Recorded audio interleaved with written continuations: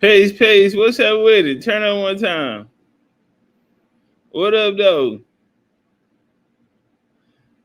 Hey, share the video, y'all. Let me share it myself.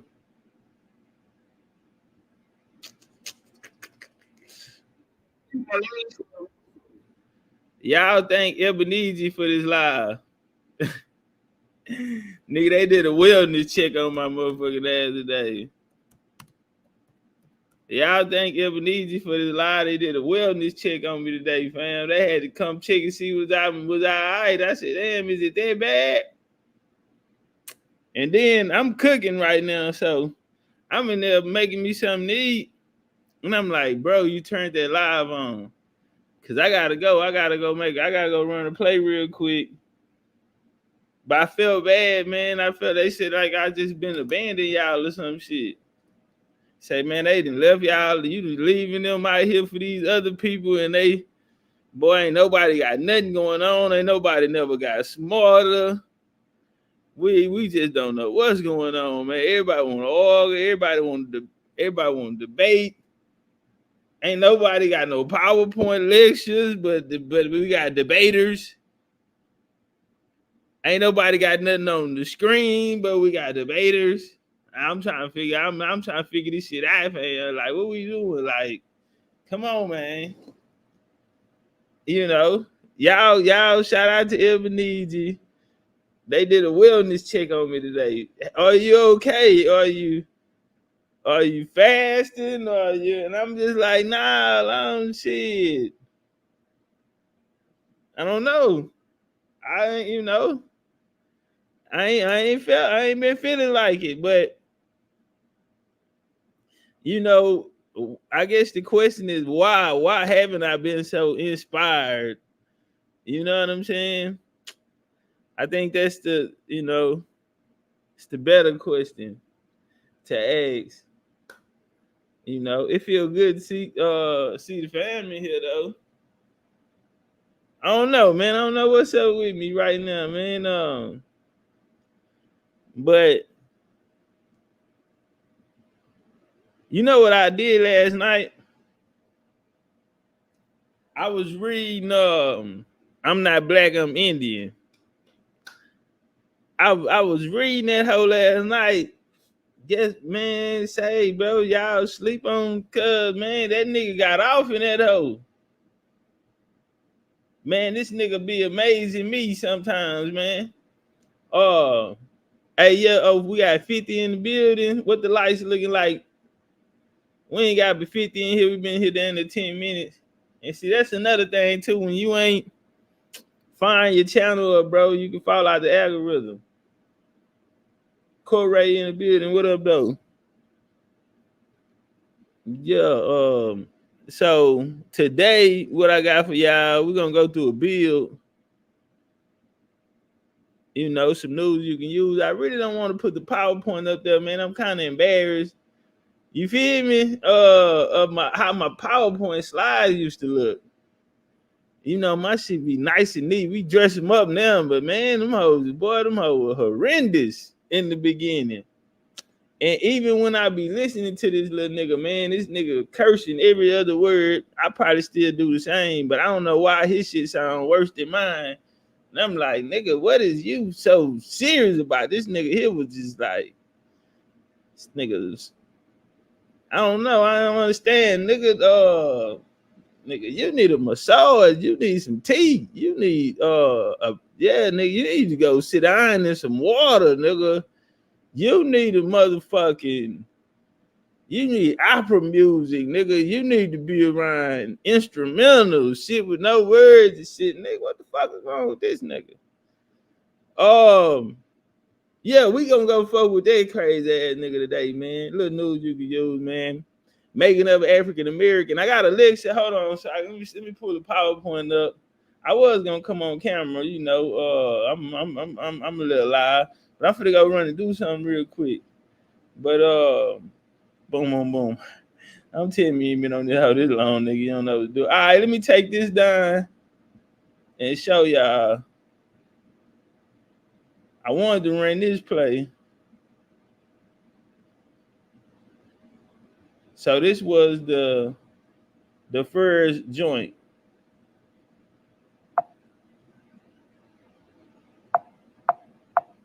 All right. This was the first joint. I don't know. This shit there fucking my little shit up. But that was it. So I ended up doing the series. And this what came out. I don't think I want to show the PowerPoint though. I just let y'all hit this nigga, man. And he talking shit. That nigga throw the fuck out. That nigga talking more shit than a little bit, man. Yeah. But we're gonna walk though. Cause I gotta go in here and get my food. It's cold, and I need to go take care of my business. But I'm coming back. I ain't gonna be gone long. Keep going.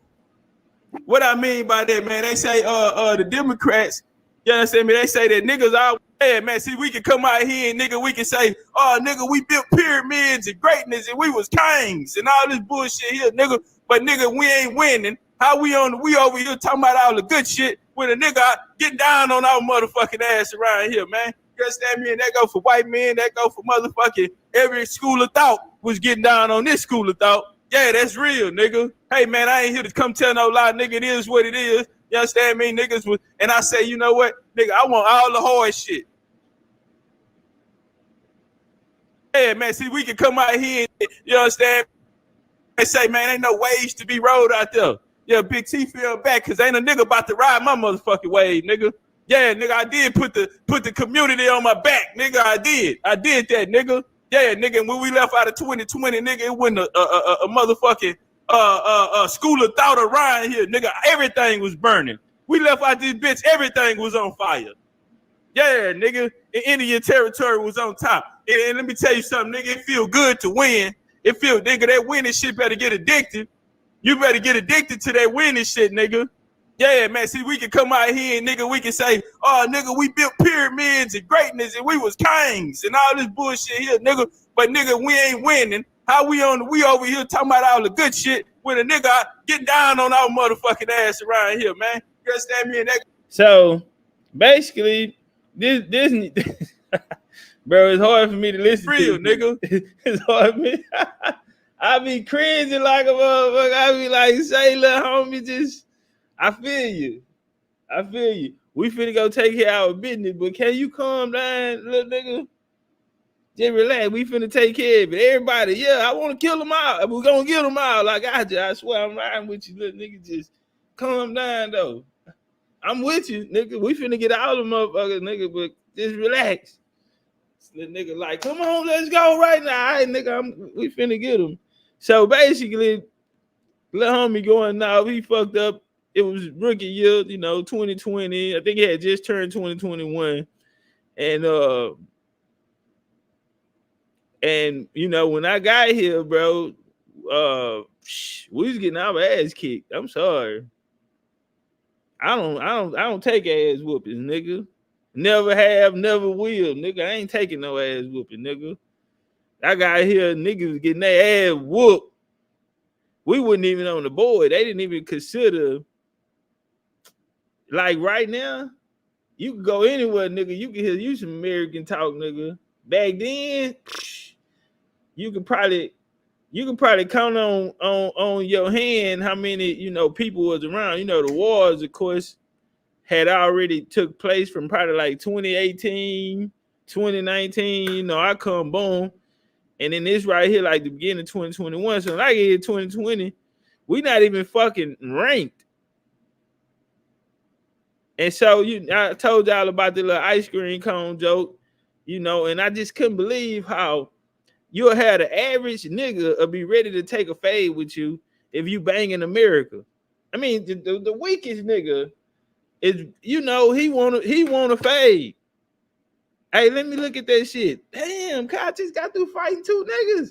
I gotta fight another nigga.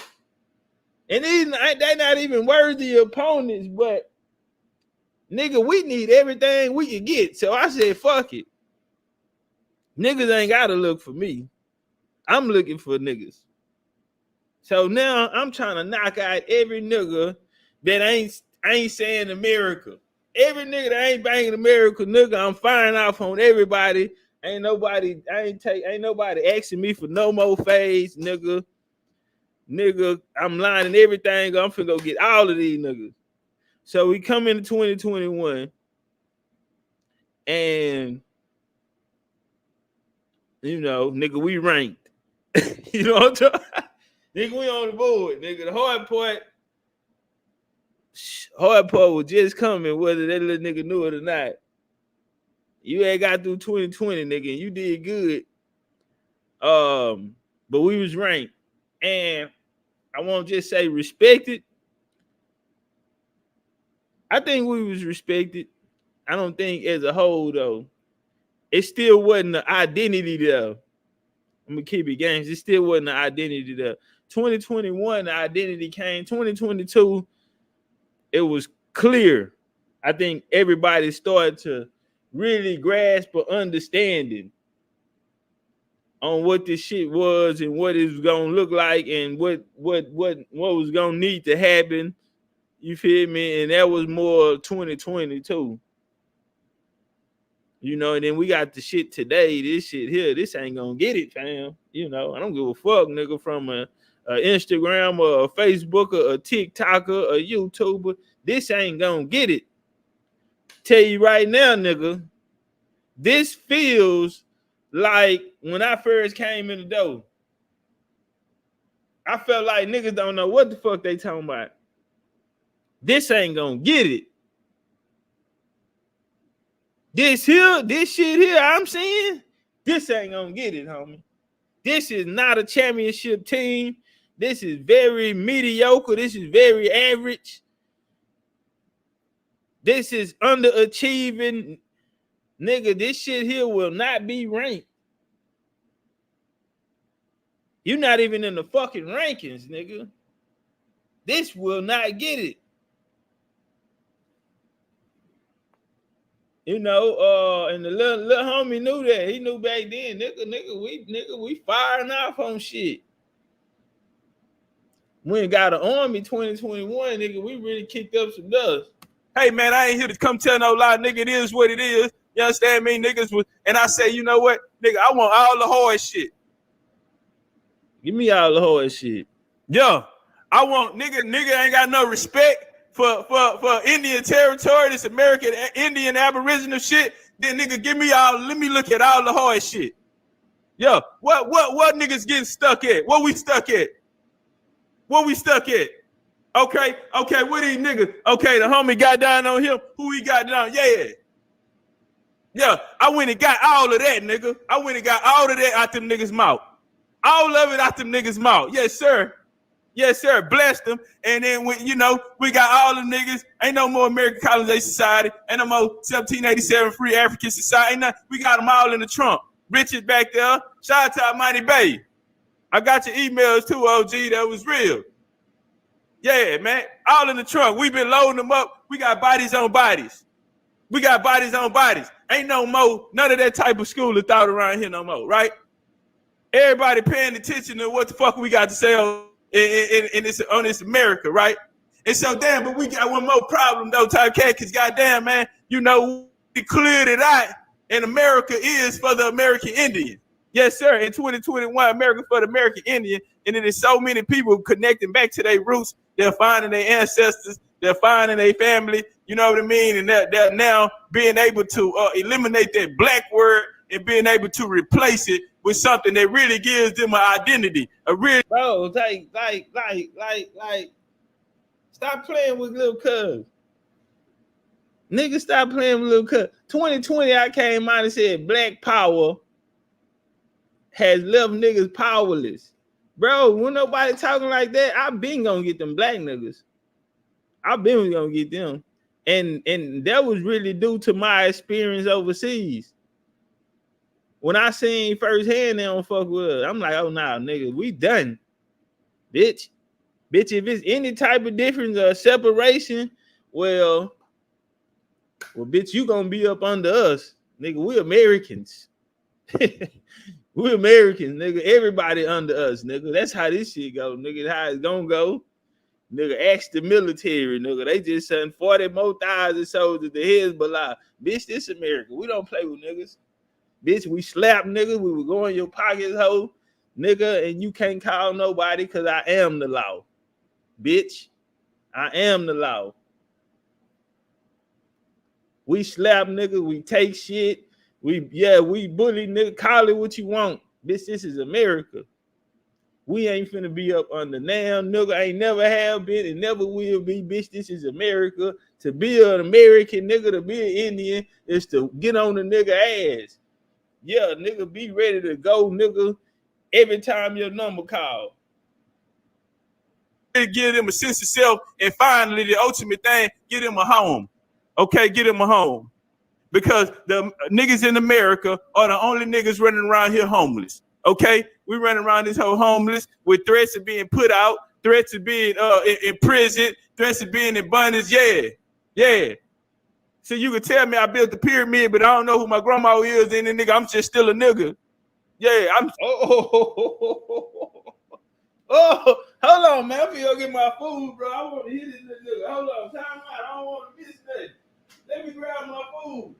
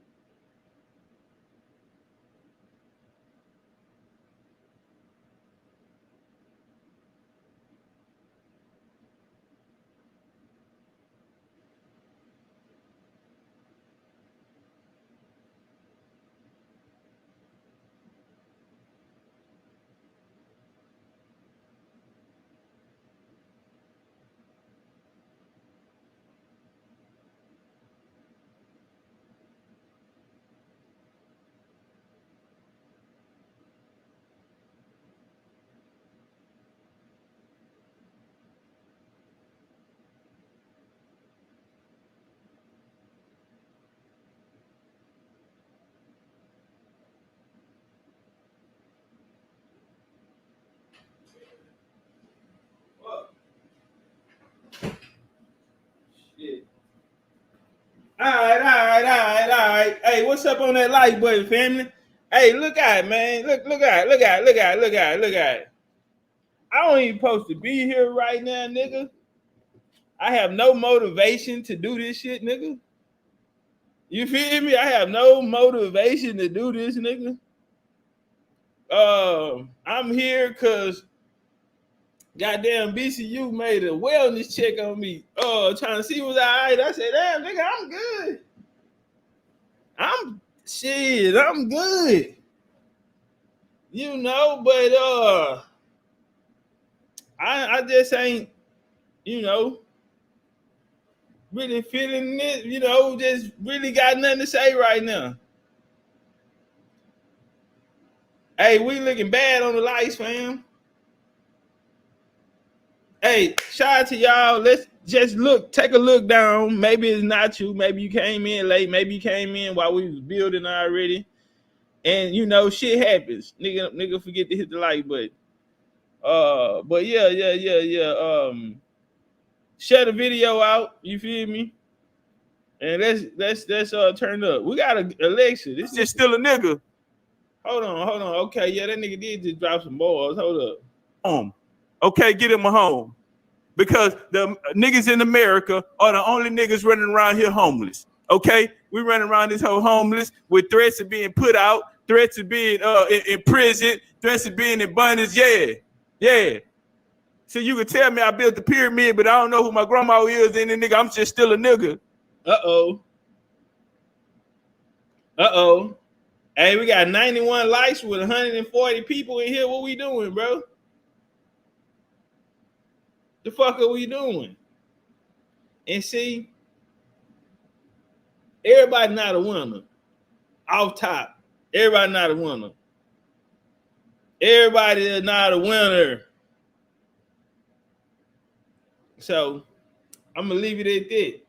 Y'all heard what the nigga said though. Nigga, you can tell me that my ancestors built the pyramid, but if I don't know who my grandma is, then I'm still just a nigga. Nah, man, stop playing with this little nigga. Hold on. Yeah, I'm just still a nigga. Who my people in them is? Damn, if I ain't answer that mean I can't talk. We'll come back to that another day. New Y, DJ said. Yeah. Making of an African American. The West African hoax. I mean, yeah. West African hoax. Oh. So we're going to start this off, man, at colonization, at European colonization. So before, you had to Rome and you had these other empires or whatever. And hey, why we steady 40 likes? It's like it's 40 people in here who just said, fuck it, I'm not gonna hit the like button. I mean, what you here to do? Steal some game?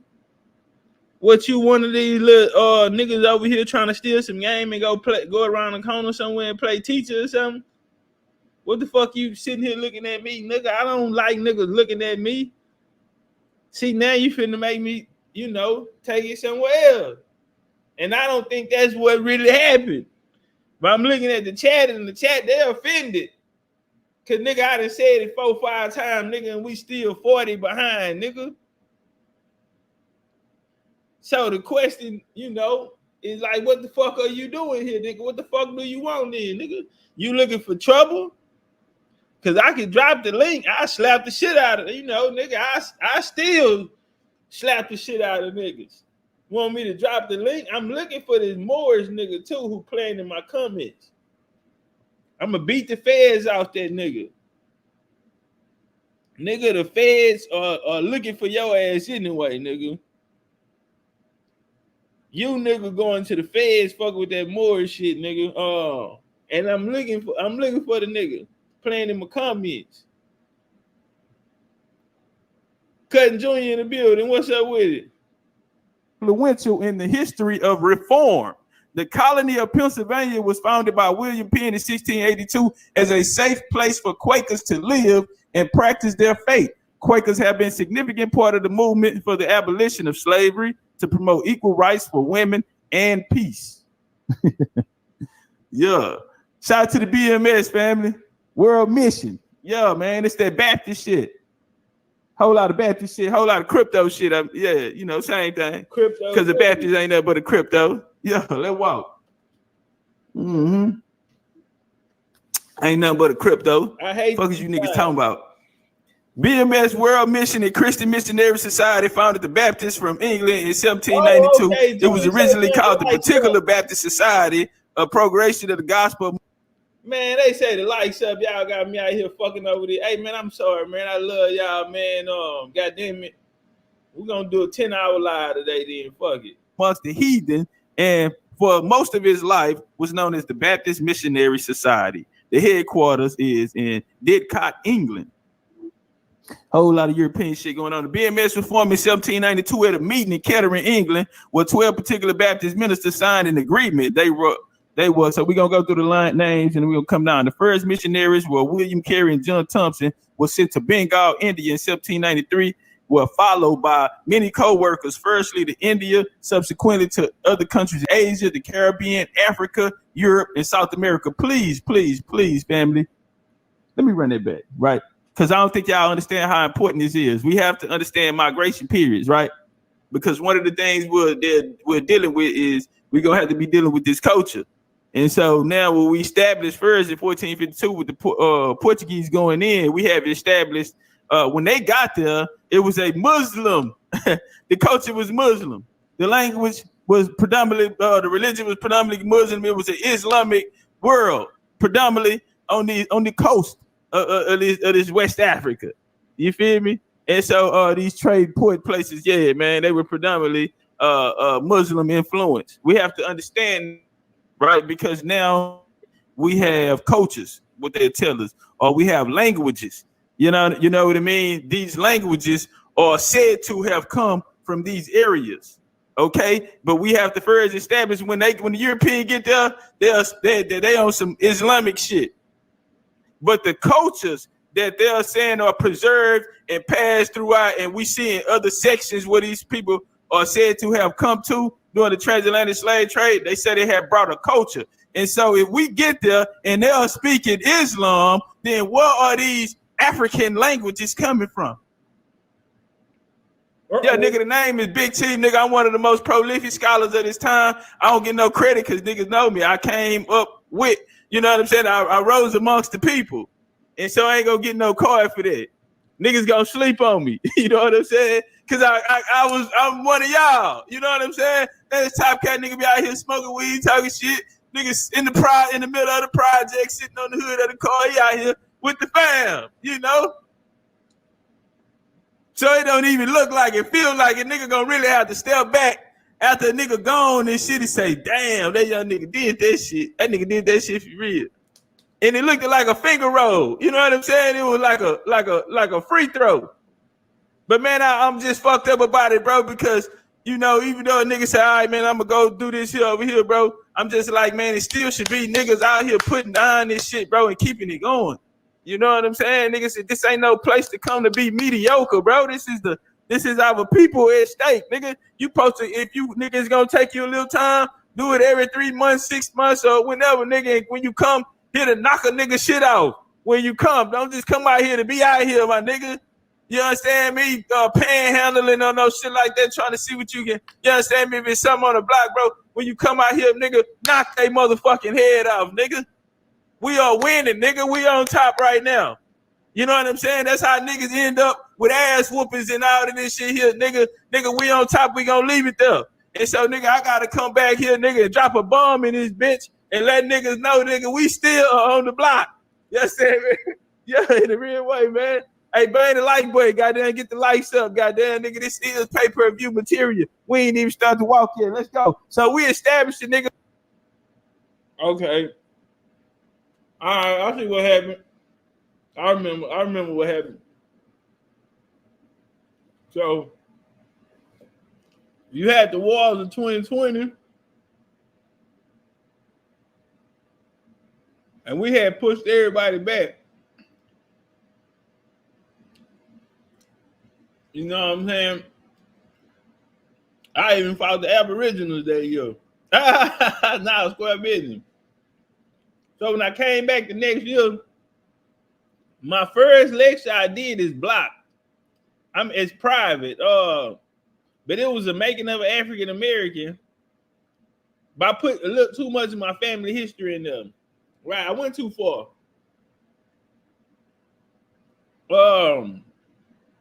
So I took it down, right? And I just wasn't feeling the game over here. I ended up on Clubhouse. Start my little reign over there, right? Get over there, they trying to jump me. I say, all right, build on me up on these hoes.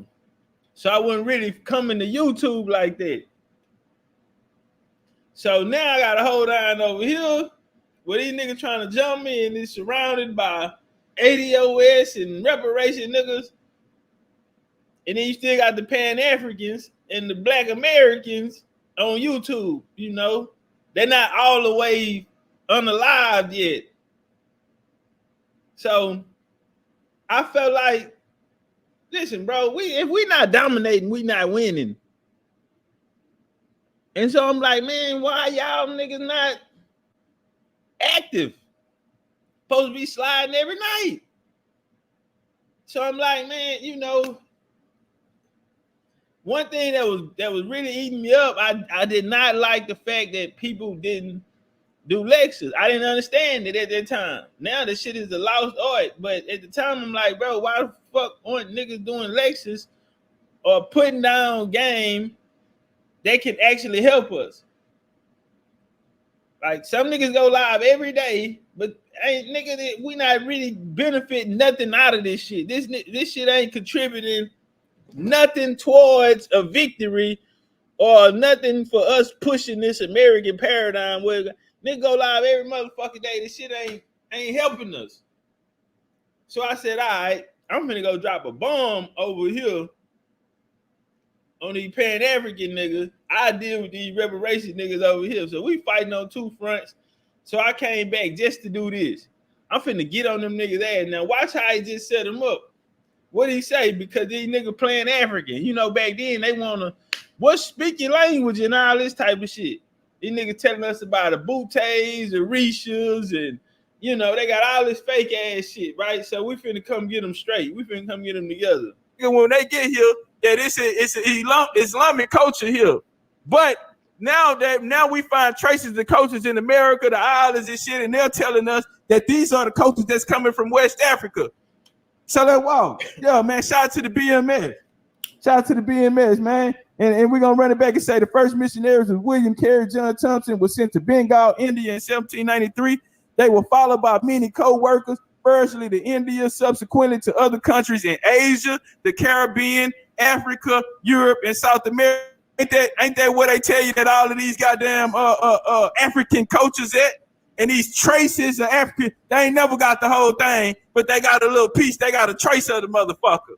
Yeah, but all of these places they telling you where it's at, nigga. I want you to understand, nigga, that missionary work went out to all of those places, huh? And so, nigga, let's walk as we form a colony. Yeah, yeah, nigga. If you don't know what a motherfucking indoctrination is, man, let's walk, man. The Church Mission Society, formerly known as the Church Missionary Society, is a Britain mission society working in the Anglican Communion and the Protestant Christians around the motherfucking world, not just in one spot, but around the world, Craig. Okay, founded in 1799, nigga, and the CMS have attracted over 9,000 men and women to serve as missionary partners during this 200-year history, nigga. Yeah, in a real way, nigga. So when we gonna deal with the abolitionists and missionaries in this specific area of the Timnate people, right? The king. Hey, why this nigga sound like he holding a pistol while he doing the lecture, nigga? Goddamn.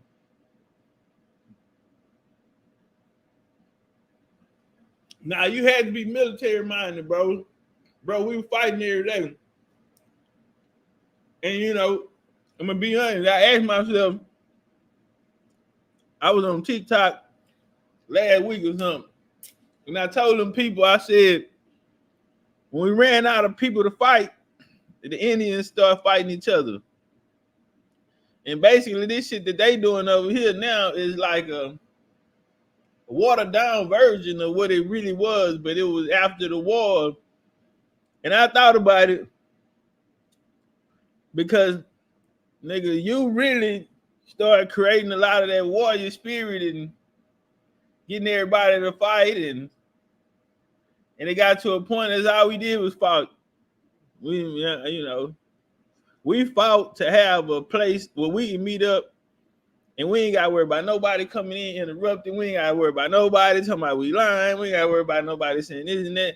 And we had to fight for this shit. BCU, nigga, we took all the waivers out of here, nigga, because with nobody in their motherfucking mind crazy enough to come over here, nigga, to play with us.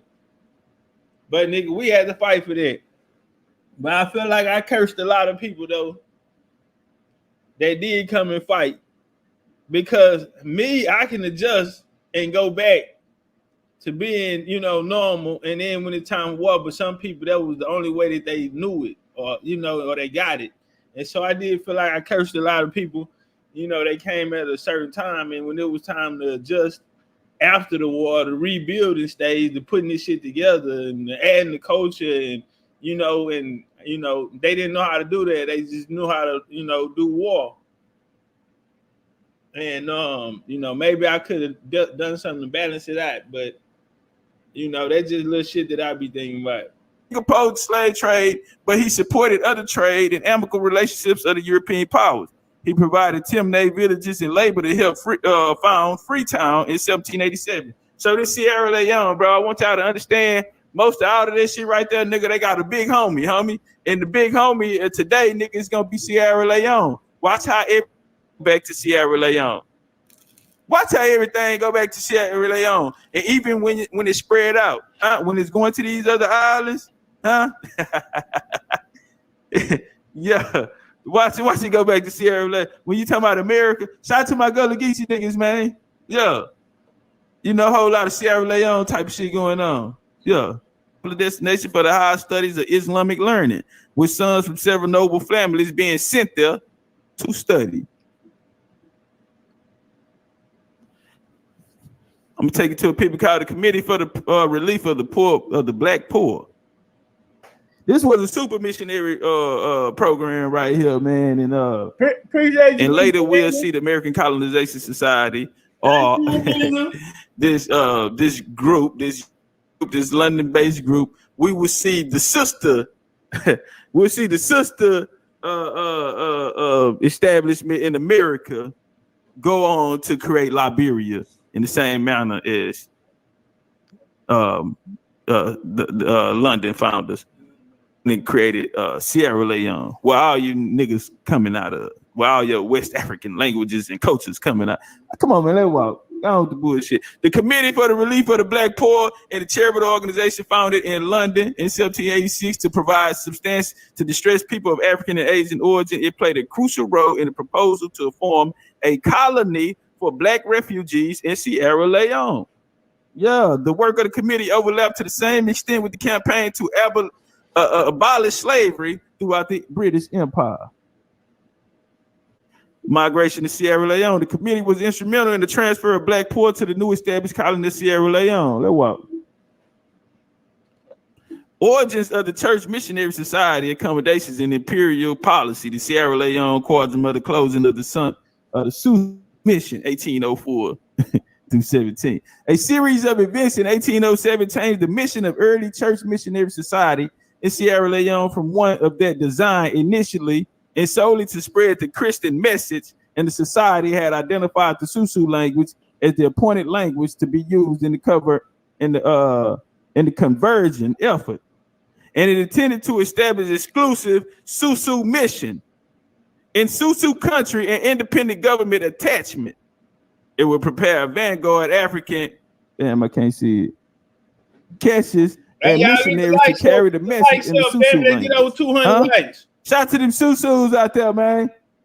Get over 200 They say this likes. is gonna be the way to go in, bro. We gonna take this Susu shit in there, man. They needed a means to connect with the people, bro. You talking about when a nigga put that missionary work on your ass, nigga? Now let's walk. A vanguard of African catechisms and missionaries to carry the message in the Susu language.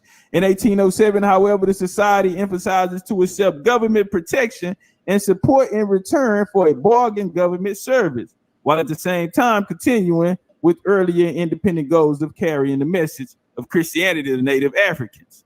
The choice prepared to society and its missionaries within a decade to significantly increase the society role in Britain's attempt to bring civilization and commerce and Christianity to the continent, and to do within the confines of imperial policy.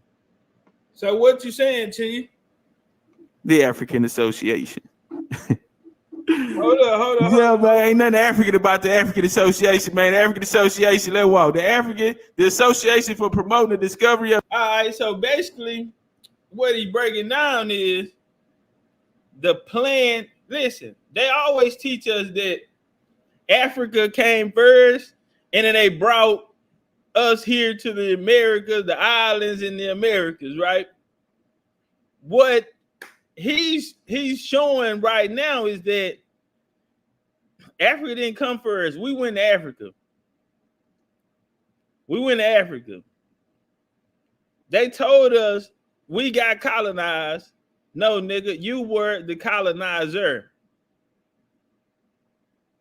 You were the colonizer. You don't even know who the fuck you are, nigga. You whoever they tell you are, you don't even know who the fuck you are. And if you don't feel it in your heart, nigga, why should anybody else give a fuck who you are, nigga?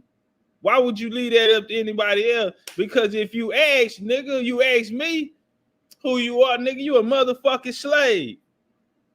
You don't know who you are? Well, you bitch, you my slave. And that's how we running it. Why? Because I'm an American, nigga, and that's the American state of mind, nigga. That's the American state of mind. You don't know who you are? Well, nigga, I'm gonna give you a motherfucking identity. And something to do. Got me fucked up, nigga. We American, nigga. Oh, y'all better know that, nigga. We bully, nigga. We rob, steal, kill. We rob the trains, nigga. They put the trains out there, nigga. We goddamn me rob the banks. Them niggas started opening up banks, nigga. We was running in them hoes. What is you talking about, nigga? Them niggas was scared to come to Indian territory. They sent the Pinkertons out there. They went and got what's that motherfucking nigga name? Cowboy nigga, police ass nigga, boy, that nigga was cold in the bitch. Oh yeah, nigga, them nigga, we running in them hoes. Nigga, we American. What Tootie said? Big Chief Tootie. He said they were fighting. That nigga said, why they was fighting? He said, I don't know. I guess to be an Indian is to fight. Really shit a nigga ever said. That nigga said to be an Indian is to fight. Of the interior parts of Africa. Hold on. So let me tell you. So what he's showing is that they're gonna go into Africa to colonize it. When they got to Africa, it was people already there, sure. But the people who were there, guess what? They were Muslim. The Moors had already been in Africa. So and ain't nothing to talk about on that, nigga. What is all this American empire shit, nigga? When we coming over there, we don't even speak the same language, fam. These niggas Muslim. Ain't no Yoruba, ain't no Akan, ain't no Ashanti, ain't none of that shit these niggas out here telling us they are today. How you know? He finna show you where the shit come from. Let's walk. The Association for Promoting the Discovery of the Interior Parts of Africa, commonly known as the African Association, founded in London on June 9, 1788. Damn, everything with African only go back to London. Hey man, I ain't nigga not line it up. I go get you about 10 things solid, nigga. That if I heard that name, I would think that was African, nigga. But it was all coming out of London.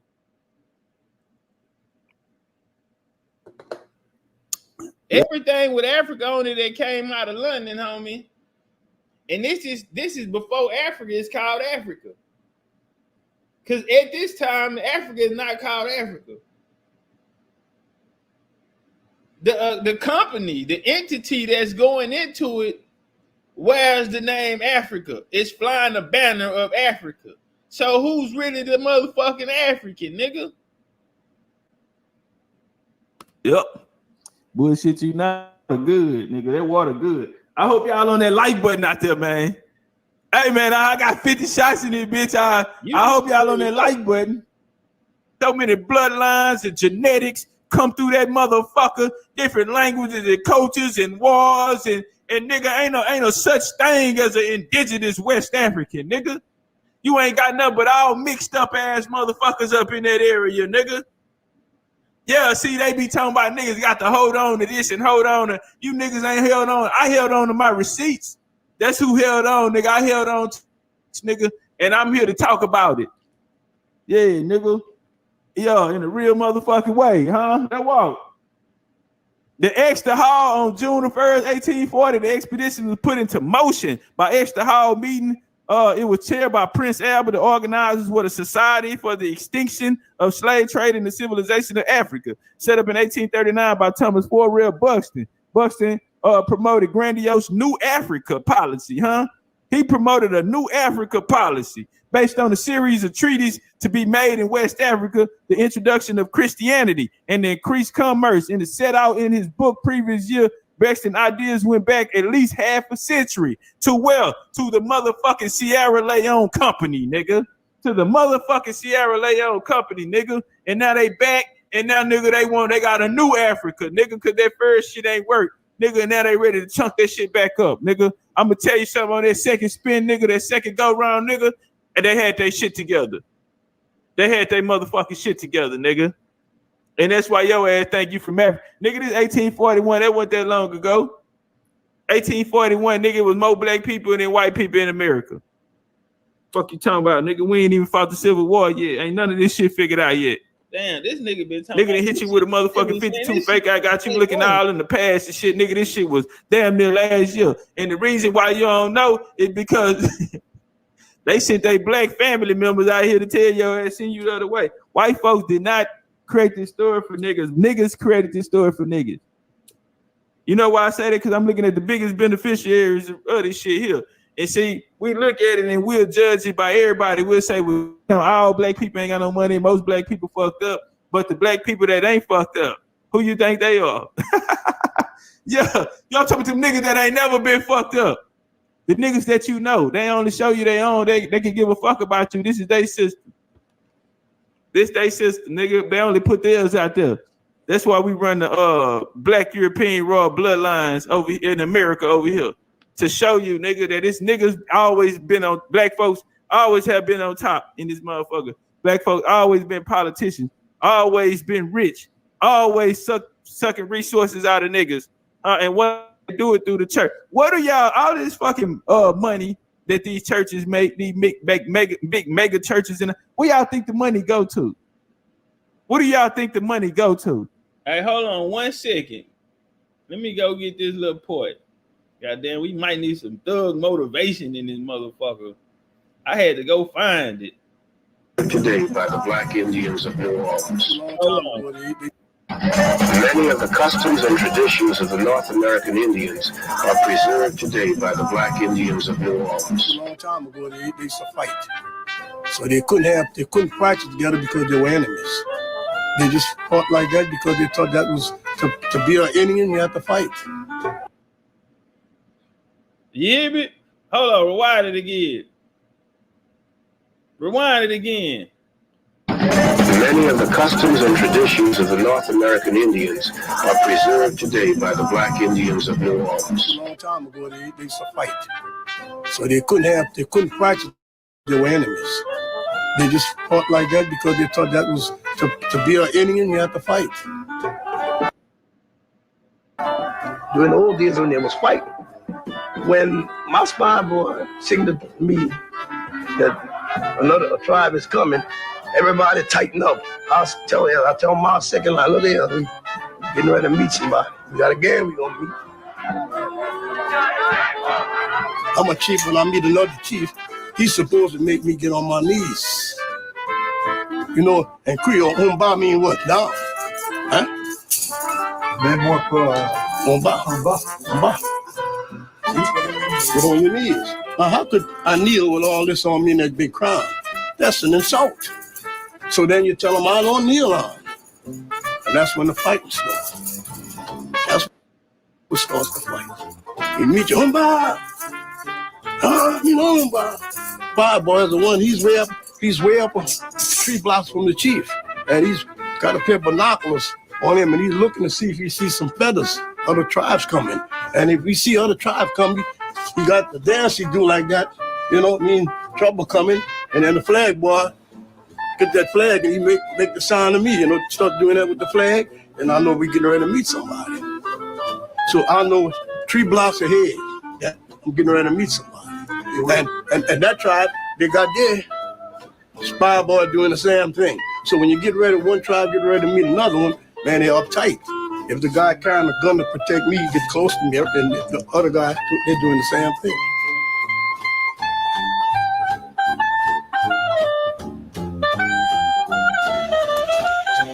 May 28, 1830, President Andrew Jackson authorized the Indian Removal Act, forcing the people of the Southeast out of their ancestral lands to relocate. All right. I just wanted to get that out there. What's up with the deal? What's up with it? Vito with the motherfucking building. Jay Mitch, I see you. Nigga, we up here talking about this missionary work up here, nigga. We didn't tell who y'all think these churches and all. Y'all see why a nigga pushing his line like that? What OG say? Shit, nigga, to be an Indian, nigga, it's the fight. Be an Indian is the fight, nigga. And we getting in the blender, and somebody gonna win. What he say?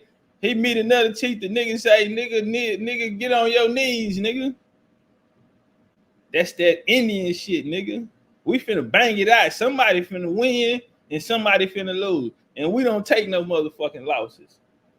We ain't took one yet. We ain't came close to taking one, and we ain't taking one. Ever, nigga. Nigga, that's somebody's shit. See this shit bigger and way deeper. Nigga, you don't get no Creflo Dollar, no motherfucking TD pop belly ass Jakes with his twist and that. You don't get no shit like that for nothing. Nigga, ain't none of this for nothing. And then y'all look around and say, well, what do niggas have? What are the niggas that's getting it? And they the ones not doing nothing for you. Why? Because they peeping them, sit their ass out here. It's been that way. Always been that way, nigga. You got black Europeans founded the 13 colonies, nigga. Man, shout out to the homie. I can't think of who it is. He said, hey, man, out of all of the videos that I done watched on this shit here, nigga, that motherfucker you got, nigga, is no doubt about it. Yeah, we sat on out punches for about 3 hours on them niggas' ass, man. Bruised ribs, cracked ribs, all kind of shit. Man, but that walk and talk. That walk and talk. Origins of the Niger Mission. Oh, Lord have mercy. Oh, Lord have mercy. Hey, man, this pay-per-view material, man. Get the likes up, goddamn, and bang the goddamn cash. We about to run them through there. Origins of the Niger Mission, 1841 through 91, a paper read to the seminary of the mission of the Christ Church. Okay? Nigga, you hear the mission of Christ Church, nigga, you already better know who these people are. Okay? Early missionary enterprise, missionary activity in Nigeria cannot, of course, be viewed apart from the general European invasion of West Africa territory from the advent of the Portuguese. During the 15th century, when crusade zeal was present in Europe, commercial and religious issues were one and invisible. Even in the early years of European contact with the Ghanaian coast, the Christian priests invariably traveled with the trader either to check the advance of Islam, at the time the hereditary foe of the Christendom, or to extend the Christian message to unknown lands. All right, and we kind of went through that in the 1452 Dumb Diverser. Okay, that's basically all they were saying on there. Okay, the origins of the Niger Mission. The foundation of the Niger Mission were laid in this expedition of 1841. Its leaders were commissioned by the British government to negotiate with important local chief treaties for abolition of the slave trade and to substitute instead thereof a friendly commercial intercourse between Her Majesty's subjects and the natives of Africa. So people play when they went in this time, they say, hey, homie, we they coming in as abolitionists, they missionaries, right? What the nigga say? Nigga told it, white man told the nigga close his eyes, get on his knee. When he opened his eyes, got to pray. When he opened his eyes, the white man had the land, the black man had the Bible. Let's walk and talk, nigga. Because when they went in there, they came in on some abolitionist shit. They told them, hey, bro, I ain't like them other niggas, bro. We here to get some money. I want to get some money, build this shit up. You don't need no loans and all. They came in talking numbers, huh? But you got to take this Christianity. And we're going to run into a real problem, though, right? We're going to run into a real problem. And the problem that we're going to run into, the problem what we're going to run into, well, I say this, the solution to that problem that we are about to run into, this is where you come in the story. You want to see a nigga in the story? This will where they will handcraft and develop the West African. Yeah, not just there. You understand me, but abroad. Let's walk. So when they come in, but the British government was not concerned with trade alone. No, they didn't just want trade. They didn't told them that what they wanted, but that ain't just what they wanted. In the instructions to the leaders of the expedition, the government enjoined them to tell the rulers of Africa that the Queen and the people of England profess the Christian religion, and that by religion they are commanded to assist in promoting goodwill, peace, and brotherly love amongst all nations and men. And in that endeavoring to commerce a further intercourse with the African nations, Her Majesty government are actually actuated and guided by these Christian principles. In the subsequent Niger expedition, Her Majesty government establishment of the model form to confluence of the Niger and the Benin, practically demonstration the Buxton unit and the Bible plow. So let's walk. Yo, your boy, it's your boy, Mr. 75. One of the first converts was Samuel baptized. Convert Samuel baptized was his own mother, who took the Christian name Hannah. His language, Yoruba. Let's rewind it. His language, his language, Yoruba, became the first African language to be used for the Church of England. Liturgy and worship, nigga. It's your boy, Mr. 175, Samuel Ajayi Crowther. Yes, sir. He was a Yoruba linguist, Nigerian clergyman, and celebrated from the first African Anglo bishop of West Africa, born in Osagun in what is now the late Oyo State, Nigeria. He and his family were captured by Fulani slave traders when he was about 12 years old. Nevertheless, as far as CMS concerned, in interval was used to plan the work along more practical lines. The reports have shown Crowther greatly. Listen. Hold on.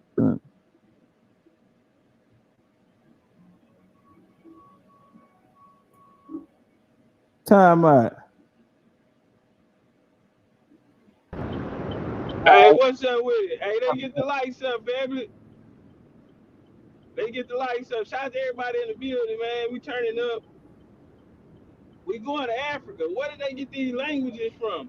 Where did these tribes and all of this shit? Okay. You know what? They DNA test say they As regards to missionary labels on the banks of interior Africa, very little can be done by European missionaries. On the other hand, it would practically to employ native converts from Sierra Leone who are willing to return and teach their. Okay, all right, I see. My bad, y'all. I had it backwards. All right, so let's walk. I had it right the first time. Check it out. Now what's about to take place is this is why we know Ajayi Crowther today. This is why we know this nigga, right? And so the reports of Shone and Crowther greatly assisted them in formulating a sounder policy for future assault on the Niger territory. Listen, family, please listen. Sean's recommendations may be briefly summarized. He stated emphatically that the West African climate and lack of regular communications in the Niger districts would make a mission run by Europeans a physical impossibility. Okay? A regular communications in the Niger districts would make a mission run by Europeans physically impossible. So what the problem that they ran into in getting into the interior of this motherfucker, the problem they ran into was a motherfucking language gap. It was a language gap, family. Listen, the European could not talk to the Africans. It could not be a successful relationship if they ain't got no motherfucking communication. Woo! Where my motherfucking flames at? Give me some flames in here, cause we about to warm up. I ain't out my jacket yet, but we warm up. It ain't got hot in this motherfucker yet, nigga. But yeah, nigga, they need to talk. They need to talk to somebody, huh? Because now we ain't got no understanding because the motherfucking communication gap, nigga. And guess what, nigga? My boy Sean and nigga, this is where they come into play, huh? This is where they gonna come into play. Let's walk.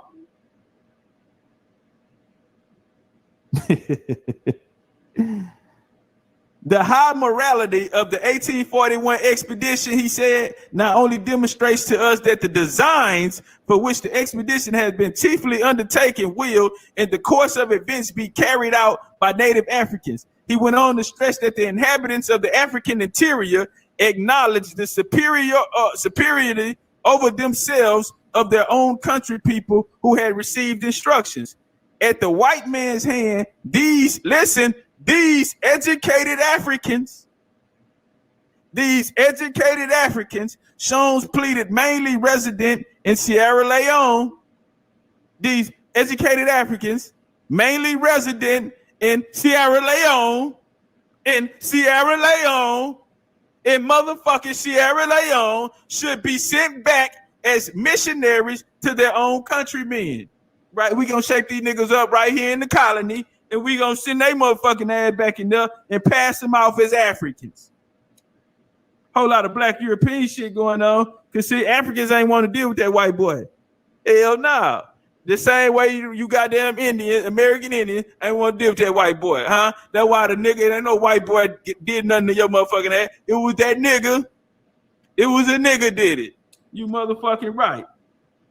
They would have blasted that white boy ass as soon as they seen him. Landon, fucking type of mutant is that? What kind of mutant is they would have killed that mutant? Yeah, so they sent the nigga in there on your motherfucking ass. In Sierra Leone, he claimed there is a general desire amongst the liberated Africans to return to their own countries. This was unheard of a few years ago, shown to discern to the hand of God the reciprocity of feeling between the educated African abroad, the tribal inhabitants who desire their services this crucial hour in African history. He therefore called upon his home committee of the CMS. Hold on, because I want to see this. The CMS to adopt the measures he advocated. Everything he said tends to confirm my opinion of Sierra Leone and its destiny. That from there the gospel will proceed to numerous benighted tribes of Africa. He ended up his appeal to the CMS committee with the question, are the natives of Africa then to become missionaries to their own country people? Yes, he answered, for the Church of God has been longing and praying. Hey, the motherfucking Church of God, let me tell you something. Jesus was over there praying. Let me get them African, let me get them niggas, Go get them niggas. Jesus had his fingers crossed, nigga. That nigga said the Church of Christ has been praying, nigga. I got plans. What Usher told the nigga, baby, I've been making plans for you. Baby, hey man, this big boy scholarship, man. We're at the Church of Africa. Yo, check him out. And look at him. That nigga got his fabrics on. Look at him up there, his fabrics. Yes, sir. Yes, sir. The Church of Nigeria is an Anglican Church of Nigeria. It is the second largest province in the Anglican Communion. It's measured by baptized members, but not by attendance. After the Church of England. What's wrong with niggas, man? All this shit here, bro. What is African? What you talking about? African, my nigga, West African. Who you talking to, nigga? I don't hear nothing but a whole bunch of British shit going on, my nigga. Don't know what happened. Nigga, the Church of Nigeria is the Anglican Church of Nigeria, is the second largest communion. It's measured by baptized members, but attendance after the Church of England. It gives its current membership over 18 million. Yes, sir. Out of the total population of 190, nigga. We covered out the University of Gullah. Rethinking British colonial policy of the Gold Coast, the language factor. 1874, bro. This shit here ain't that long ago, man. Y'all niggas stop playing. Nigga be trying to kick all this old ancient ass shit, nigga, and y'all don't know they done sit in the University of Chicago and made all this shit up like they made every motherfucking thing else up. And I'm trying to figure out how you scholars, y'all be doing all this other shit. That's how you know the information regurgitated. Because when they talk about something, they take you to that same subject and they don't get nowhere. They don't lead, don't give you nothing new with it, add on or nothing. What else came out of University of motherfucking Chicago, nigga? Niggas be around here with the cap. These niggas are capitalists. These niggas are capitalists. Capitalite. 1874 saw the proclamation of the British Crown and the dominant political authority in the Gold Coast colony. The British colonial administration took active role in running the affairs of the colony. One of the key colonial sectors was which was dominated by Christian missionaries. Yes, sir. Were dominated, nigga, who supported the use of local languages as a medium instruction in their schools. Some of these ministers advocated for the use of local language because it facilitated their evangelism project amongst new converts. Hey, I know it better be some of them motherfucking cash out, nigga. This ain't no motherfucking free ride. This is pay-per-view material. I bring it to the people. Ain't no Democrats over here. This ain't no Democratic channel. We are not taking care of niggas. We ain't got nothing for free. We ain't got no food stamp. We ain't got no welfare. We ain't got no housing and all this shit. We ain't got none of that shit over here. This is black excellence. Yeah, it's black excellence over here. We got a little something in our pocket. Yeah, man. Let freedom ring in the motherfucking cash out, nigga. Let walk. Yeah, nigga, this that freedom right here, nigga. Yeah, no cut on the door. Never heard it before. Yeah, man, this that, nigga, I'm telling you, they gonna remember me when I'm gone. Keep sleeping on me, nigga. 1882, the coast of watch this here. 1882, the Gold Coast Education Ordinance passed to assist and promote education in the colony. The ordinance halted the national developments of the use of local languages and formal education in the Gold Coast. In its place, the colonial government established public schools and introduced the English language as the medium of instruction to turn on the Gold Coasters who were believed useful as government and commercial employees. Missionaries were actively discouraged from the use of vernacular in schools and to the use of English language in order to receive grants from the colonial government. They made it the first time, nigga, when they came in, they told them, nigga, y'all gonna have to get down with this Christianity shit, bro, and it's something in it for you. Right? That's how they got in, nigga, on their second mission through the Niger mission out there. And now, nigga, they're coming. Now they making them take the English language, nigga. Or ain't, you know what I mean? You know, the deal we had the last time when y'all helped, when we put them fake ass African languages on you niggas, and now we gonna drop the English on your motherfucking ass, nigga. Cause y'all learn quick around here. You niggas learning quick. Yeah, man, I'm gonna drop this English on you, nigga. Or ain't nobody eating around here. Cause now the European, you understand me? He got his foot in the game. Yeah, he got his foot in these niggas' ass at this moment of time. The Yoruba language, let's walk. Sauce. Whole lot of H-time shit. The Yoruba is a language spoken in West Africa, most prominently southwestern Nigeria. It is spoken by the ethnic Yoruba people.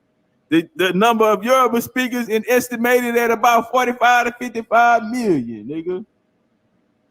Yeah. They say that motherfucker spoken in Nigeria, Benin, Togo, and smaller migrated communities. Huh? Sierra Leone. Sierra Leone and Gambia.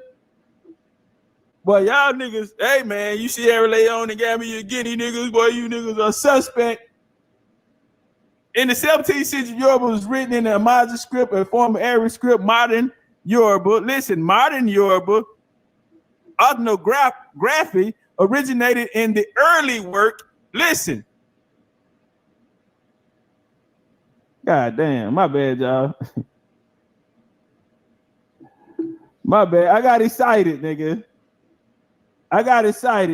Damn, this ain't even the right one. Get my shit back. Hold on, y'all. Let me get my shit together. I got a little excited, nigga. You know, but I come to kill some doctors, so you know, I got a little excited. Hey, I'm gonna need a pallbearer. Can I get a pallbearer to the stage? Fuck that. Stop yourself. Can we get a pallbearer up here? I need 2-3 of you pallbearer niggas out there. Okay? Modern Yoruba orthography originated in the early works of church mission society.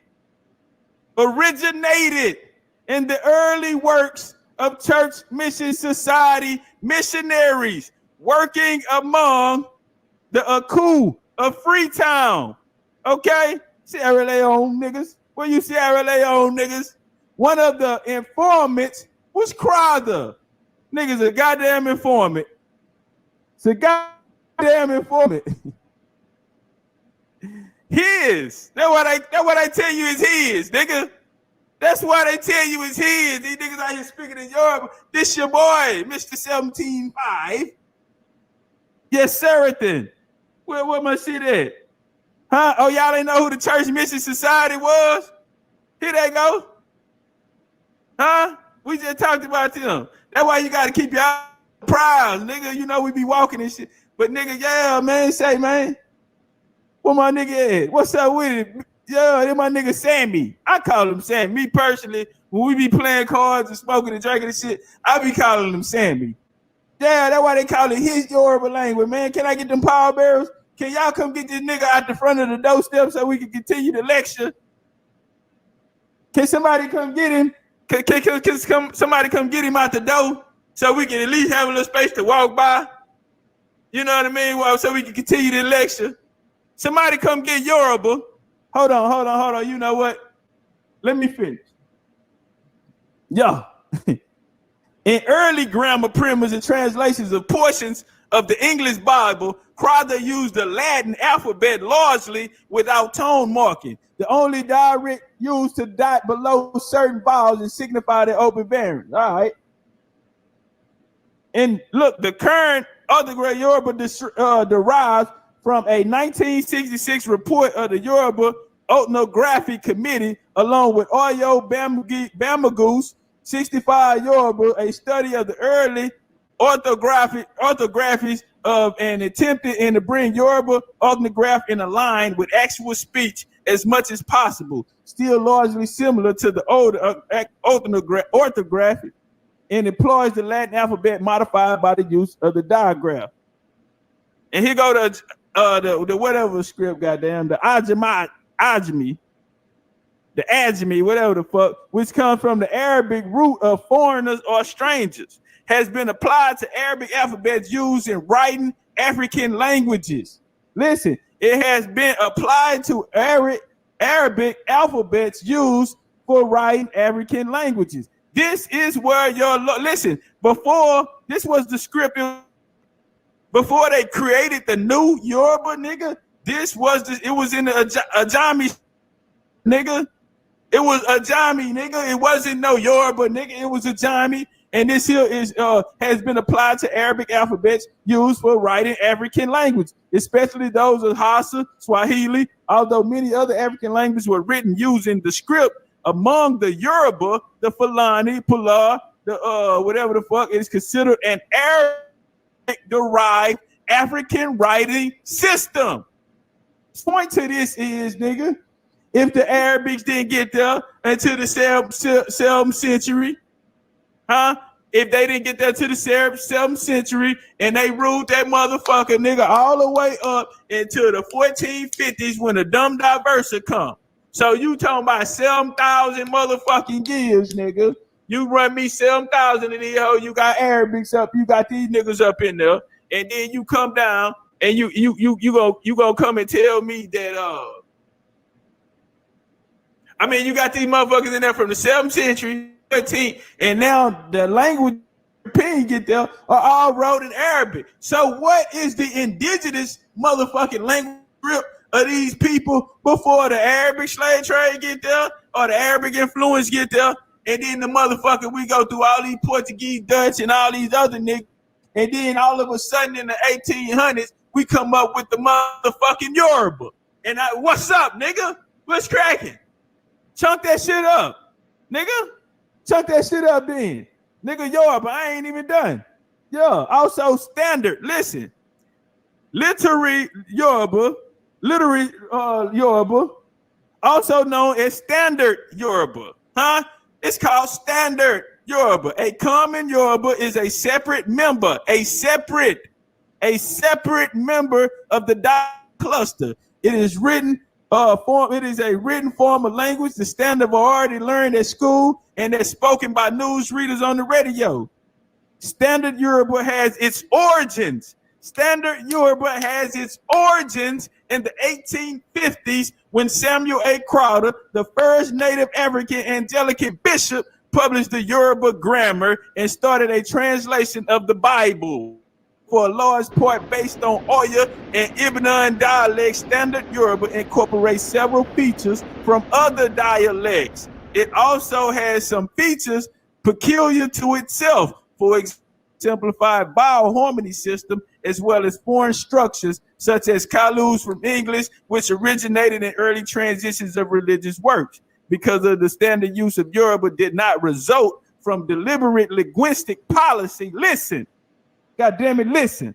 Because of the use of standard Yoruba did not result from some deliberate linguistic policy. Much controversy exists as to what constitutes genuine Yoruba, with some writers holding the opinion that Oyo dialect is the most pure form, and others, stating that there is no such thing as a motherfucking genuine Yoruba at all, nigga. Ain't no such thing as a genuine or as a motherfucking indigenous Yoruba. Ain't no such thing. It was made up through missionary work, nigga. Cut the bullshit. Ain't no such thing. And that shit them niggas speaking was created by white folk and these Africans, nigga, and motherfucking Sierra Leone, nigga. And listen, the niggas in Sierra Leone was just the landing post, huh?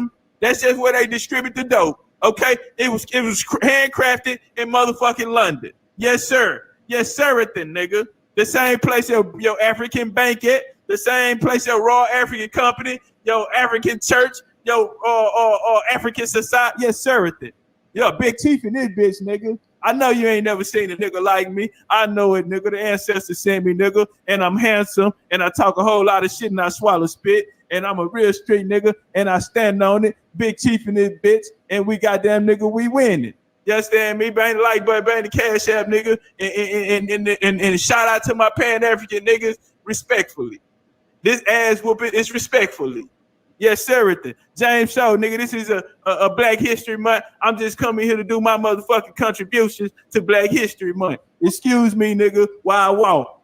James Frederick Sean, nigga. This my boy right here who was with Big A, who was with Crowd the motherfucking ass, right? He was a German missionary and linguist who was active, where he was active at in Sierra Leone. I had a nigga come in here, because Robert Rand, because he encouraged me to come out here and do this. He came in here and told me about a motherfucking Sierra Leone, and nigga, I damn near lost my mind because I said, nigga, I don't play with kids. I don't give a fuck how old you is, nigga. I don't play with kids. Don't you come in here with no little boy kitty ass scholarship, nigga, and you bring that shit around here. This is not a place for no motherfucking novice, okay?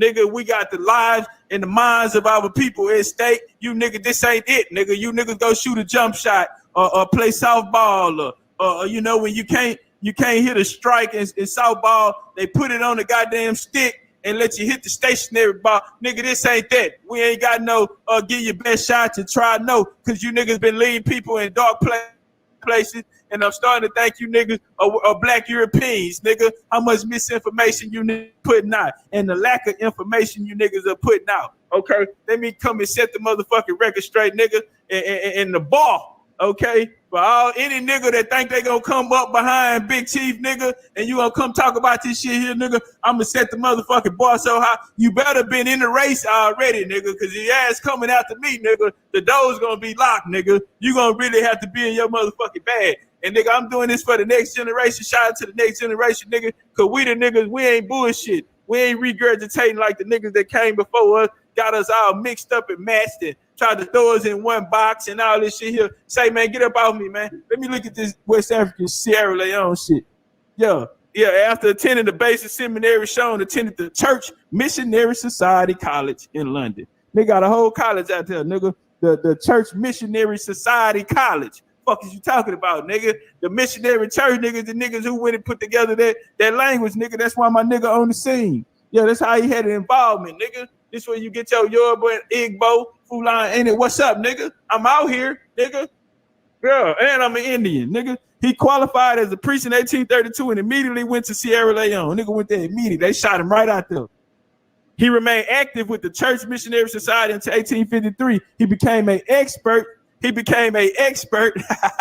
on the Hausa language, goddamn, whatever the fuck, Hausa language, and was awarded an honorary doctorate from Oxford, nigga. The Hausa language. Yeah. Who were European? You know what? This is Europe, but I ain't even gonna go into that. I was in the wrong spot. What's up, Mandinka? What's up with the Mandingo niggas at? Go on, come out here real quick, nigga. Go on, line it. You big old strong black ass, stronger than 10 men ass niggas. Go on, bring y'all big old strong ass out here, Mandinka. Okay. Come on, bring y'all big old strong ass out here. Yup, nigga, you on the list. The Mandinka. Hold up, y'all. Let me roll this blunt. Let me tighten this hoe up. The Mandinka or Malinke or West African ethnic group primarily found in southern Mali, eastern Guinea, and northern Ivory Coast. Number about 11 million. They are the largest subgroup of the Mende people and one of the largest ethnic linguistic groups in Africa. And one of the largest ethnic linguistic groups in Africa. They speak the language, which is one of the West African Manding languages in the Mande language family of the lingua franca, in which in much of West Africa, over 99% of Mandinka adhere to Islam, nigga. They are predominantly subsequent farmers and live in rural villages. Like, wow, nigga. Fuck the bullshit, nigga. The Mandinka language chunk that shit up, nigga. And the Mende language spoke by Mandinka people of Guinea, Northern Guinea, Bassar, the Casamas region in Senegal, and in the Gambia, where it is one of the principal languages. Mandinka belongs to the Mande branches of the Mande, and thus similar to the Barbara, Maninka, Malinke, but with the only 5, instead of 7 vowels, the majority areas is a tonal language, goddamn. And it's spoken in Gambia, Senegal borders, on which the accent due to proximity in non-tonal languages, nigga. Igbo, come here, Igbo. Igbo is the principal native language of Igbo people, ethnic group of southeastern Nigeria, a standard literary language in 1972, based on Oweri, whatever the fuck, dialects through omits and nationalization of aspirant of the varieties related Igboid languages such as Ika and Ogba, and sometimes considered dialects of Igbo. Igbo is recognized as a major language in Nigeria. Yeah, the first book, listen, the first book, nigga, the first book ever published in Igbo words, nigga, was the history of the mission of the evangelical brothers in the Caribbean, nigga, and it was German motherfucking Protestants. The Protestants, nigga. Huh? Shout out to Iguano, nigga. Shout out to Aloda Iguano, nigga. His experiences in the Saka following the British Niger expedition, 1854, huh? Following the British Niger expeditions. Remember we just went on that? That was the Niger expedition. That's what took the missionary languages in there, right? 1854 and 57, based on Iguano's experience in his hometown. A Yoruba priest, Samuel Crowther, assisted by a young Igbo interpreter named Simon Jonas, produced a primary language, the Igbo language. Okay? So my boy Samuel Crowther, who brought you your Yoruba, nigga, guess what? He gonna team up with a buddy, and then they gonna go get you the motherfucking Igbo language in 1857. Drop me some flames. I need some power bearers up here. We ain't moving on. Let me get some power bearers up here. Huh?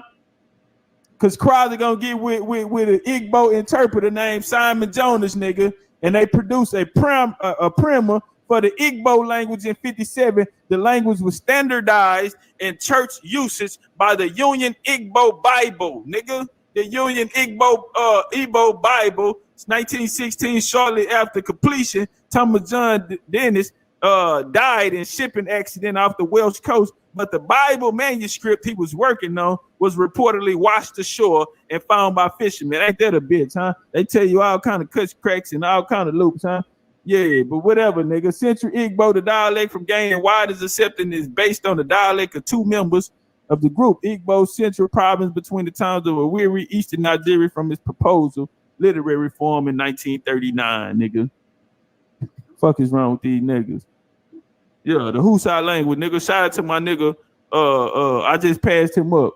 But yeah, nigga, the Hausa and the Chadic language spoke about the Hausa, the largest native ethnic group in Africa, mainly with the territories of Niger in the northern half of Nigeria, and the significant minorities in Chad, Ghana, Sudan, and Cameroon.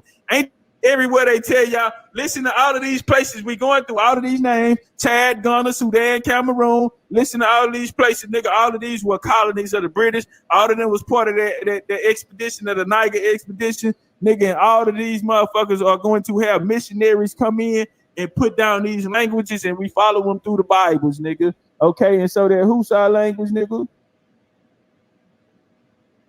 where my nigga at? Here you go. James Sean. Huh? Yeah. He went straight, nigga. He was a German missionary and linguist who was active in Sierra Leone, nigga. Huh? He qualified for a priest down there, nigga.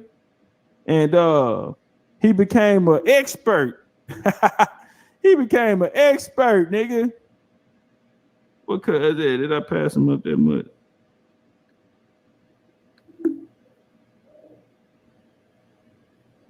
Damn, where I'm at with it. Okay, yeah, he became an expert on the Hausa language, nigga. Fuck you mean, nigga? And he was running with Crowder. Yeah, Crowder was his boy. Fucking right. Christian mission in written language, nigga. Northern German Missionary Society. When the missionaries of the Northern German mission arrived in Africa, there were several dialects on the highly developed Ewe language, which only existed as spoken, not as written languages.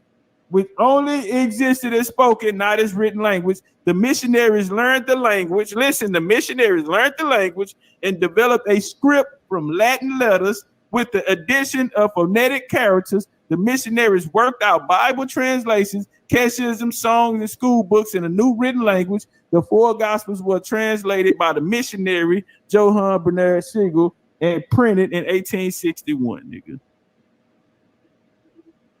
You know what? I ought to do something, nigga. I ought to get y'all the game up on that, nigga. The gospel was translated by the missionary Johann. Do y'all know who that is? Do y'all know who Johann is? Let me show y'all something. Right. Cause y'all probably don't know who that is. Let me go get him real quick.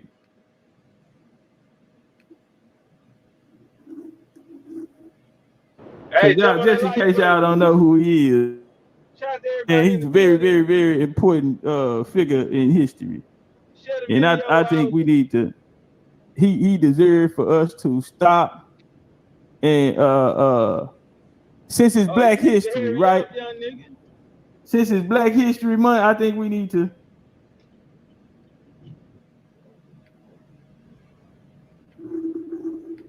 Yeah, say, man, it's a pay-per-view material.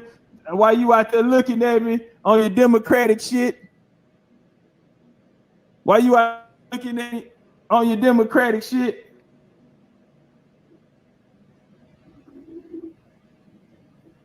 bro, those slides are horrible. All right. That was shit. Slides are horrible, boy. England and Africa. Some sources from the study of the British in sub-Saharan Africa.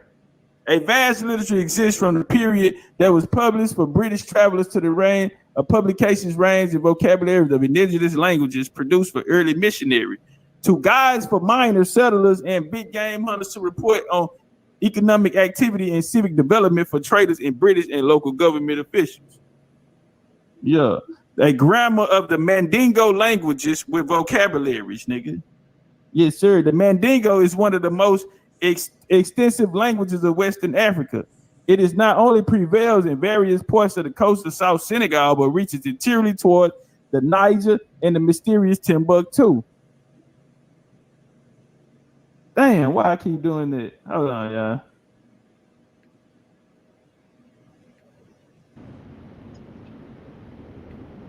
Hey, jump on that like button. What's up with the little homestead? Tifa in the building. All right. Mr. TD. Bad news. It is spoken by all the native tribes settled on the banks of Gambia and has been adopted by roving hordes also frequent in the neighborhood roads. This noble river. One of the missionaries that went out there was a woman by the name of Hannah Kilham. Okay, she was a Quaker. Yes, sir. Then shout out to them German Quakers. See, them Germans really went out there and put a number down on niggas' motherfucking ass. See, niggas don't get them Germans they motherfucking card, nigga. Them Germans went in there, nigga. Them Germans put it down. The British came to the number, but them Germans set them up. Them Germans threw that bitch off the glass for them. Yes, sir. Education and missionary work for women in Britain, Ireland, and West Africa. In early 19th century, in his article, the author focused on Hannah Kilham engagement in the religious and domestic education of African girls, women in the 1830s. In Sheffield, on April the 12th, 1798, Hannah Spur became the second wife of Alexander Kilham, founder of the Methodist New Connection. Yes, sir. Oh, in Sheffield, while still teaching, Kilham became involved in philanthropic work. She started a society for bettering the condition of the poor, which was emanated elsewhere. In 1817, Kilham began to work on unwritten languages. In 1817, Kilham began to work on unwritten languages of West Africa. Unwritten languages of West Africa. With the aim of spreading Christianity, she produced in 1817 elementary grammar for kids in missionary schools in Sierra Leone.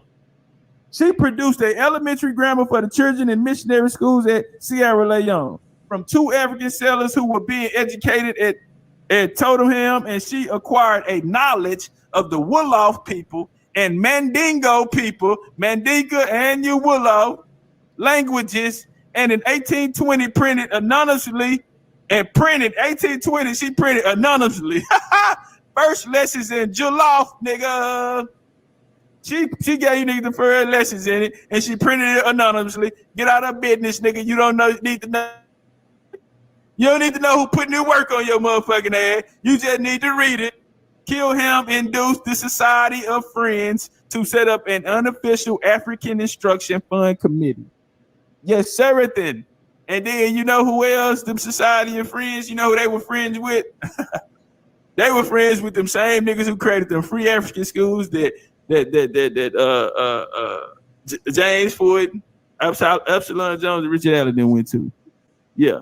That's why I kept asking the Pan-Africans if they went to school with these white folks, went to these white folks free African schools, and then we see them with African on everything. What is that telling us? You know, everybody playing crazy, acting like they don't know what I'm talking about, huh? Don't worry about it. I got it. I got it from here. Yes, sir. I got it. Trouble. My nigga Johann Christola. Yeah, boss of all bosses. Boss of all bosses. He was a German. I told y'all them Germans. Y'all sleeping on them Germans in West Africa, man. Say, man, he was a German missionary clergyman, ethno-linguist, translator, and he served in the Basel mission, who was devoted to the study of the Twa language. No, come on, man. Y'all they got, man, nigga, you got Igbo, you got Yoruba in the car. Man, ain't you talking about the Twa? I fuck with the Twa. The bishop up here, yeah, out the coast, right?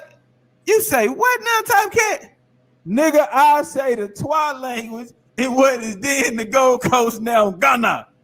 He was instrumental, together with African colleagues, a Kun linguist, David Asante, Theolophus Apuku, Jonathan Palmer Biku, and Paul Kitiku, in the translation of the Bible into Akupium, whatever the Akupium dialect of Twa.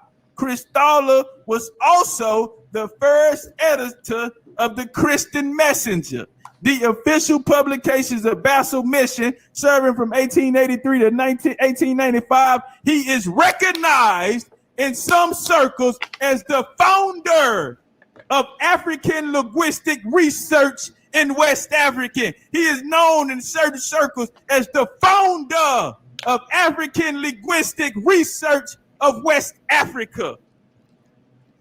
Yes, sir. Big chief in this bitch.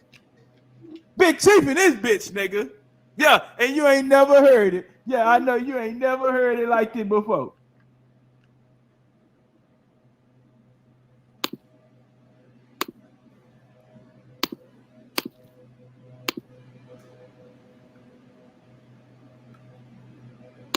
Yeah, I ain't done. I can drop the mic and walk out this bitch.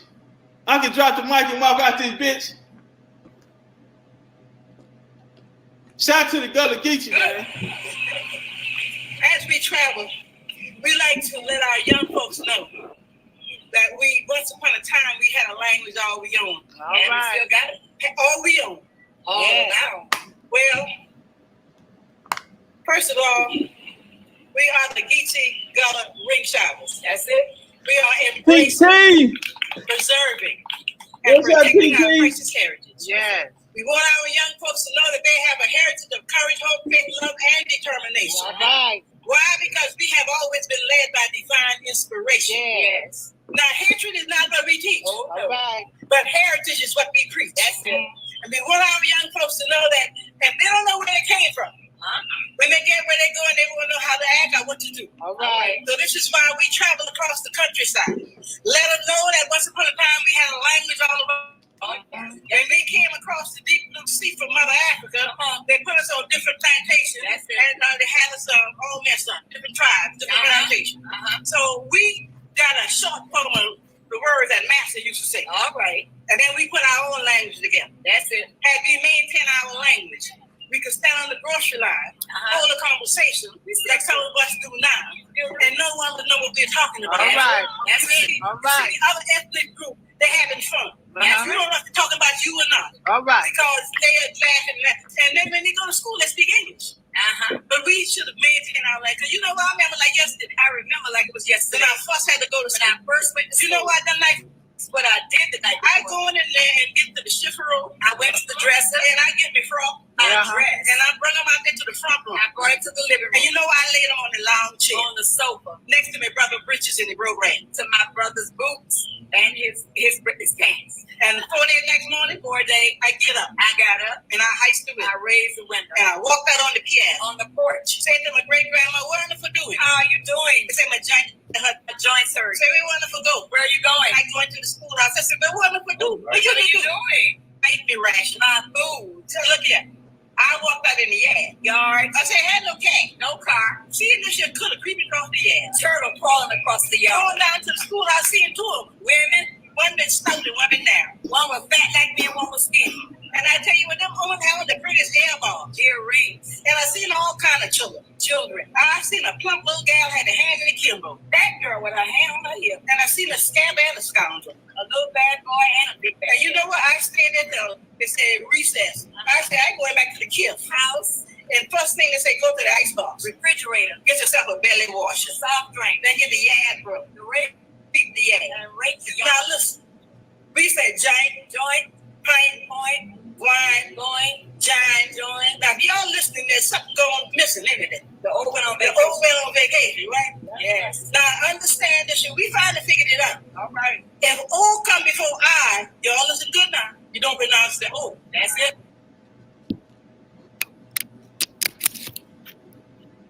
Hey, turn on one time, man. Get Big Mama in them things, though. Hey, cause hey, bro, I grew up like this. That's how they talk in my house. I still call it front room. I still call it ice box. Yeah. So, okay, man, give him some, give him some flames. You understand me? If y'all already know in the game, that's how I came. I know every goddamn thing she talk. Them all the word we use in my house. 2021, nigga, I'm still around here, ho. Now you got me on the belly washer. Now now that's a cold piece right there. A belly washer. Go in there and grab me a belly washer. Now that's some shit right there, nigga. A belly washer. You know that motherfucker feel good. You know when you drink, nigga say, damn, that water was good. That's a belly washer, nigga. You know when you hit that bitch and you come out there and say, You know when you come out there, bitch, nigga, that hot sun on your ass, nigga. See, that's only for niggas with work ethic, though. See, can't no lazy nigga drink a belly washer. Yeah, belly washers ain't for lazy nigga, man. Only a nigga out there with that work ethic. Yeah, only when you got there putting that work in, nigga, you come out that bitch and say, that's that motherfucking belly washer. That bitch that hit the spot. That bitch that hit the spot, didn't it? Yeah. Our Huguenot heritage. South Carolina often styled the home of the Huguenots. Yeah, man. Say, man, South Carolina is often styled the home of the Huguenots. Man, y'all ain't never caught that one. You ain't never in the streets and mixing it. Yeah, man, them niggas ain't never told you, but you ain't never heard about the home of the Huguenots. Say, man, I do a lot of things, but I don't play with no nigga. Yeah, I've been saying, man, I say, man, leave me alone with that Gullah Geechee shit, bro. I ain't here to just come here and break a nigga back. You know, we ain't gonna do that, but I'm just niggas why I told y'all to leave me alone, and I'm just gonna I'm gonna excuse myself and push my chair back up. You understand me? Yeah, man, because we ain't going. South Carolina often styled the home of the Huguenots. Hold on. You know, we got to flex. Because if I taught it to you, I got to make sure it's right. Shout out to Dia, goddamn, my tour guide. Shout out to Dia, my tour guide. Let's walk. South Carolina is styled the home of the Huguenots. Let's go through Huguenot territory. If I taught it to you, nigga, I better be right. And so, nigga, I gotta go down there and get with the Gullah Geechee. Goddamn, and the Gullah Geechee took me on the tour to go see it. Yeah, let's walk. I mean, like y'all, I'm in New Orleans. Tell me I look like New Orleans. OG Air walking in the building. They even paint. Look at that. See that pink ass how they even painting. Same color.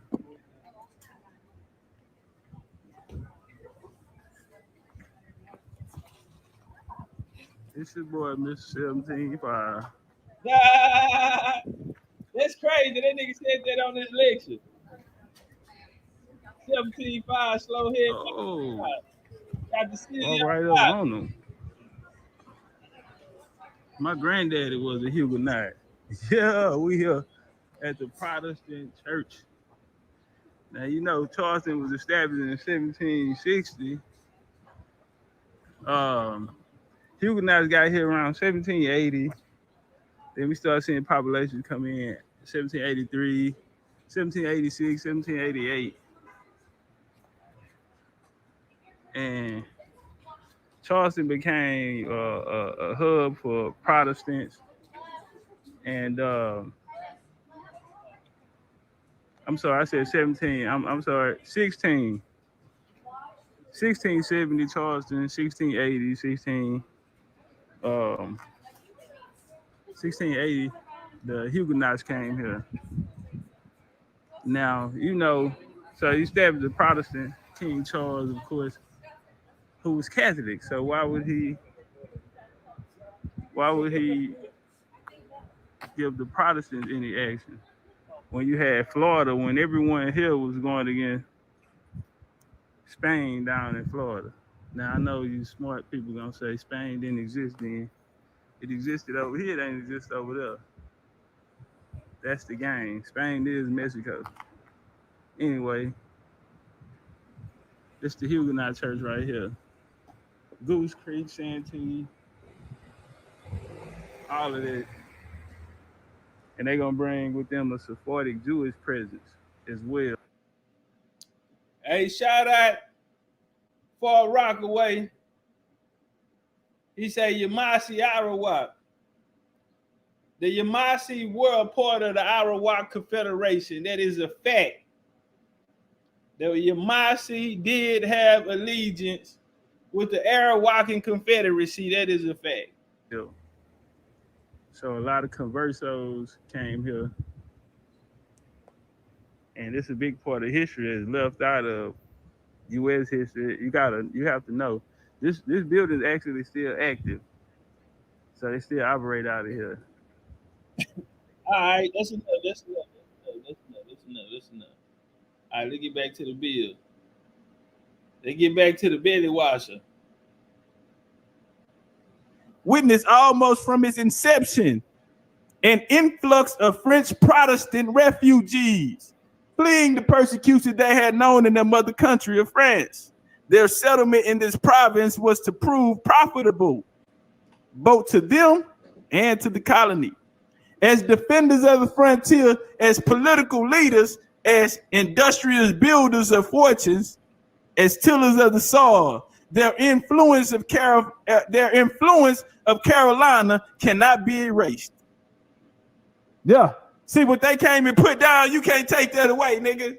Nah, man, you can't do that, man. They was there before the British. They came before Spain. They were here before Spain, nigga. Pull up the Timucua and pull up Huguenot. I'll just type in Timucua and Huguenot. Yeah, they came. They was to say, man, you niggas talking about your mind. You niggas talking about, say, man, these niggas came and put up Little Carolina, nigga. That's where you get the name. See, you get a Carolina, that Charles and shit, that came from Charles them, but nigga, Caroline, nigga, that's that. Yeah, man, that's some French shit. You see how that bitch roll off the tongue? Nigga out here talking that French shit. Can you say they for French? So what you saying? They got some Creole in them or something, my nigga? What you trying to say? They got some Creole in them or some type of? I mean, nigga, they speaking patois and goddamn, nigga, they language super similar to Caribbean languages, and yeah, nigga, that's what the fuck I'm saying. Shit. Yeah, among their poor found examples of their most heroic struggle and against privation and poverty amongst their wealthy, praiseworthy examples of benevolence, their interests of affection diverted from their native land by exile and the attitudes of the French government after the departure. Background of the Huguenots themselves, the colonial policies of the British government among 8 purporters to South Carolina. And so when I keep telling y'all, bro, even though these niggas were beefing, they still got their shit through the Company of London, nigga. It was 8 of them niggas when they set up Carolina. But they got it through them, bro, through the British. Now, Rabat got locked up on their first play when they came, bro. He went back. He ended up doing time in London. But while he was in there, he wrote and he put them niggas on some game on the play. You feel me? And then that's when you gonna see them come.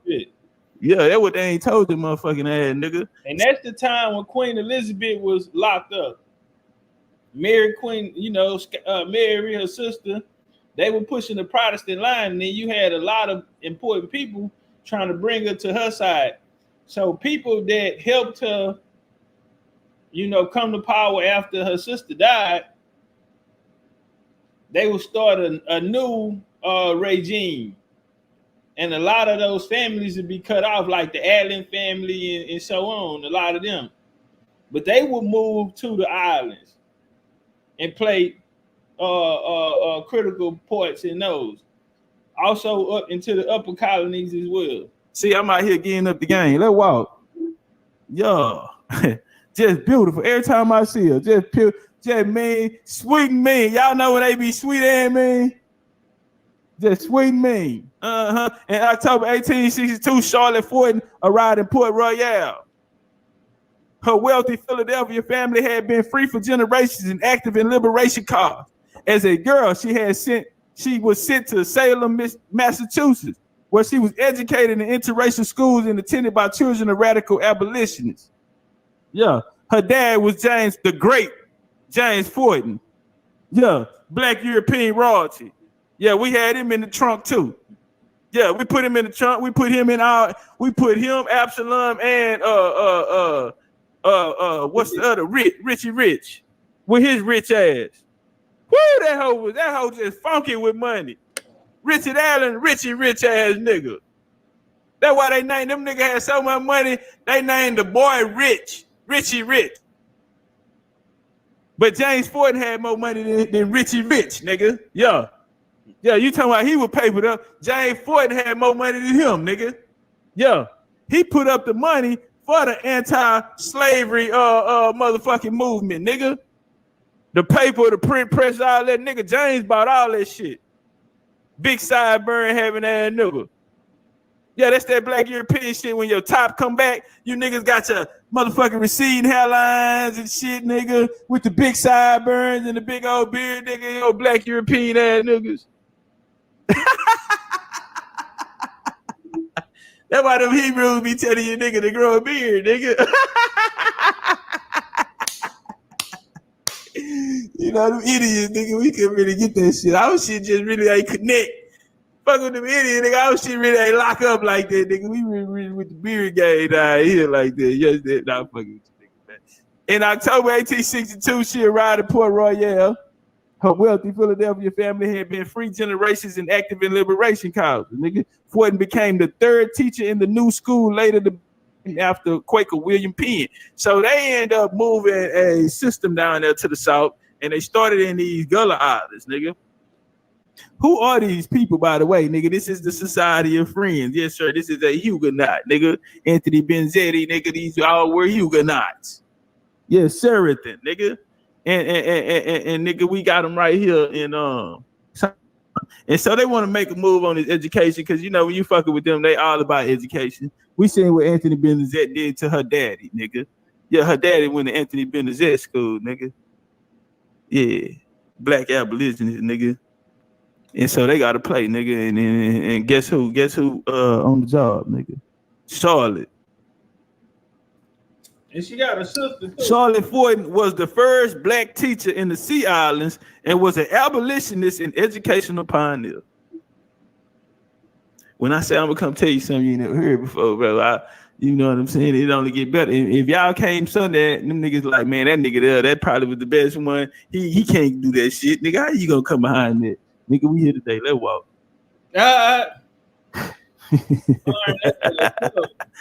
Lorenzo Turner. Yeah, known as the father of the Gullah studies.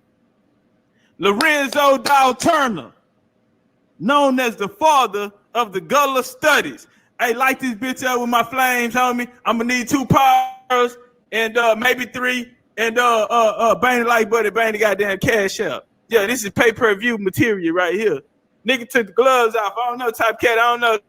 They put this in the top 5. I don't know. I'm gonna have to ask y'all. They might put this one in the top 5, man. Shout out to the Sea Islands. Yeah. The Gullah and the Geechee, nigga. Yeah, shout out to Lorenzo Dow Turner, though, because he really put you niggas on the map. Let's walk. Known as the father of Gullah studies. He was a young black linguist and a professor at the University of motherfucking Chicago. Hey, let me run that back, too, because see what happened in the Sea Islands, nigga, when Harriet Ford and them went down there, you know what happened? That right there was an experiment. And if you go back to the making of an African-American 187 homicide, I laid it all down in that motherfucker from when I took you to the Gullah Islands first, put this educational program, and this would be a model that they would use and they would take it through the South, right? They wanted it all in Indian territory. And so once it worked, that when they sent them out there to the Gullah Islands, it worked. You understand me? And so that's the model that they used through the South. You had the Peabodys, and that's where you got your philanthropists in the South of that era. That's why I went through that. All that shit there in the 187 homicide. And then I showed you niggas how the Peabodys, how the Rockefellers, and how they end up forming the University of Chicago. I walked you all. I gave y'all there with Carter G. Woodson. Yeah, nigga, all that shit there. When nigga, I told you, whenever you see that making of African, if Topcatz got that making of African American up there, he is not bullshitting with you. Okay? And so, nigga, guess what? All of that right there went through that Rockefeller line, nigga. And then he came out of University of Chicago, nigga. And now I got my nigga Lorenzo Dow Turner. Yes, sir. I got my nigga Lorenzo Dow Turner. And he's sharp, too. Very, very brilliant guy. And he's the father of your motherfucking Gullah. Yeah. Let's walk, nigga. And he coming out the University of Chicago, nigga. You got to know somebody to know somebody, man. Say, man, let me get out that. This ain't black European royal bloodlines in America. Yeah, not today. Yeah. But y'all niggas know what it was. Y'all already know what time it is. Yeah, I ain't got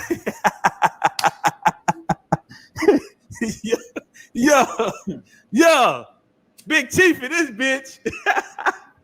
Yeah, nigga, you gonna have to wait another lifetime, nigga. You gonna wait another lifetime for a nigga come through.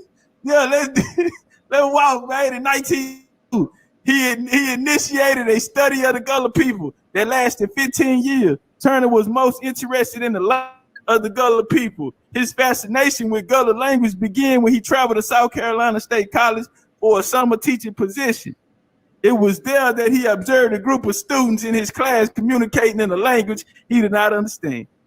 He further noticed that the other students in the class were unable to understand the language or communicate effectively with these students. After interviewing the students, he learned that they had come from the Sea Islands of Georgia and South Carolina.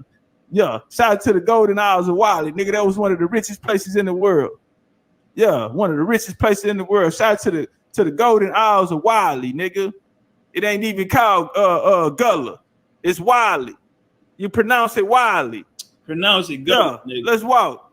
They informed him that the unusual dialect was a language spoken by the people in their community. Fascinated by the prospects of the academically undiscovered language group, Turner traveled extensively throughout the Sea Islands, conducting dozens of interviews with the Gullahs and the Geechees. Huh? See, these niggas be out here talking about the Gullah and the Geechee go together, nigga. It ain't no one. Okay, it's not with the Gullah. And bro, listen, man, you gotta see how they put it together, bro. You gotta understand the history down there. That's Man, say, man, this shit here, they listen, bro, they done concocted some shit to put writers, PhD students, and journalists to work using their particular skills to conduct research. Turner became advisor to Savannah Unit along with anthropologist Melville Hersevix. He got there with your boy Melville Hersevix. Yes, sir, then. Oh, y'all ain't know? Yeah, nigga, yo, back to Africa. Yo, Africa, white boys and that show. Man, say, man, y'all better go find y'all another nigga play with, man. Yeah, nigga, Big Chief Topcatz and that hoe, nigga. I hit hard with this information, nigga. Yeah, I hit hard, nigga. Yeah, that young nigga was out there with Melville Hersevich. They told me not to say nothing, but goddamn the answer say, you better go tell it on them, baby. And then they gave me some sugar on the cheek. You go out there and tell them, baby, ain't nobody gonna fuck with you. Yeah, he was out there with Melville Hersevich. Oh, y'all ain't know? Y'all ain't know? As a result of the FWP fund research, Turner was able to publish his book, Africanisms in the Gullah dialect. Africanisms in the Gullah. Listen. As a result of the FWP funded research, Turner was able to publish his book, Africanisms in the Gullah dialect. Damn!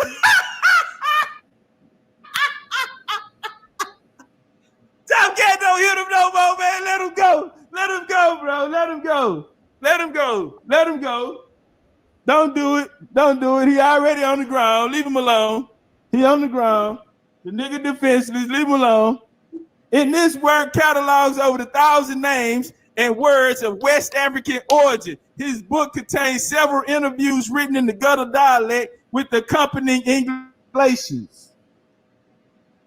In the 1930s and 40s, the linguistic Lorenzo Dow Turner did the seminal study of language based on field research in rural communities in coastal South Carolina. Georgia Turner found that Gullah is strongly influenced. This what he came up with after he went over there fucking with Melville Hersevich, nigga. Yo, this what he came back with them out of Africa niggas, and he said at the table, nigga, this what he came back and said, nigga. He say Turner say he found that Gullah is strongly influenced by African language in its phonology, nigga, vocabulary, grammar, sentence structure. Yeah, semantic. Fuck, goddamn, I'm tongue twisted. Turner identified over 300 loan words from various languages of Africa and Gullah, and almost 4,000 African personal names used by Gullah people. He also found Gullahs living in the remote seaside settlements who could recite songs and story fragments and do simple counting in the Mende, Ba, and Fulani languages of West Africa. And all of those languages, my ladies and friends, brothers, we find those being made up in the 1800s. Listen, by the same society of friends, the same missionary project, the same niggas who running these funding niggas. Yes, sir. Then, yeah, he got a little of that bread too. In 1949, he published his findings in his classic Africanism in the Gullah dialect, nigga. Turner's study was so well researched and detailed in evidence of African influence in Gullah that the academics soon changed their minds after the book published, coming to the region probably in the Gullah language and culture. All right, where I'm going with it. Turner was strongly influenced by the American linguistic movement, which he joined at its inception. So they had a whole movement going on, a linguistic movement. And he came and cried. He couldn't wait to get down. He said, wait, watch this here. I want to remind y'all something. Remember when we was on USM and Joe Brown started talking about his Yoruba roommates? And he said that he took Yoruba. And I asked why, because at this certain time after the Special Defense Act, that was the first time they started teaching African languages in the schools. You feel me? So that's gonna come out of the linguistic movement. You feel me? So all of this shit is a play. Boy, I sure like to be a part of that. Boy, you black Europeans or something else, boy. Y'all black European, you niggas are something else. Yes, everything. Gullah and the Gullah English Sea Island Creole. Sea Island Creole English and Geechee is a Creole language spoken by the Gullah people, also called Geechees, within community and African American population living in coastal regions of South Carolina, Georgia, include urban Charleston and Savannah, as well as extreme northeastern Florida and extreme southeastern of North Carolina. All right. Scholars have proposed a number of theories. Scholars have proposed a number of theories about the origins of Gullah and its development. Gullah developed independently on the sea islands off the coast of the Carolinas, Georgia, and Florida throughout the 18th and 19th centuries by enslaved Africans. They developed a language that combined grammatical, phonological, and lexical features of non-standard varieties spoke by the region's white slaveholders. Listen to me, goddammit. The development of a language that combine grammatically, phonological, and lexical features of the non-standard English varieties spoken by the region's white slave owners and farmers in that region, along with those from numerous Western and Central African languages. According to this view, Gullah developed separately or distinctly from African American vernacular English and varieties of English spoken in the South. Now watch this shit here, nigga. Some enslaved Africans spoke Ghana Coast Creole English. They spoke Guinea Coast Creole English, right? So y'all got Creole in Africa. It's Guinea. Creole also called West African. No. Make sure they put the English on the end. Why? Because Gullah has always been a form of English language. See, all these different spots gonna have English, a form of English in it. Pidgin English, before they were forcibly relocated to the Americas. Now, how would that happen? When would they be forcibly? If that happened, they would have to leave in the 1800s because these languages that they talking about these niggas was speaking didn't get spoken into the 1800s. Bars. You see what I'm saying? After the second expedition. So when we go with the second, hold on, y'all heard what he said. How could they create this language? It would have had to be. This is after the slave trade, 1808. So how could they create these languages before these languages? These languages get created to around, nigga, we moving into the Civil War era, where these languages are created. 1832, when you're talking about Yoruba. So it's impossible for them to be speaking the language there because the language didn't exist at that time. Expedition, that's the second, nigga, that's a different spin around. We gonna land you right in the 1850s. See, you niggas got a start point. I don't play that shit. I'm gonna put that timeline on your motherfucking ass, nigga. Okay, this when they start coming in with these languages, bro. Before then, there was a language gap. They couldn't even communicate with them. Okay, so how in the fuck they know what they were speaking? How they speaking pidgin English if they ain't got no? Come on, somebody. Yeah, come on, somebody. Yeah, man. Ancestor sent me to make it clear. Let's walk this bitch down. And so,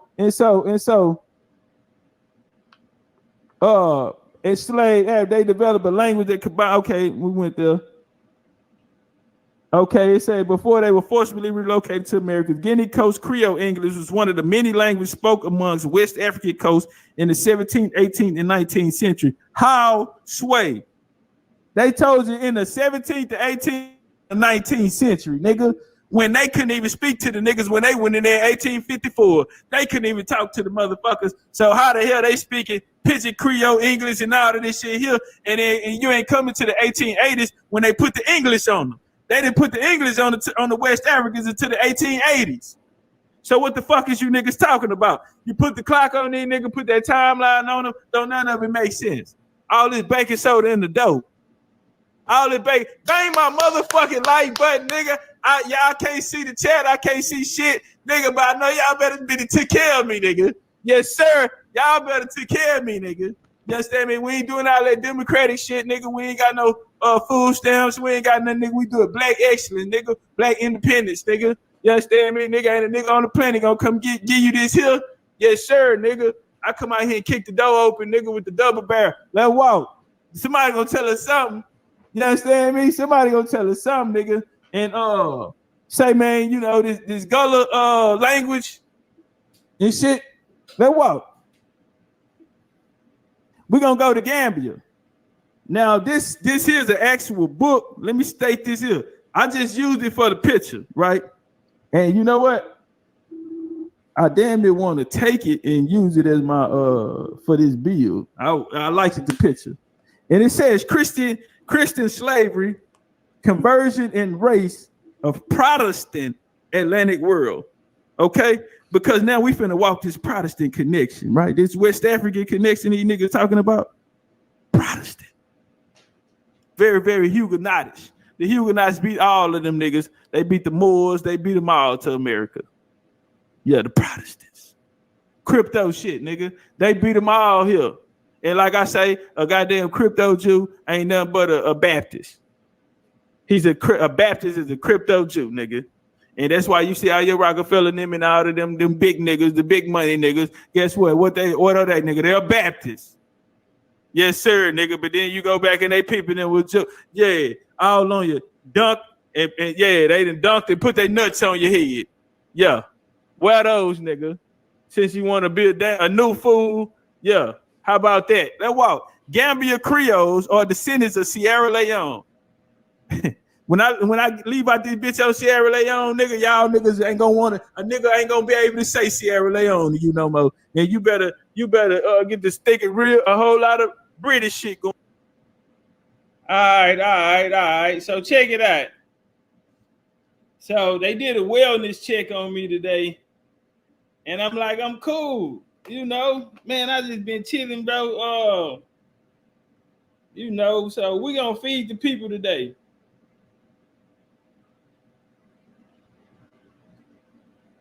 We're going to feed the people today. I got another blessing for y'all. Some y'all ain't never heard, ain't nobody never dropped no shit like this here. Y'all heard of Black European raw bloodlines of America. Well, have you ever heard of Black European raw bloodlines in Africa? We're going to show you how Americans, because Europe was in 13 colonies before. Europe was in America before, you know, this Europe that they're talking about. The colonization is not going to come from nobody else. It's going to come from you niggas. But let's watch the true story of Africa. And since we was talking about Sierra Leone, how about we go there now? Let's walk. And we're going to start off in coming out of London, man. We got John Campbell. John Campbell, the concept was first formulated by John Campbell, who records his thoughts in 1796. John came out and John said, might we not bring over Africa to England? Educate her. When some through grace and gospel might be converted and sent back to Africa. If not any converted, yet they might help to spread civilization so all would not be lost. John Campbell said that, man, 1796. They say, bring over these niggas from Africa and we're going to teach them up. Man, that's very relevant with today. As we see a lot of money going in with, you know, there's a lot of talk about the 6 billion that the Afghans get. And, you know, where all that money gonna go? You gotta understand something. You know, and they are letting off a lot of high-skilled people, high-skilled labor. And then, you know, one motherfucker say, You know, they'll say, well, I mean, they letting off all them people. If everybody say, all right, we just ain't gonna go, then them hoes, they have to listen. Well, these people are brilliant. They thought about that. And they say, well, shit, you know, they bringing in these Afghans, they bringing in these Africans and these Haitians. Well, they saying Haitians. And they saying that for a reason, because they don't need you niggas to be threatened. Well, you look on the paper, you got Cameroon and Nigerians. Cameroons, you got Nigerians. Now, these people are not, you know, for the most part, uneducated. See, you coming from places where this system has been putting money and training these people. Yeah, you have programs for this. And so it's a lot of high-skilled labor which they are willing to replace as well. You know, they have a lot of confidence in their programs, and it stems from this. Yeah, this is where they get all their confidence from, because they've been in the toughest situation. You know, this shit here is some chump shit to them. You know, they already got a nigga in the headlock. But let's walk.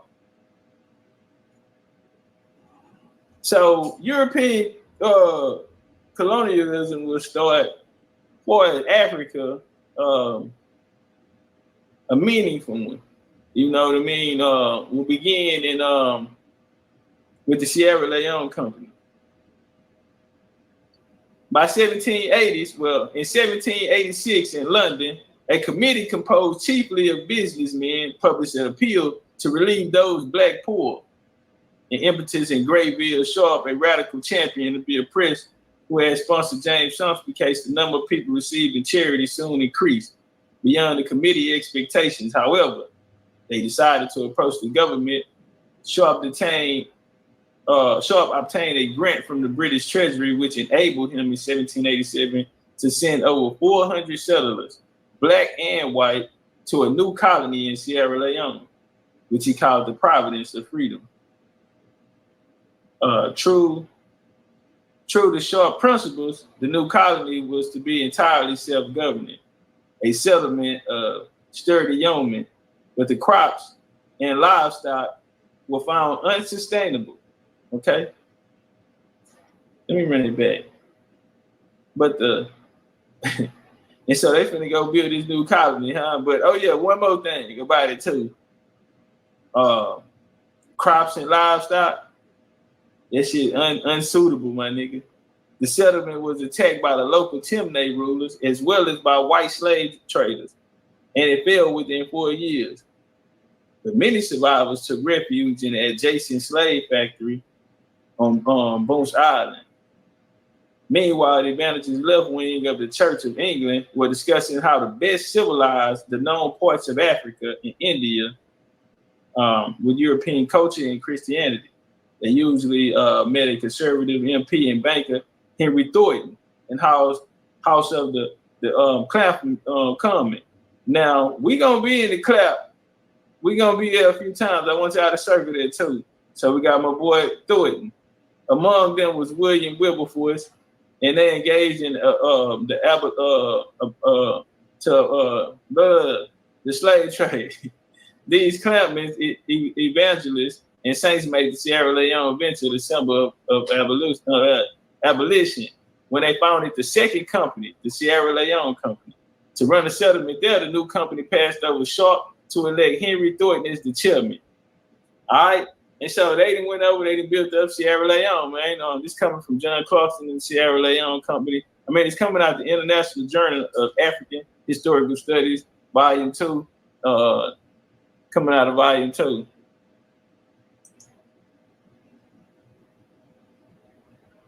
To go along with this, you had a program come out called the African Association. All right. African Association, 1788-1805. Although Europeans have been maintaining contacts with the west coast of Africa ever since the Portuguese explorations of the 15th century, they remained for over 300 years ignorant of the interior of the coastal areas. Okay, let me run that back. See, they talk all this shit, but they, you know, European had no idea what the hell was going on over there. So that kills the 400 years shit right there. How you colonizing some shit, and for the most part, you ain't even, you know what I mean? So let's walk. Nothing illustrates this ignorance more than convincingly than the fact that they did not know until 1830, that the oil rivers in which they had been trading since the end of the 15th century formed collectively the outlet of the Niger. Indeed, even as late as 1758, the annual registry noted that the Niger rises in East Africa and about 3,000 miles west divides into three branches: Senegal, the Gambia, and the Rio Grande. The systematic attempt made to unveil the hinterlands of the West Coast to the world has not begun until 1788, when the association, the promotion of the discovery of the interior parts of Africa, was inaugurated. What then was the association? Why was it formed, and why? All right, so they put together this program to go into discover the interior parts of Africa. That was in 1788, man. You get the African Association.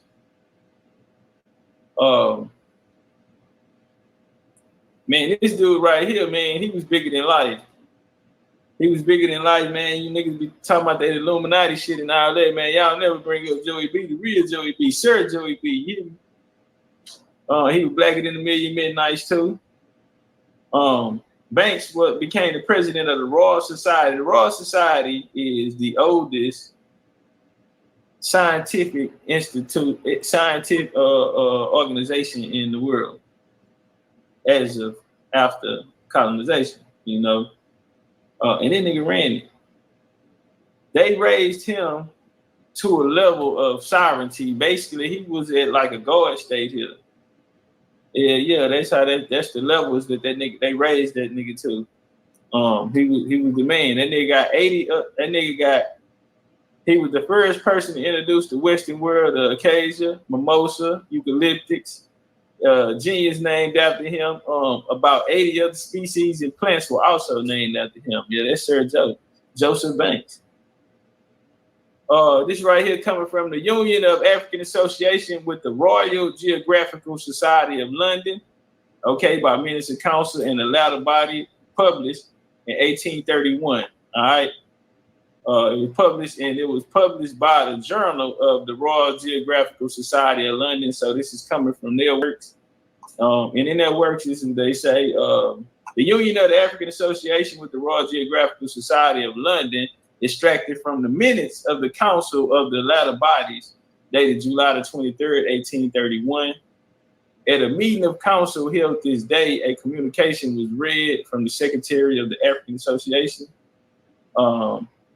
intimating that the members of the society were willing to make over the balance of its funds in their hands to the Royal Geographical Society and thus unite the two societies on conditions that such their number were not already members of the Royal Geographical Society, been received as such without a form of ballot on paying the usual composition for interest money and annual payments, on which it was unanimously resolved by the council that the proposal be agreed that the following 5 members of the African Association, Lord Clive, Henry Banks, Charles, and H.H. and John.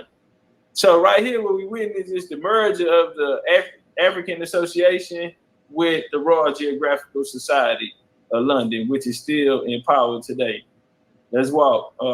Now we're just putting together the colonial powers who are going to play major influence in the colonization, not only of West Africa, even though that's the topic of today, also the Americas as well.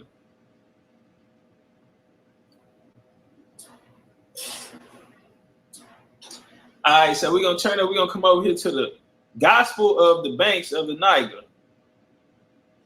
Journals and notices of the native missionaries accompanying the Niger expedition of 1859, by Reverend Samuel Crowder and Reverend John Christopher Taylor, native missionaries of the Church Mission Society. So they're going to come through this program called the Church Mission Society.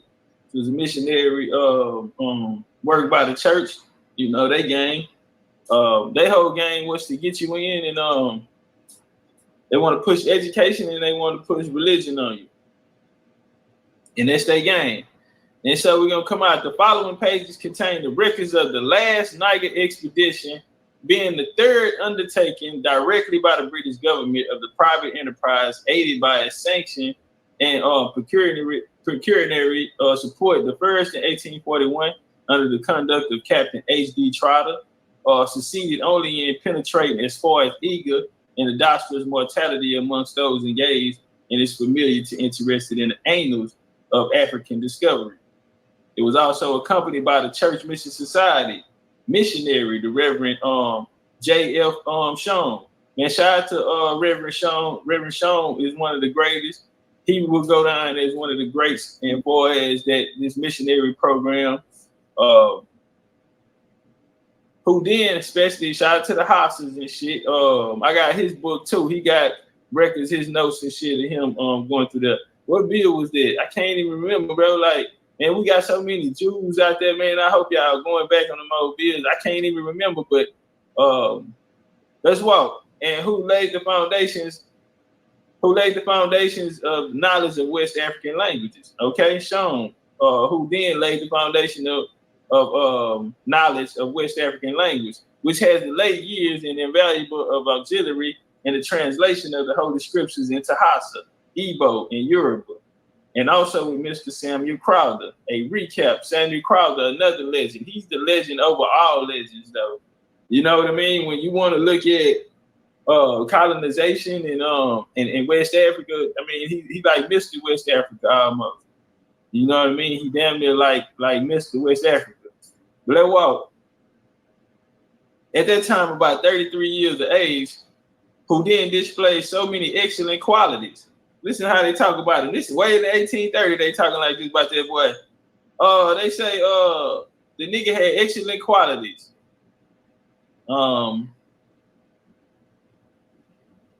He said that he was in consequence invited to England, and after a course of study at the Society Institution in Illiston, received ordination from the late bishops of London.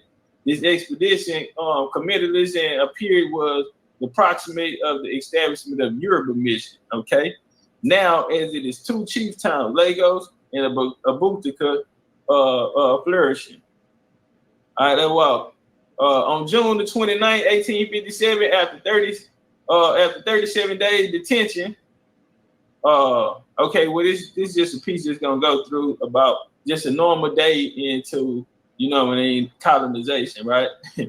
But yeah, we ain't even really got to go through there. All right, so we're gonna come down. That was the third Niger expedition, where it popped out from through the Church Mission Society, and this right here is coming from the origins of the Niger mission. The high mortality of 1841. He said, and this was a paper read to the Secretary of the Mission of Church in November 1957. But he came down and he said, everything he said tends to confirm my opinion of Sierra Leone and its destiny, that from thence the gospel will proceed to a numerous benighted tribes of Africa. He ended his appeal to the Church Mission Society Committee with the question, are the natives of Africa then to become missionaries to their own country people? Get what he said, nigga, fucking right. He said, yes, he answered, for the Church of God has been longing in prayer. No shit, that sounds like when you see a nigga and he owe you some money. The Church of God has been praying. So they want to shape these Africans up, and then they want to send them back to their people. Where's the landing spot they're gonna be doing all this at? They're gonna orchestrate it from Sierra Leone, this colony. So whenever you hear Sierra Leone, it's just damn near like saying London, baby London. You hear Lagos and all this, kind of like saying London.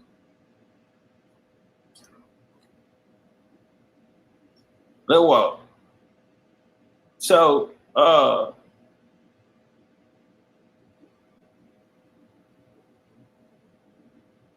Africa. All right. And so as they're coming through Africa and they want to shape them up with this missionary, they're putting the language in their syllabary. They create syllabaries for the language.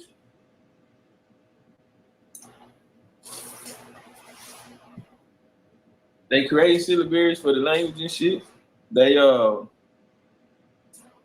writing Bibles. They're sending the kids to school and all of this shit here. And so here go the map, man. Let's turn up. This will lead into the Brussels Conference. All right, this will lead into the Brussels Geographical Conference. This is coming out of Africa and the Brussels Geographical Conference by Emily Bannon, member of the conference. Okay, it's coming from a actual member of the conference.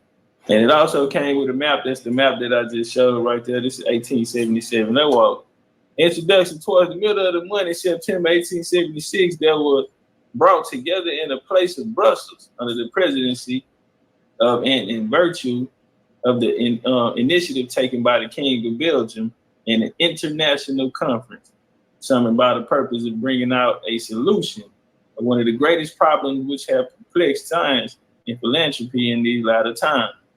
From the nature of his objective as from exceptional characters and composition. Hey, that boy from Florida say he ain't get a link if somebody can help him out. That boy from Florida, he's looking for the link.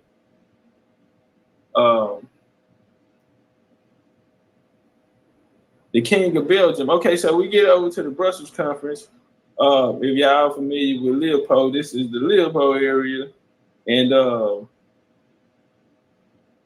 this is the Leopold area. And he called for the Brussels Conference.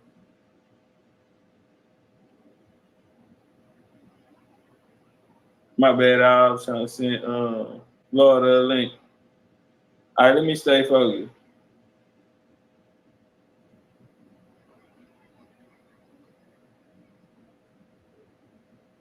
Yeah, all right, y'all hit the mic for me.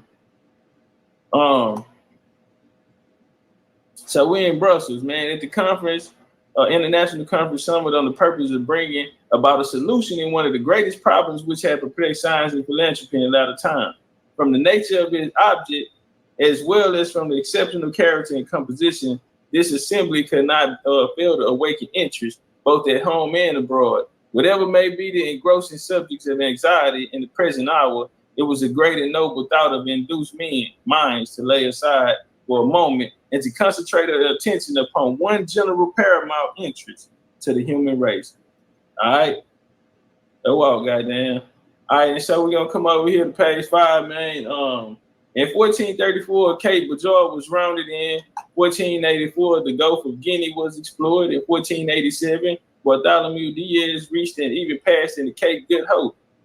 And then before the close century from 1497 to 99, Vasco da Gama doubled in premonitory and sailed along the eastern coast of the field Arabia.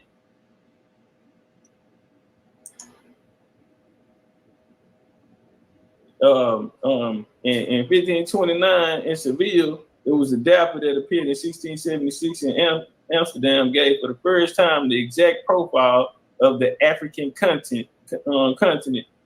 This later seems to have even outstepped in many respects the progress of modern geography. And so you had a few people come through and try to do it. And they got pieces of it, but nobody had just mapped Africa. You know what I mean? And so they're gonna put their heads together, man. With the foundation in 1788 of the celebrated African Association of London, concerned that the great movement of the exploration, which in our days has only been taken to complete extension, expeditions were multiplied. They were organized and constructed, planned, and assumed a scientific character. All right, and so you had all these other niggas come through there, but they didn't bring no science in there. You hear me? They didn't bring no science in that motherfucker, man. And so now when these niggas, hey, that's why I say when they be running out here with this science talk, you got to understand, you're not going to tell me that the colonizer was bad for you, but his science was good for you. You got to make up your mind, right? Check. So when they came through there, they wanted to bring science. And at that time, you know, they had only been places, they haven't been into the interior. Thus was the reason for the African Association. And so we get to the Brussels Conference. This is the shit that the Europeans sit down talking about. You know, they got it. I know what it said, I know what it said, but I don't know everything. I don't know what it is, you know what it is. And so they need to put them in play together. Let's walk. At the close of the 18th century, expeditions starting from Tripoli in north, the Nubia in the east, and Gambia in the west, the German Horman and above, the Scotchman Mungo Park. Mungo Park got his ass killed out there. Were the heroes and also first victims of the enterprise. In the Gulf of Guinea, the Dutches in the river, which by numerous development, the complications of his course and mysteries of his source, present striking analogies of the Nile. This is the Niger. From the early times of exertion, travelers were directed to the solution of the hydrographics problem. In the beginning of the century, Mungo Park, penetrated by the Gambia into the basin of Niger, exposed to unseasoned attacks from the natives, suffering serious hardships. Yeah, they killed their ass. In 1818, the French traveler Macaulay reattempted the enterprise of Mungo Park. He did not reach the Niger, but he was determined to, goddamn it. Sources in Senegambia, the Rio Grande after him. And so we're going to go through and talk about all these people who came and tried to pull their shit out to come get this out, man. So after the Brussels Conference, that's going to lead us into the Association International African. All right. And it was the International Association, Society of Explorers, Geographers, Philanthropists, and this is where your mapping of it gonna come out of. Your whole geography, world geography, and all of this type of shit, and this science. This is all coming out of the same colonization that's gonna go in and want to implicate their sciences, and they want to do it through education and also religion. And we just setting it up, y'all. You know, we walking and talking, goddamn. How y'all feeling out there? And so we get the International African Association, which then leads us to the Berlin Conference. The Berlin Conference was the European races for the colonies made Germany start launching expeditions of its own, which frightened both British and French statesmen. Hoping to quickly soothe the brewing conflict, Belgian King Leopold convinced France and Germany that a common trade in Africa was in the best interest of all three countries. And niggas say, man, there's too much money out here. Too much money out here. Let's walk. Under the support of the British and initiative of Portugal, they called 13 nations in Europe as well as the United States to take part in the Berlin Conference of 1884 to work out a joint policy on the African continent. These niggas worked out a joint policy on these people's shit. The conference was opened in November the 15th and continued until it closed in the 26th of February, man. 14 countries sent representatives of the Berlin Conference. And that's what led to the scramble of Africa. Okay, when they went in and they carved it up, you're going to get this, you're going to get that, and we're going to maintain this sense of power. Let's walk. And by the way, they always point out, and there's even pictures I should have put one of them up, that this was a multiracial conference. It wasn't just all white people. Nah. Okay, check. There you go. The gang. Gang, nigga. On the 24th of September, 1897, I ain't hear none of these niggas celebrate Pan-African Day, September the 24th. Did y'all? I missed that one. Sorry, I missed it. I ain't hear none of these Pan-African out here celebrate Pan-African Day on the September 24th, 1897, when Henry Sylvester Williams had been instrumental in founding the African Association. Hey, jump on that like button out there, man. Support the show. We only got 3 people support the show today. What we doing? So we just went through the making of the Brussels, what led to the Brussels Conference. The fact that we have all these explorers coming from these different European nations, but we haven't been able to put it together. Maybe if we all start working together, maybe we can come up with something. All right, check. And so now, the idea or the concept is coming from the African Association. So the Brussels Conference, which is this conference that stemmed off of the idea of the African Association, they come together. They want to make better. You know what I mean? So we're going to use their model, their blueprint of the African Association, which we just read right here. They told us that. Check. And who the Hey, hold on, 305. So the day the anniversary. 1788 on the celebrated African Association of London. Hey, today the anniversary. Which in our days, yeah, we having an anniversary party today. Then this is what they said. We having a Pan-African. Okay. Yeah, we celebrating organized on the origins of Pan-African today. Character. Africa was attacked. Yeah, it's a holiday now. At one time. Okay, this was an attack, a full-blown attack on them. This is coming out.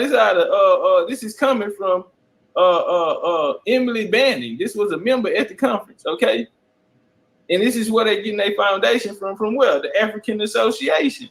What is you talking about? And so when we come down here. I actually, nigga, nice, don't fuck with me. You ain't nothing but a motherfucking colonizer, nigga. I done told you, and now I'm showing you. You's a colonizing ass nigga. And so we see this where they got it from. Now, after the Brussels, which led to this the division of Africa, which we just watched the niggas carve it up, and everybody cool. They had been fighting, and they said, all right, we're gonna make some money because they sit there at the table and they say, we're gonna use the model of the African Association. And then on September the 24th, after this, after the Scramble for Africa, the Berlin Conference, we have Brother Williams coming back founding the African Association again. Ain't that a bitch?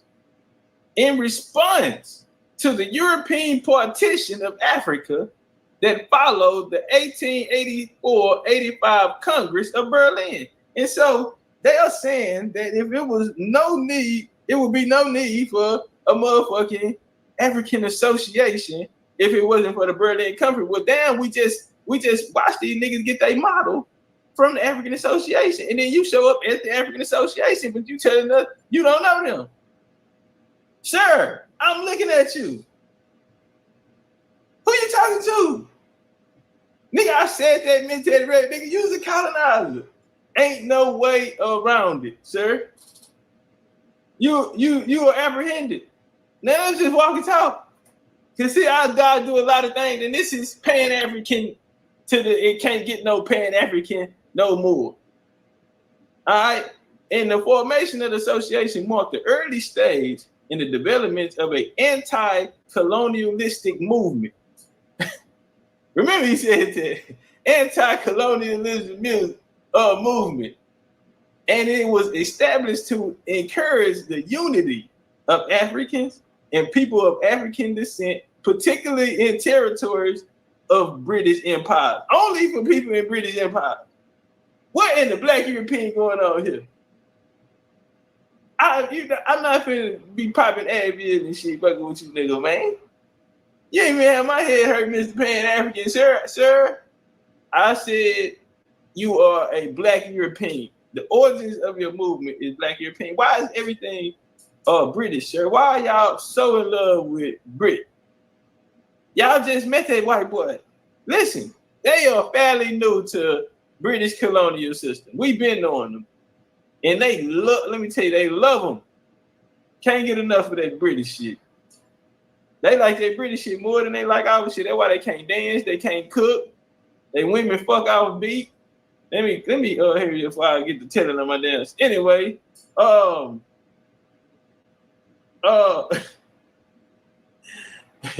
anyway, in March 1898, y'all knows it. The association issued a circular calling for a Pan-African conference. Booker T. Washington, who had been traveling in the UK, look at this British shit. Just so happened to be passing by, looking at it. I just so happened to be passing by while the colonizers was having a meeting, and I joined them for coffee, looking at it. Booker T in 1899 wrote in a letter to the African American newspapers. What did he say, T? Who gives a fuck? Some colonizer shit, I'm sure. The Church of Nigeria, man, another tool that was instrumental in the colonization of Africa. Look at them. They like, look at them draped and dripped out. Draped up and dripped out. The Church of Nigeria is an Anglican church, and Nigeria is the second largest province in the Anglican Communion, as measured by Baptist membership, but not by attendance. After the Church of England, it gives its current membership over 18 million out of total Nigerian population of 190 million. Christianity came to Nigeria in the 15th century.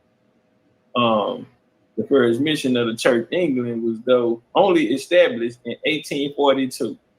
See, they'll take you back to the 15th. Oh, yo, 14, such and such and such and such and that in the Europeans. No, bitch, y'all, the Europeans ain't know nothing about y'all. Okay? 1842, brother. Chill. Bring that shit up. Oh, modern ass niggas. Yeah, they very modernized. You can't even get nothing. What they call this shit, man? If it's vintage. Ain't nothing about your whole vintage. Anyway, only established in 1842, like the thing said. I'm not giving you no more than what it's worth, sir. This is 1842 edition. It's not worth shit, okay? And you gotta hold that bitch another 1800 more years, nigga. That ain't that shit too new, nigga. We got shit days back that can't even date it no more, sir. You come out, it was 1842 shit talking about how much you give me for that cheap. Not a motherfucking thing, nigga. I give your ass a handful of Abraham Lincoln. Get your motherfucking ass away from me.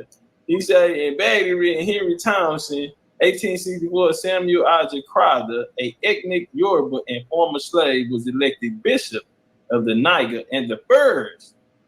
Okay, Sam was the Furs black bishop in the Anglican Communion. Lagos became a diocese of its own. Okay. The Church Missionary Society, man, by Eugene Stott, former editorial secretary of the Church Mission Society. It says, telling in the generations to come the praise of thou, Lord, and the strengthen with his wondrous works that he had done, that they might set their hopes in God and not forget the works of God, but keep his commandments. If you don't listen to the sound of my voice that I hearken up on, all these curses were hearken up on you niggas. Deuteronomy 1, chapter 1, Deuteronomy 1 and 3 on your ass. All these, no, that's 1 and 15. All these curses were hawking up on your motherfucking ass, little boy. All right, Secondary Education of Nigeria by Dr. O.E., man, Abdullah. Turn up one time, man. Discussion of secondary education in Nigeria. So we had the church, and through that church, we see they had the language barrier during the Niger expedition in the 1840s. Well, they used Brother Campbell, who we initially started off with. They used his motto. So let's go out there and get these people and send them, train them up, and we're gonna send them back to the Africans as an African. But his mind is gonna think colonization, and he's gonna go back and he's gonna be like a Moses to his people. And y'all watch these people in history that they tell you is a Moses to their people. These people have been sent. They have been sent to lead the people in a direction that the colonizers want them to go. And niggas around here praising these niggas for putting them in chains. When Kanye said that slavery was a choice, he was absolutely correct. With specific reference to the secondary schools in southern Nigeria, they ever-growing proportions of children of school age that stormed available primary schools created the impressions of great eagerness in the missionaries and the colonial government that there was suitable pulpit secondary education. The primary schools therefore developed upper standards and often over-ambitious programs in Lagos. The first grammar schools was opened by the Church Mission Society in 1859. First church opened is opened by the Church Mission Society. That's why y'all hear me speak about them a lot, because these conversations, if you're gonna have a Pan-African conversation, then this is the conversation you need to have. If you're gonna have a colonization story, you need to talk about the people who put all the money up to colonize, the people who benefited from it. the thing is, you never hear Pan-Africans have these conversations because all they great Pan-African leaders, guess what? They worked for these motherfuckers. Oh yeah, they was getting checks from the colonizer that they tell us to hate. Why we gotta hate him and you love him? What's going on here, sir? What do you got? What you got going on, my nigga? You want me to hate the nigga, but you love him so much. That nigga number in your cell phone. You love the shit out that nigga. But I gotta hate him. Let's walk. In northern Nigeria, the region was divided on the basis of religion and predominantly Muslim area. In the non-Muslim area, the predominantly Muslim area, the Muslims felt very strongly to the Western education was the key to the white man's power, or else they would become Christians and accepted the school as an activity of the church. The school is an activity and extension of the church. With this belief, Western education and vigorously resisted secondary education development here in Western, essentially by the colonial government, and Emory supported the vigorously sought by the colonial government hands. Bishop School was therefore for the various sons of Emory's. The province schools in Kano, Soko, and Christina alike were established at the end of the 1915, and they were provincial schools in 12 northern provinces with an average attendance of 733. The walk. In the Christian-dominated area, missionaries participated actually in establishment of administration of secondary primary schools. 1916, there were 58 mission schools. 58 mission schools with an average of 933 in attendance. The walk. Church Mission Society, baby. Them boy, yeah, you hoes dirty. You just funky. You hoes is funky, boy. Y'all dirty. The Church Mission Society, formerly known as the Church Missionary Society, is a British mission society. God damn it. Working with the Christians around the world. We just fuck with everybody. Everybody love the Lord, brothers and sisters in Christ. Where you from? Yeah, where you from, nigga? How long you did on missionary work, nigga? Yeah, nigga, I've been out here since a boy. Founded in 1799, Church Mission Society has attracted over 9,000 men and women to serve as partners for over a 200-year history, and them hoes are still in business today. Them niggas pumping in the number. Them niggas just made money while we've been doing the election. Them niggas over there making money right now. One of the greatest tools that come through there was this brother right here, Brother Crowder, man. Without him, it wouldn't have been the same. I'm not going to say it wouldn't have been done, but I'm going to say it wouldn't have been the same.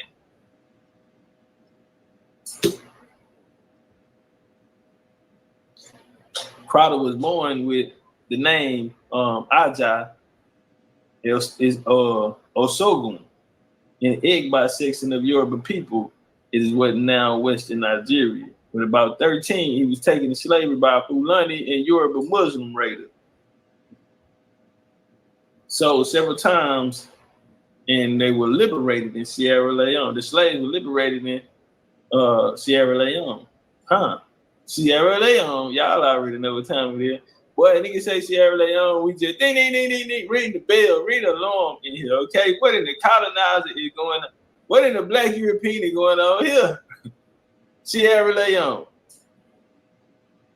There he became a Christian, taking a baptism, the name of an eminent clergyman in England, Samuel Crowther. Taking the name of Samuel Crowther. Or did he know Samuel Crowther? Taking the name. So we just out here taking niggas' names and shit now? What in the Black European? They just tell us anything. Oh yeah, I just let the nigga borrow my name. You know, he was a cool little nigga. Yeah, his mom had a fat ass, but I ain't never fucked her. Excelling at school, he became a mission teacher and one of the first students of the Fort Bay Institution founded by the Church Mission Society, 1827, to train able Sierra Leoneans in Christian service. He assisted John Robin and Hannah Kilham in the studies of African language. And in 1841, he joined J.L. Sean in the Church Mission Society representative T.H. Buxton in the Niger expedition, contributing Silently to it. He studied at the Church Mission Society College in London. Okay. Ordination in 1843, Anglican ministry with Henry Townsend and C.A. Goldman. And then he opened a new mission in Yoruba land. Nigga was missioning his ass out, wasn't he? Yeah, this nigga here was the truth, man. Let's walk and talk. Sierra Leone grammar schools. The Church Mission Society also put the money up for these two. Yes, everything. You guessed it. They make the language, they make the dope, they make the Bibles, they make the school curriculums. They are not fucking around, sir.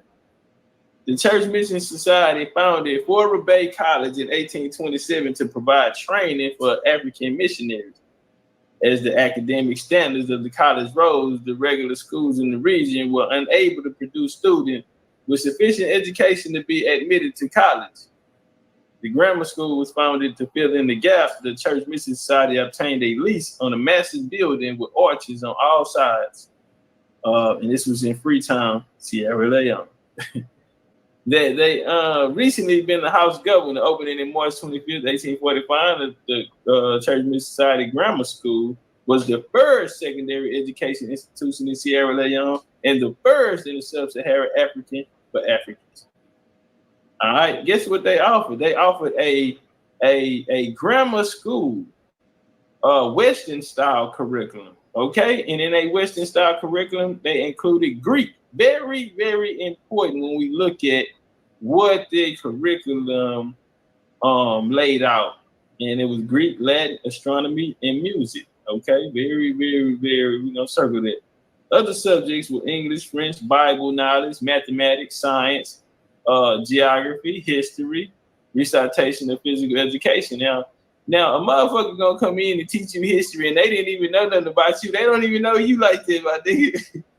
See, we be talking this shit every day, but these niggas really ain't know these people like that and they was out there teaching them history, man. That ought to tell you something. You talking about a nigga that don't even, cause you don't know me. You really, I'm like people be saying that shit and nigga be knowing something about your ass, but nigga, this nigga don't know nothing of, you know, Adam and Steve, Adam and Eve.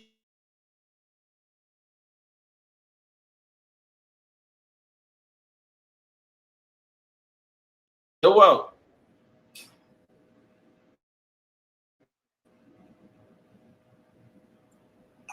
The first secondary school in Nigeria. With the introduction of Western style education. During the colonization era, the first primary elementary school was created in Bagri in the first half of the 19th century. Shortly after, the first secondary high school was established in Lagos. 26, 1859, the Church Mission Society. These motherfuckers are everywhere, Jack. The Church Mission Society founded the first secondary high school in Lagos called the CMS Grammar School. They even named schools after themselves. Don't they pan every? These colonizers ain't never stopped. Didn't you go to a black European school? Then tell me y'all went to a black European school out there, man. On June the 6th, 1859, the Church Mission Society founded the first secondary high school in Lagos. The school was called the, okay, damn, we went there. And walk. There they go. Jet. There they go out there, goddamn. Out there, they got the babies out there and they putting them on the Briton. That's your Africa.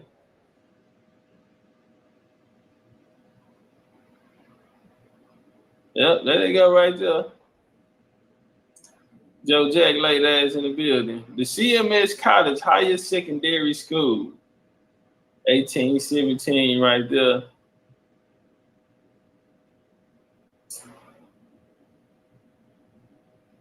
Take another look at them.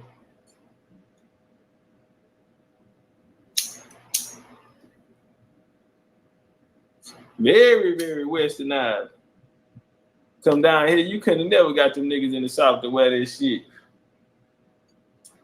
Them folks been over here fucking with y'all way longer.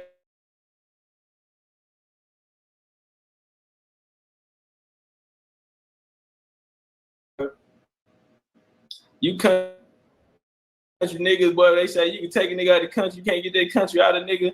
They trying to say you can try to colonize the Indian out of nigga, but you can't get that Indian out the nigga. That's what they find out. They finding out they cannot get that Indian out your ass, nigga. These niggas are those the fuck out. They not playing, they serious. You got that Indians, they ain't playing these niggas serious, man. Who gonna come out of this church mission society program in these schools? Well, we've come through the Berlin Conference. We have the African Association, Pan-African Movement.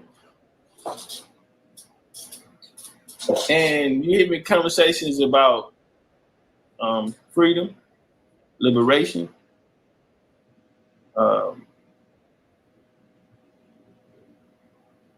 and independence. Well, one of those voices at that time was coming from a brother by the name of Herbert. Herbert Mack, the founder of the Nigerian nationalism and the Gandhi of West Africa, some would say. Brother Herbert Samuel Mack, I call him Herb Mack, sometimes acclaimed the Gandhi of West Africa was a man of many parts, a civil engineer, surveyed by training, a civil servant, politician, and editor of journalists and accompanied violinist, historian, and an ex-convict. The founding father of Nigerian nationalism. He's the founding father of Nigeria nationalism. Big Herb Mack.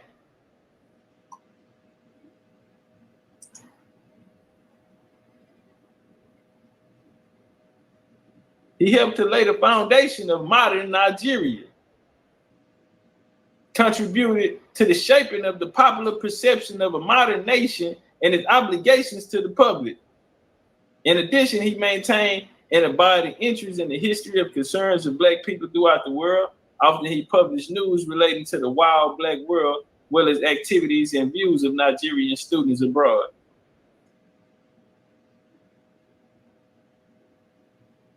And well, he belongs to a distinguished missionary family. He belongs to a distinguished family with roots in the abolitionist movement in Sierra Leone. Sierra Leone. When I hear Sierra Leone, I'll be smiling. Woo! I get to smiling and cheesy and shit because I got you, nigga. You bet not. You bet not, bitch. I'm going to try to chop your leg off. You going to be Lil Kunta around this house for real. You tell me, hey, you going to be Lil Kunta. A hip, hop into the hip to the hoppity hop. It don't stop. And then I'm going to clip your bitch ass with that one good leg. I'm going to sweep. I'm going to come right up under you and sweep your ass. And I'm from the projects. I know where to hit your ass and make sure your ass fall. See, there's just certain little shit you pick up on the comeback tech. I know right where to place that motherfucker, nigga. That's gonna guarantee me that you gonna be on your ass, nigga. Sierra Leone. Born on November the 14th, 1864 in Lagos, he was the seventh child of Thomas Bagley and Abigail, both children liberated Africans who had been resettled in Sierra Leone. Both resettled in Sierra Leone, along with thousands of other liberated Africans in the mid-19th century. Thomas returned to the homelands of his father as a missionary. He returned to the homeland of his father as a missionary, as an educator of the Church Missionary Society, which then actively pursued the policy of training and hiring Africans, often liberated Africans like himself, to establish mission along the West African coast. Okay, he founded the CMS Grammar School in 1859. So the school we were just talking about, the program they put in, he founded it. Well, they gave him the money, right? Because this goddamn school named after him. Same shit they do to niggas today. You know, front man your ass out. And you know, the whole time is they shit, which means he not running shit. He ain't running shit, he just a black face right there. He just the face to wheel the people in. So they walk and talk. Right? He's one of Nigeria's most influential secondary schools. He founded it. This is a group of Sierra Leoneans returnees. This group of Sierra Leone returnees, known in Nigeria as Saros, pioneered in the establishment of Christians, missions, modern industrial development, and the initiation of modern forms of constitutional development. Okay? Listen to them, goddamn. These Saros pioneered, or these group of Sierra Leone returnees, which mean they're coming from London, right? They're coming out of these European schools, they're being taught up over there, and then they're sending them back into population, right? And so now this nigga come back into population, and they say the nigga he returning to his father's land. Remember what he said right here. He returned to the homeland of his father as a missionary. Okay, now let's walk and talk. Y'all circle this shit, right? Because this nigga right here is the what they call him in some circles, the founder of Nigerian nationalism, nigga. What are you talking about?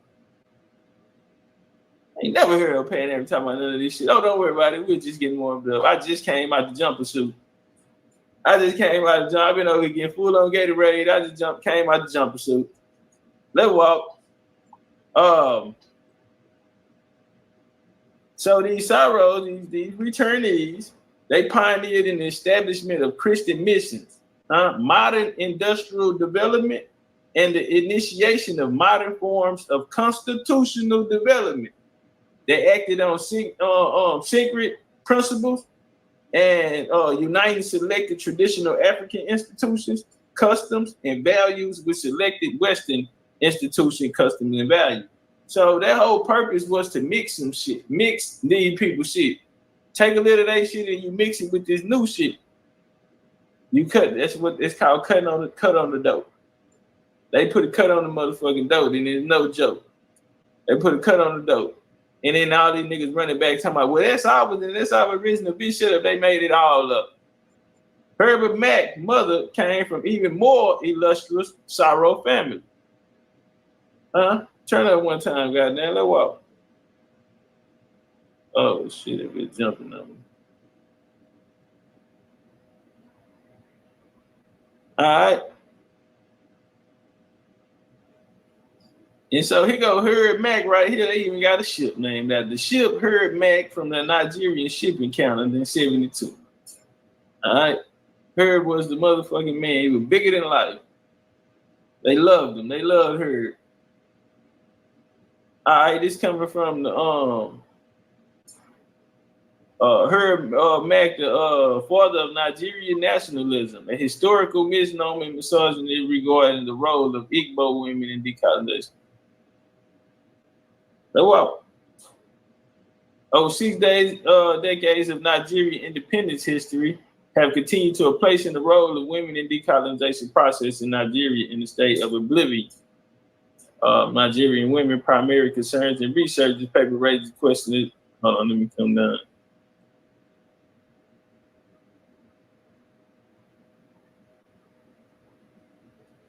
Mack became a popular figure with the introduction of the new constitution in 1922. All right, with 4 unofficial members to be elected in Lagos, the Clifford Constitution. You know what? Hold on.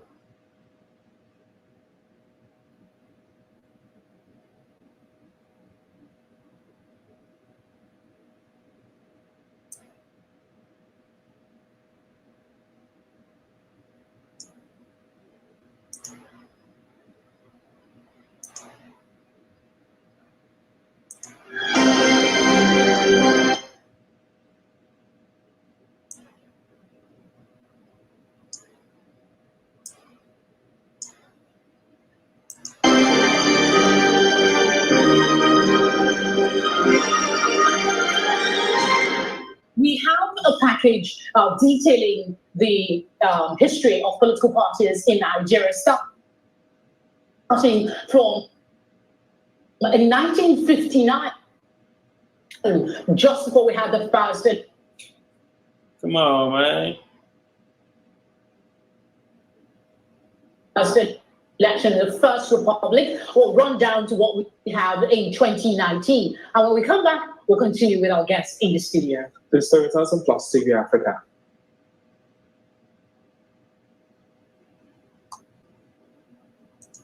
The first political parties that constituted the First Republic were formed 4 years before Nigeria became a republic.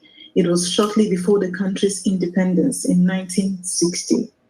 And they include the National Council of Nigeria and Cameroons, NCNC, the Northern People's Congress, MPC, and the Action Group. The newly formed political parties were led by Nnamdi Azikiwe, Ahmadu Bello, and Obafemi Awolowo, respectively. When the 1959 elections were held, none of the three political parties were able to win the majority. This led to an agreement which would result in the first merger. The MPC and the NCNC merged to form the national government.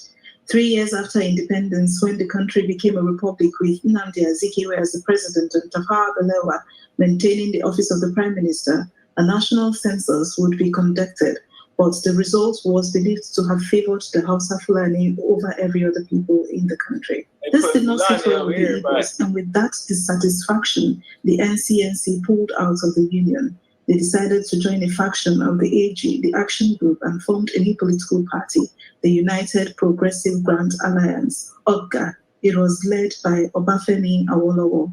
While the other part of the split group, the MPC, formed an alliance with the other faction of the Action Group and created a new party. They would call it the Nigerian National Democratic Party, NNDP, and it was led by Samuel Akintola. The Second Republic would not come until 1979 after the Biafra War and series of military coups, which the assassination of General Murtala Mohammed was as a result of one. It was during this time that General Olusegun Obasanjo initiated the transition process to bring an end to military rule. A new constitution was drafted and the American style of the presidential system was adopted over the Westminster system of government, which was used in the First Republic. In addition, the new constitution mandated political parties to ensure that they were registered in at least 2/3 of the states, and each state was required to produce at least one cabinet member.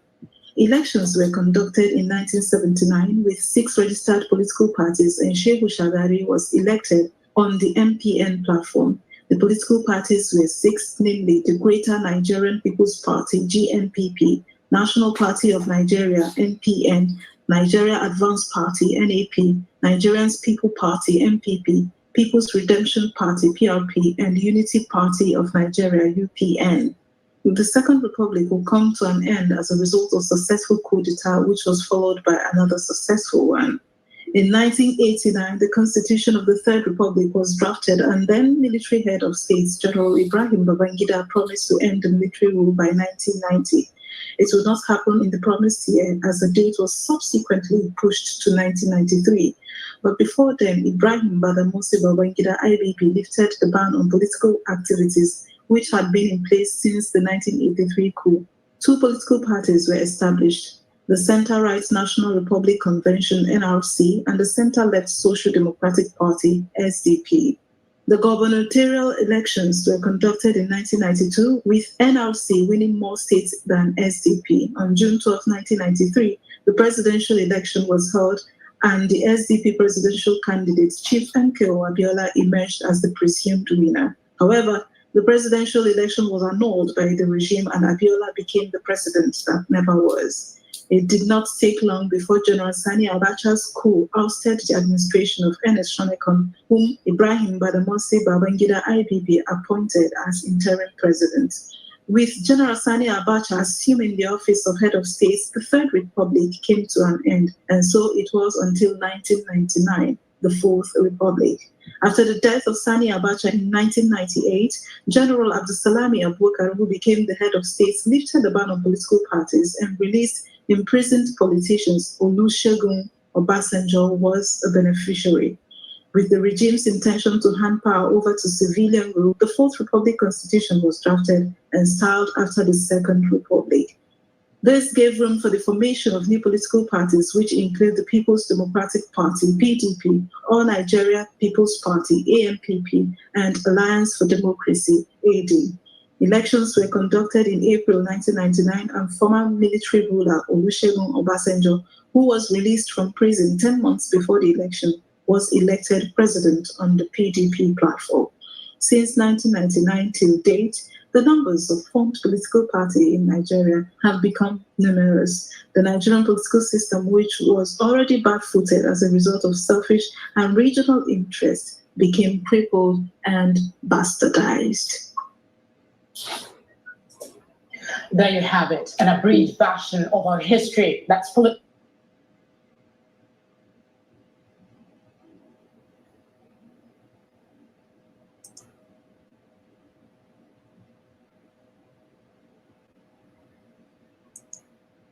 All right, turn it one time. So we see them coming into this Western state of mind. Again, like I say, what it just began, initiated out of the conferences that was taking place simultaneously with, for the concerns of the colonization of Africa. Then you see this melanated presence there, and they're saying that Africa needs a fair shake and they need independence, but really they're claiming their state. And we see through the melanated missionaries this taking place. So we get over here to the Clifford Constitution.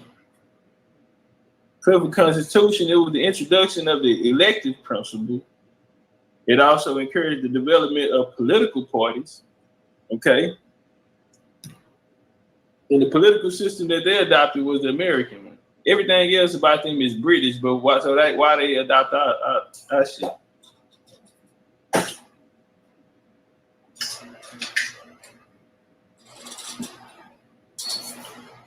Shit. They love Britain so much they stay on they sack. Why they all in our mix, Jack? And we know who gave them their constitution and their whole perspective on government. You read me? So they come over here and adopt our model. Let's walk. We gonna act like them hoes ain't just walked off with our shit. But anyway, let's get back to it. Members in legislative council were increased 46 members. Elected principal was restricted to Lagos. Northern province was not represented. Governor made laws for the country. Okay. The merits of the Clifford Constitution, it provided room for formation of political parties like the NNDP. It offered a wider scope for African participation in politics. See, this is how these niggas get caught up in the game. And when I tell you these niggas be talking in politics and they want to go play these politics, bro, all you doing is playing these niggas' game. A game that you cannot beat them at. Brother Rob spoke to us the other day about he thought we would look at him like a spook that sat by the door. Bro, ain't none of you niggas went in there with that white boy, closed the door, and came out here and did a motherfucking thing for us. Why should we believe you now? Okay? All you niggas know you going there with that white boy, you go in there and make a deal, and that deal is the fuck over us, bro. We sick of it. Y'all want to go play this politics game. Stay right here. I'll be right back. Let me go in here and talk to this nigga. You come out there with a Make America Great Biden badge on, nigga. I'm not fucking with you, nigga, man. Anyway, the Clifford Constitution, Africans was excluded from the Executive Council. Whites dominated the Legislative Council. Legislative Council was only advisory. Governors enjoyed unlimited power. The North was excluded in legislation. Now, this is all the bullshit that they, it's called colonization, man. They want to put them in the politic game. Look at them. Look at them niggas. Going there and playing them politics, and you tell me, I think I can beat him. I didn't study the nigga game. I think I can beat him. I want to go take him on in politics. I think that nigga, he's not a good politician. I can do way better. My hill kept playing niggas through the roof. Get your motherfucking ass about this. You niggas can't do a motherfucking thing. Ain't finna do a motherfucking thing. Let's walk, man. We in West Africa, man. I thought London, West London or some shit. Anyway, the Clifford Constitution adopted in 1922 derived its name from the governor of Nigeria, Sir Hugh Clifford, who took over after the former governor, Lord Lugard. The Constitution introduced new legislative council and executive council, which replaced the abolished old legislative council from Lagos Colony and the Nigerian Council. The Constitution introduced elected principle, which increased political agitation and awakened the spirits of nationalism in Nigeria. The northern Nigeria was not represented in new legislature. The governor general retained the legislative power for the north. Another movement which is going to come out of this is the Nigerian youth movement. Okay? And you got your Davies, them, and Ernest now. They founded the Nigerian movement in 1934. It was based in Lagos. Okay, chick, I bet how nice it is over there, motherfucking nigga. I thought that was West London. I thought I was in West London, but they sent me West Africa. Lord have mercy, just, everything British. My bad. Tea time and everything around this motherfucker, man. These niggas eating fish and chips. Yeah, these niggas got fish and chips on the nigga London style, London breaded. Anyway, man, they don't put no seasoning on the food. Nigga, I thought I was in West London. Anyway, was the first Nigerian nationalist organization to promote politics outside the capital. Furthermore, NYM also the first organization to stress, the first organization to stress national unity over racial division, notable between the Igbo and the Yoruba ethnic groups. In 1934, the British colonial government created the Yaba Higher College in order to train more Nigerian technicians. The college suffered from being a native Nigerian institution, having no affiliation with any British university. So they say. What they mean is, we only gonna hire niggas, and you niggas gonna work over these other niggas. Because you know what we gonna tell these niggas? We gonna tell these niggas that this is your shit and not mine. Same reason why they put Herb Mac as out there, Herb Mac Daddy out there at the school, and but the damn school got their name on it. So everybody running around who they talking about, Herb got a school, we gonna go to Herb school. I love Mr. Herb. I've been knowing him since a child. I want to go to Mr. Herb school, and the whole time it ain't Mr. Herb school. It's another nigga school. The nigga who name on that motherfucker. But they gonna use, yeah. And that's how it happens. But I say this here for as heard. So when you're dealing with that, you're dealing with two families. You're dealing with the Macaulay family. So we go back to Zachary Macaulay. I think we spoke about him at the beginning of the lecture. Go back to Zachary Macaulay. He's gonna be one of the founders of Sierra Leone. And you had the Clarkston boys out of South Carolina. The Clarkson brothers are the ones who created the story about a fictional character by the name of Oleana Equiana, who was an Igbo and supposed to survive the slave trade, was in the Relief of Poor Blacks, which was a Quaker organization that was established in Sierra Leone with people that came out of the Third Maroon War out of Jamaica that was in the British colony, Nova Scotia, those that came out of South Carolina, and they'll be sent off with people from Europe colonies over to a place in 1777, a company called the Sierra Leone created. So you get Zachary. Zach get there. Zach have a baby. So the guy we keep bringing up, Ajada Crowther, the Macaulay family is and then you're gonna have the Babingtons. So you're gonna have the Macaulays and you're gonna have the Babingtons.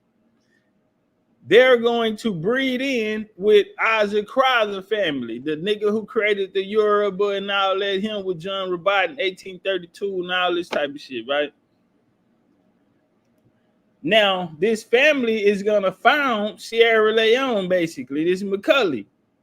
Well, not only Sierra Leone, now we see the son, the third, by the third generation, now they're moving into an area which is going to be controlled by the Niger Company, which is going to become Nigeria. Now the launching pad was Sierra Leone, and then they moved out. We're gonna see them move into these areas now, Ghana, Nigeria, and these places, Kenya, and all of that. And you see Kenya over there on the Haitians' ass. They got barbecue on the run. Have y'all been following that in Haiti? I haven't heard any Pan-African. Where are the Pan-Africans at, right? Because right now, what is the Kenyan? What is Kenya doing in Haiti? Kenya has sent special operations out to Haiti. What's going on there? I ain't heard no Pan-Africans talk about that. Now, barbecue said he want to negotiate, and Kenya said they don't negotiate with terrorists. I ain't heard nobody say nothing about that, but let's walk. So you get the Macaulay family, they're going to be the third. He's going to be the founder of Nigerian nationalism. So they're going to get their nationality. They're going to get their culture. They're going to get their ways. They're going to get their education. They're going to get their whole thought process. And he's a Soros, meaning he's of European stock, and he have bloodline of the people on the continent, but he wasn't raised there. He was raised in the colonies. The nigga was all in the U.S., and then they're going back there. I tell you how deep it is for the bloodlines in what we call these Soros. In 1948, they created this little place called Israel, right? Out of Palestine. They created Israel. Well, today, the guy who sits over Israel today, well, he actually is from Philadelphia. Did y'all know that? He from Philadelphia. He went to MIT. His older brother went to Harvard. But when they created the state of Israel, his family came there and his bloodline got put in power. Are we understanding what's taking place? No different than the Macaulay and the Babington family that went over, and the Clarksons, niggas out of South Carolina, went over there and found it. Okay, that's how this shit work. No different than the Blyden family in Liberia. Niggas still running shit today. No different than man, what's her old girl name? She live in London now, and her dad is a tycoon, an oil tycoon. But these are niggas that took over after the 1960 decolonization of Africa, but they never stopped. They always ran that bitch, with an iron fist. No resources for the people. Why? Because these bloodlines were put in place to rule over them through this colonization. The indigenous people ain't got nothing to speak, and what they think is indigenous is some shit that was created and given to them. But let's walk. Nigga, we are building on African history. Yeah, that's how it happened. National Council of Nigeria and the Cameroons. The National Council of Nigeria and Cameroons was a nationalist political party founded by Sir Herbert Mack. My main man Mac.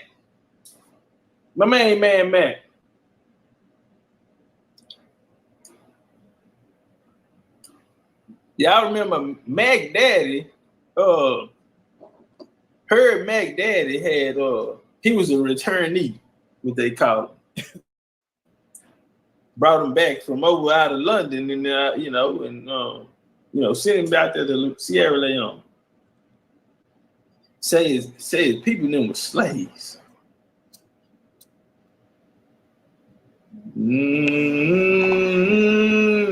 Say them nigga was out there in the field, man, but the nigga come back and he was, that nigga there can wear some clothes, man. He can wear some clothes, man. He was dapper. He was sharp.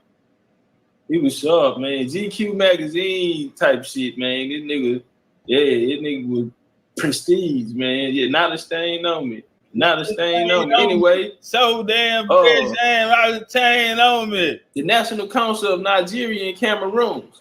Dosi, you know something about that, huh? Not a stain on me. Not a stain. Say, man, Panama say you got 60,000 motherfuckers on the way over here to America, nigga.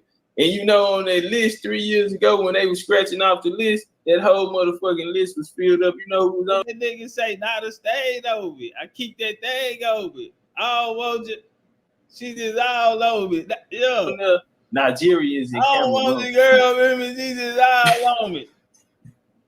Not a stain on me. Man, when these niggas come back when they test results on they motherfucking Amazon Prime dollar store ass kid come back. That motherfucker boy fresh, not a damn stain on me. Yeah, BCU frames on me. Peep the chain on me. Man, he got a mean squabble game on him. Turned up, man. They took me to North Texas. Voodoo. She said, if the places are recent, where did the people come from? They claim those areas and those. Okay, so at this time, they were moving them in. Different populations. And so they're going to start zoning them. So that's why when you talk to Africans, they don't really know what tribe they come from. They were given the tribe. That's why niggas say, I'm a Khan. I'm Shanti, I'm Igbo, I'm Yoruba, I'm Fulani. You know, but we can go back to the origins of Fulani, Zulu, any of this shit, which is going to come in the formation of the colonization. It's going to be no different than, all right, the best way I can explain it is how you got 5 civilized tribes here, which was only created when the U.S. was created. So they was created to act as a indigenous government system over a certain geographic. So what they gonna do out there in Africa is they gonna zone it in. So you basically have like a 5 civilized tribes out there, because just like here, they're government recognized tribes. Well, I mean, they're federal recognized tribes. Well, in Africa, the Fulani, the Ashanti, the Igbo, and these people here, they are government recognized tribes. You feel me? It's the same blueprint. It's the same blueprint. Where did the people come from? Well, it's going to be different migration patterns, and they're going to start zoning the people out. Same way that Franz Boas and Thornton did people here in America. They're whatever zone them niggas in from this, from here to there, y'all are the such and such. And that's how we get, when we look at it, we give an example, Catawba, which would break down into a confederacy and not what the people actually call themselves. But it'll be the name that the anthropologist who was on the job. And Franz Boas told us, I didn't go ask him what was their name or anything like that, you know, nigga, I wanted to get out of work early. Yeah, I ain't go knock on no doors and no shit like that. And so these so it's gonna be based off of the geography that those people will be located in. Now, what's gonna happen is gonna be a series of wars. Same thing like the Americas. When they came in, they gonna get the rock and rolling over there. There's gonna be a series of wars. As them niggas are overtaken, migrations are happening. No different than the wars in the indigenous domestic slave trade in America started upstate New York. Then it'll move to the Great Lakes. Then it'll move to Virginia. Then it'll move down into Georgia. Then it'll move into Alabama, Florida, make its way over into Indian Territory. So these migrations, you seeing the Shawnee, you seeing different tribes coming down south, the formulating what would become called the Seminoles and shit. These are the niggas who've been displaced, got together, joined the Confederacy to fight off the oppression that's coming to them. Well, the African nations would be the same way. Most of them, when you talk to them, they're saying they're coming from the East. They're coming out of Egypt. They're coming out of places with Arabic or Islamic backgrounds. I'll say that. So, no Zulu spirituality or no shit like that. That shit that didn't exist. But the best way I can answer that, they broke them down into the geographies and they put those labels on them. So if you in this area, nigga, you an Igbo. If you in this area, you Hausa. That ain't mean they bloodline was there, because that nigga could have just, you know, my people them ain't been here 50 years. But we in this area, so we Hausa. Say Nigeria and then Cameroon, nigga, like a motherfucker. 85%, nigga, yeah, nigga. I'm pretty sure, nigga, if I had to really say where, it would have to be there. That was the nigga at the test I was told. Yeah, it would have to be there. Because I've been looking at the data, and the data show I'm gonna go ahead and jump out there and say Cameroon. I'm gonna say it. Hey, I know some motherfuckers from Cameroon. Motherfuckers from Cameroon burned me for some money, man. Oh, I ain't gonna start that shit, bro. Put my business out there in the street. Anyway, going on, bro. Yeah, bitch got down on me, man. I gave her $100 for a taxi. Nah, bro, we ain't even going through that story no more, bro. This your ass get. I ain't know what to hear. I just thought everything. I ain't gonna lie, bro. I'm so fuck that. That's my shit. Gotta be American made, nigga. I don't really like all that other shit. Anyway, Ozzy, him, and Sir Herb Mack are the ones who brought in, ushered this in. I want y'all to follow me, right? Because see, they said it was independent. That's what they told us. But damn, my nigga Herb Mack and his homeboy, you know, Herb ended up dying. But his homeboy ended up wait, I don't want to jump. Hold on, let's get this in. So y'all know big forehead ass nigga, man. What's his name? Kwame Nkrumah. So when these movements right here that I'm going through are political movements set up in Africa, in the areas of Nigeria, what would become Nigeria. Now they set these movements up, but these movements are modeled after American governmental systems. So they bringing in political parties and shit like that. Through these political parties, we're going to get down to what's called the decolonization of Africa. Now, Herb is going to die before it all come about, right? And so that's how Nnamdi going to beat him. You know what I mean? To become the first president of Nigeria, and you have Kwame Nkrumah, the first of Ghana. But Kwame Nkrumah is the same way. He went to the European parentage, went to a governmental school where he was taught by a guy by the name of it'll come to me. He taught at Livingston College in North Carolina for 40 years. He married a lady out of Virginia.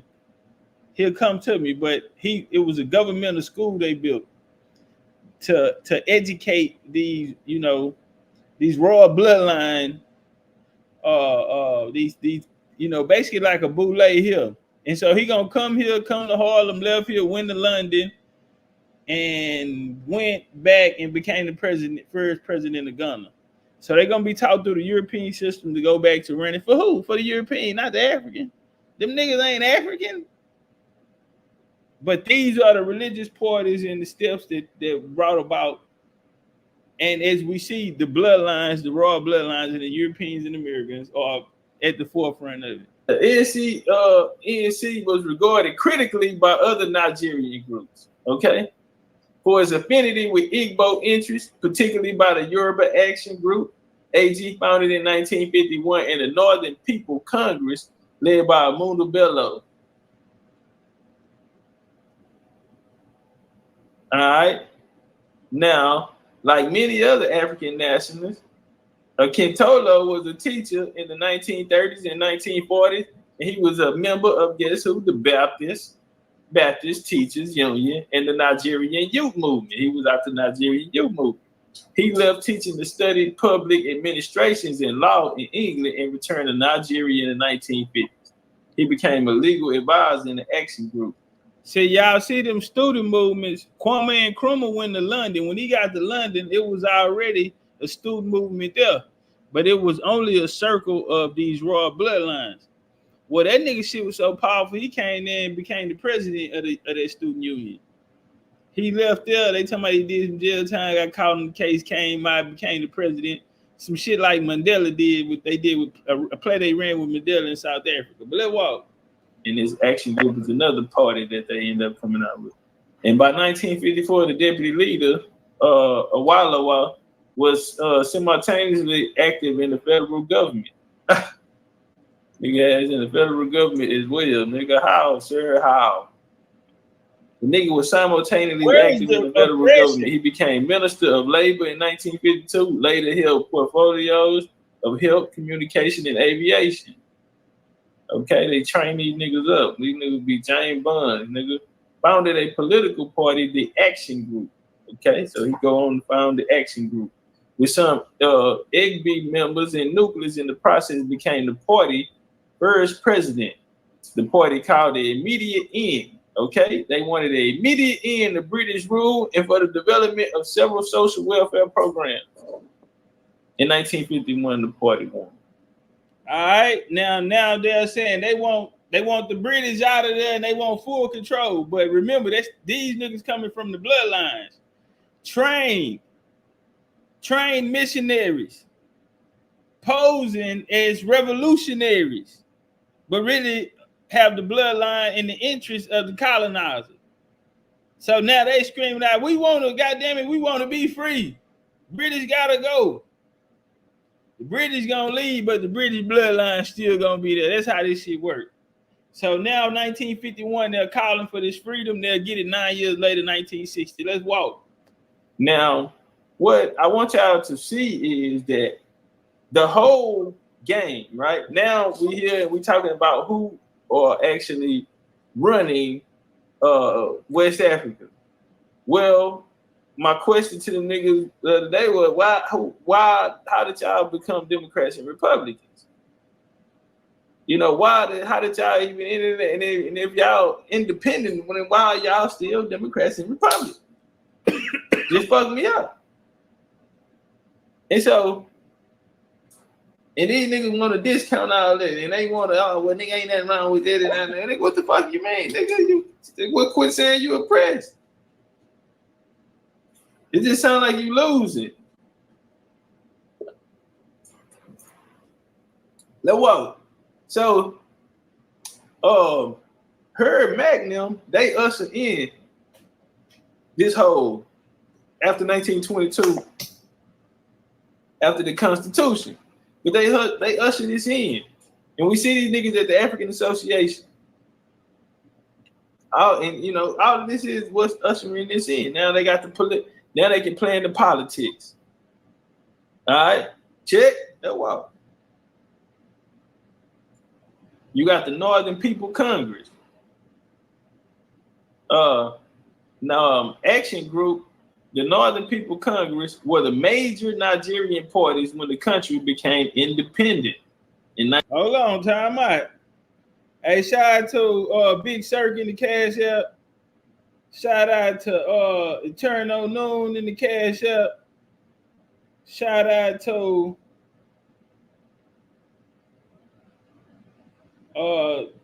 Chill with 84. And shout out Chief Mike Furry 503. 1960. However, there were regional rather than national focus. The AG represented the West, the NPC, the North, and the National Council of Nigeria and the Cameroons, the East. And that was her Magnum. Yep. So remember, they said the North had their own look, they were Nigerian independence movement started when she became a British proctorate in 1901. The period of British rule lasted until 1960. when an independence movement, okay, an independence movement at the same time, when it was 1960, what happened in 1960? You got the civil rights movement over here. Okay, what were they arguing? They were arguing the same shit. But see, over there, it looked better to if they had a sense of melanated independence. It can things can flow a whole lot smoother, and it can happen a lot faster because they were losing at the time, especially as far as well, by 1960, that motherfucker there looked like baby Europe. It's some footage on YouTube of Lagos in 1960. Y'all can pull it up. Lagos, Nigeria, 1960. Pull it up. It look like your ass walking down the street in Harlem, New York, nigga. Nigga, them niggas out there living in 1960. Yeah, they probably be lying. Don't believe them hoes. Anyway, they walk. So now we got these people talking about a sense of independence, but we see it's all coming from these movements that was created. But let's walk. Hold on. Through these missionary movements. Let's walk. While I'm in with it, see if I can start. Hold on, right quick, Chief. Time out. I want to show them. Hold on, y'all. Let's look at what they turned Lagos into.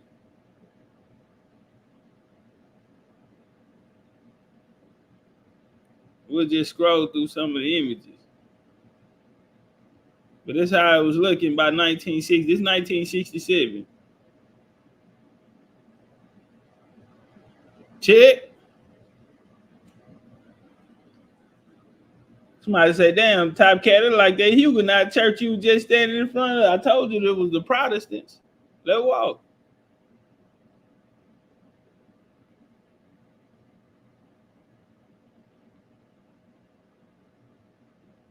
What we doing with it, fam?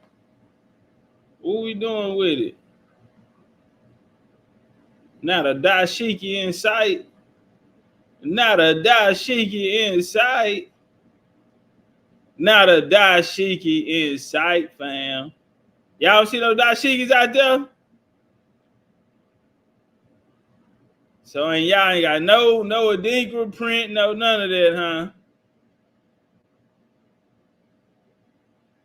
You know why? Because they came with that later. That's gonna come in the 70s. All right, let's get back to the bill. We almost done. I can start coming forward. Yeah, you step it up, bro. This lecture with, Damn, I lost my number, but it's all good. Man, I probably would this bitch in an hour and a half. You want to see if I can step to more. So I'm finna stop. Let me see something, young nigga. All right. Y'all don't finish him out. I can't even see what round this is. This all good. The period of British rule lasted until 1960. All right. The independence movement of Nigeria emerged first in 1920 under the influence of Herbert Mack. Okay, y'all hear that, right? This movement came from Herb Mack, who is considered the founder of Nigerian nationalism. Time out, because we need to circle that. So again, the conversation about freedom or independence is going to come through the same bloodline who are founders of Sierra Leone. Check. Same niggas who worked under the church mission society, went in on this missionary movement to colonize through religion, education, and now politics, identity. Check. Culture. And they practice from their church and everything to the suits that they got on. You feel me? That shit coming from over here. They got the bloodline. So the first one on call for is Herb Mack, and he'll get the title, the founder of Nigerian nationalism. Now let's walk. The national independence was achieved by an act of the British Parliament, and she became an independent country within the Commonwealth on October the 1st, 1960. Actually, in 1953, Anthony Ahoro became the first to move the motion of Nigerian independence which was eventually granted in 1960 after several political setbacks and defeats in parliament. As a result of this, Aharo had been regarded by academics as many Nigerians as the father of the Nigerian state. When Nigeria was granted independence, a new constitution established a federal system with an elected prime minister and ceremonial heads of state. The NC was headed by Nnamdi Zachary, who had taken control after Mac died. Okay, after Mac died, after Mac died, he formed a coalition.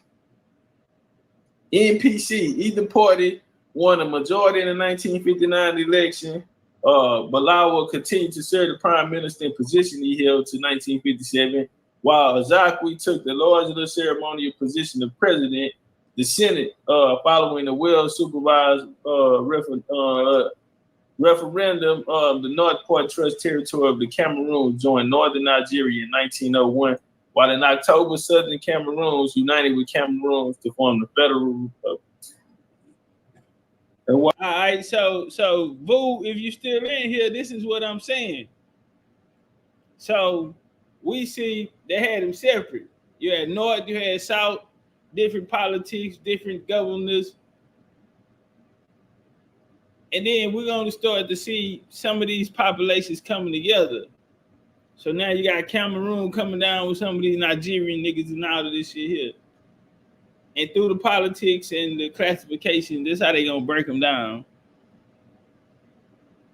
Wow, goddamn me! No different than in the late 80s and the 90s when they took the West Africans in the what was it? They took the West Africans into South Africa, and you had the partitions and all of that type of shit and these migrations and yeah, you create a new people.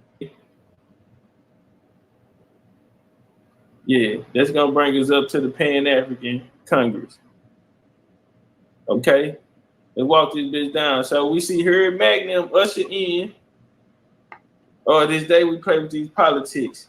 At the same time, they got a movement where they're arguing for the independence.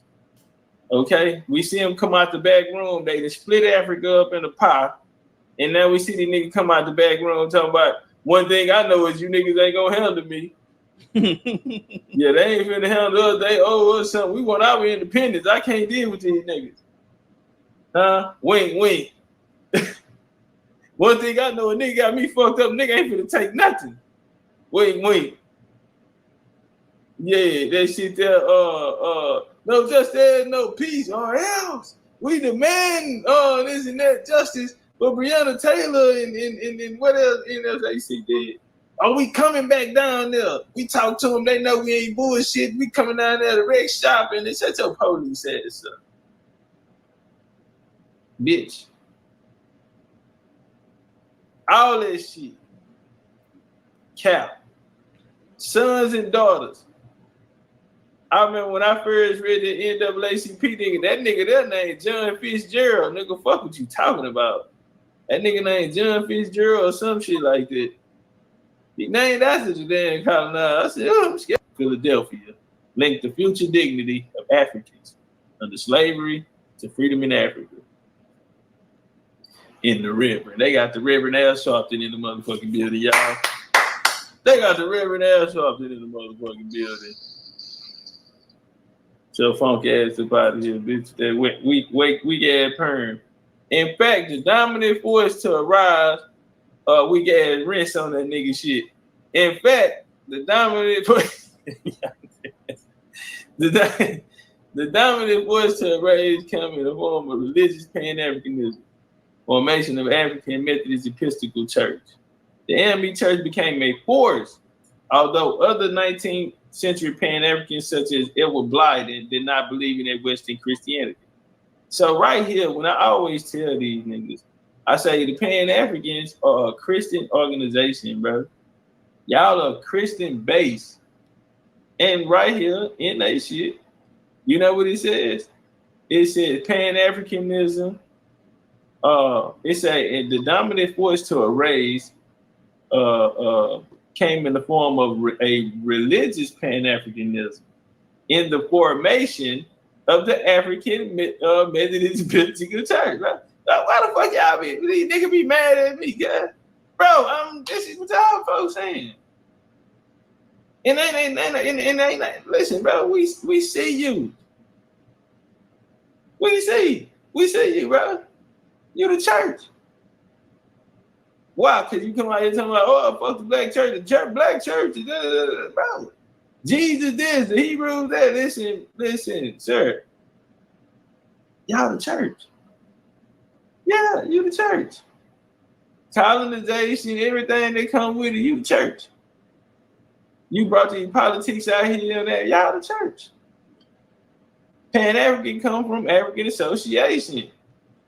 There's nowhere around it, bro. We got primaries. We done been to primaries on there, man. These folks didn't say he told us it was the African Association, and then your shit is the same thing coming out of the discussion about the African Association, and you come on, man. And then y'all come stand on the porch with your Masonic symbols and all that in the pictures, and then when y'all come back out here to us talking about, oh, hell no, I wouldn't do no shit like that. Man, I ain't got no shit like that going on, man. I love no shit like that. Go ahead, come on, man. I love y'all. Love my people. I love my people, goddamn it. Fuck out of here, nigga. And so, after the fifth Pan-African movement, we go through the fifth Pan-African movement, leading into the sixth Pan-African movement. You know, a lot of the people that sit at the table in the fifth Pan-African movement will see them in America. All right. Come sixth Pan-African movement, you get this independence shit. And so the independence of West Africa, the independence of West Africa came through the Pan-African movement. They came and studied over abroad. They all came and stayed over here. They went back. Guess what? Kwame and all these niggas had the same story as Martin Luther King and the civil rights. It's the same place, family. They all Christians. We're all Christians. They all have something in common. Or European bloodlines. Oh, talk this shit. The interest is the same. They come up off of the church. When we look, and these niggas got the nerve to talk about the independence. Or go home to Africa is black and all this shit. Nigga, what? Who you talking to, fam? What is you talking about? Square business. They getting this paint. So who they say did it? Well, they say Big Herb ushered it in. Herb Mack. Herb Mack was a Nigerian nationalist politician. Herb Mack was born in Lagos on November the 14th to the family of Thomas Babington Mack and Abigail Crowder. His parents were children of capture from what is now Nigeria. They resettled in Sierra Leone by the British West African Squadron and eventual returnees to present-day Nigeria. Okay? Thomas Babington Mack was one of the sons of Ojo Ori, while Abigail Crowder was the daughter of Bishop Sam Aja Crowder. And so the greatest missionary in history of Africa just so happened to be Herb Mack, the great Herb Mack grandpa. This is his grandpa. Okay? Bishop Sam, his daughter Abigail, right? Ab married her daddy. Facts. Okay? Thomas. You see how this works? His name was Thomas. And Bishop Sam already descends from a king. Okay? And so now you have Thomas Babington Mack, who was the founder of the first secondary school in Nigeria, which he was funded, and it was named the Church Mission Society Grammar School of Lagos. Do y'all follow me out there, family? We about to get into some Black European shit. I think about to start sitting down on my punches. I don't know what round I'm in yet. Right now we just gonna move around the ring and box and take a little more life out of them. But I think it's starting to get a little clear in here. I think we starting to see why we here tonight. Yeah, how this work. Mac entered primary school in 1869, and from 69 to 77, he was educated in St. Paul's. Okay, let's walk. Well, this is his grandpa. Okay, the greatest that ever did it. He is known as the African missionary and bishop. Sam Crowder, born to Yoruba, and his daddy was a king. All right, his daddy was a king. His daddy was a European. His daddy was a European. He married a school mistress. Fuck with me. She was a Muslim. Baptized Suzanne. Bag knuckle, knuckle, man. They gave birth to 2 children, and the names dancing coach Crowder. He ended up being a missionary as well. And then you had Abigail Crowder. Okay. And Crowder later became archdeacon of the Niger Delta, and Samuel Crowder was the father-in-law. Let's walk. These are people who are coming out of these missionaries, sons and daughters out of these programs. Institutions. Thomas programs. Babington Macaulay, nigga. All right, Macaulay. We got up on here. This is coming from Genealogy, and we got. You can't have a lecture. You can't. Birthplace in Sierra Leone. You can't talk about history unless you're going to talk about humans. And when we're talking about humans, we're not generalizing. What's our game? We need to test this shit to a person. We're gonna need a human. And I like how this nigga here, he gonna break it down. That nigga gonna tell you the nigga mama name, daddy name, grandpa, his auntie, his cousin, his sister, his brother, his that. We're gonna get a full understanding. This was a little nigga, he was a little nigga doing this. Shit take time, but nigga, we gonna walk down because I need these people to really understand what I'm saying. Nigga, and I can't sit here and talk about this nigga like I know him if I don't know his mom and daddy is, I don't know his sister, his kinfolk, his wife, they people them, you know, they come on, family. Big boy scholarship. They're saying big boys, and he 1826. Now you have other records where the dates are different on. Let's walk. And they say he died by smallpox, and they got a family member who was on the Ebola case. Yeah, she was real instrumental in that Ebola situation, and she ended up dying from Ebola. That's how the story goes. They love killing their own, don't they? They kill your ass, boy. If you their own. Nah, really. Occupation was an educator. He was the first principal and founder of the CMS, Lagos. Another society that was instrumental in this was the Society of the Education of Africans, which was the African institution. Society for Education of Africans was the English abolitionist organization which provided the education of the sons of prominent Africans. Okay? Which provided the education of the sons of prominent Africans in the first decade. Okay? Only the prominent. This is private. What that nigga says is private. It's an island. This is, yeah. Nah. And guess who gonna bring that up? Zach Macaulay. All right, Zach Macaulay gonna bring that up. But this only for the you feel me? This only for the royal bloodlines. Let's walk. When there's nothing but a lot of European shit going on over there. But let's walk. The society was led by Clampton said, okay? Remember that it was led by the Clapham sect. It was founded the African Academy in Clapham, 1799. Soon 20 boys and girls arrived in Portsmouth to Freetown, Sierra Leone, where they was placed in the stewardship of Zachary Macaulay. Macaulay. The society was also had a significant overlap with the Church Mission Society. Okay, goddamn Church Mission Society everywhere, which was also funded in 1799 under the name Society for Missions to Africa and the East.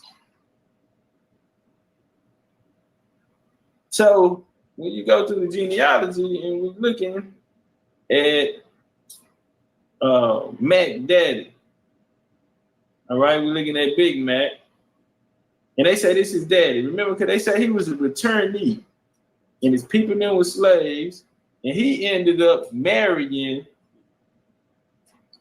This guy ended up marrying Samuel Crowther's daughter. So he was this nigga. Like these are high-ranking niggas, and and they going by British codes, and they gonna let you got it, okay. So this the guy they said was the dad. This is the dad right here who we looking for. Where was his birthday? Estimated between 1761 and 21. Well, damn, nigga, you don't know what a nigga born. He could have been born in 1761. He could have been born in 1821. Nigga, that's a whole lifetime. Okay? All right, well, let's walk. So I've searched high and low. I couldn't really find too much on the man. So let's walk, man. The letters of Thomas Bagbyton, Macaulay. This coming out of Cambridge University Press. It was edited by Thomas Piney, professor of English at Pomona College, Claremont College, Claremont, California, man. Is he sourcing up or what, man? This nigga been sourcing. This nigga say, man, let walk. I just wanted to see him pick up his pace, though, But them was long rounds, so he paced himself. I like to see him a little more, explode. Volume 1, 1807. Let walk. So, to his shots fired. Right in the introduction, it says British possessions. The first objective was achieved in 1807 when Macaulay then turned his energies to the work of the Bible Society, the Church Missionary Society, the African Institution, and other evangelical groups. He had already so long as in 1802 taken editorship of Evangelical Christian Observer and continued demanding positions to 1816.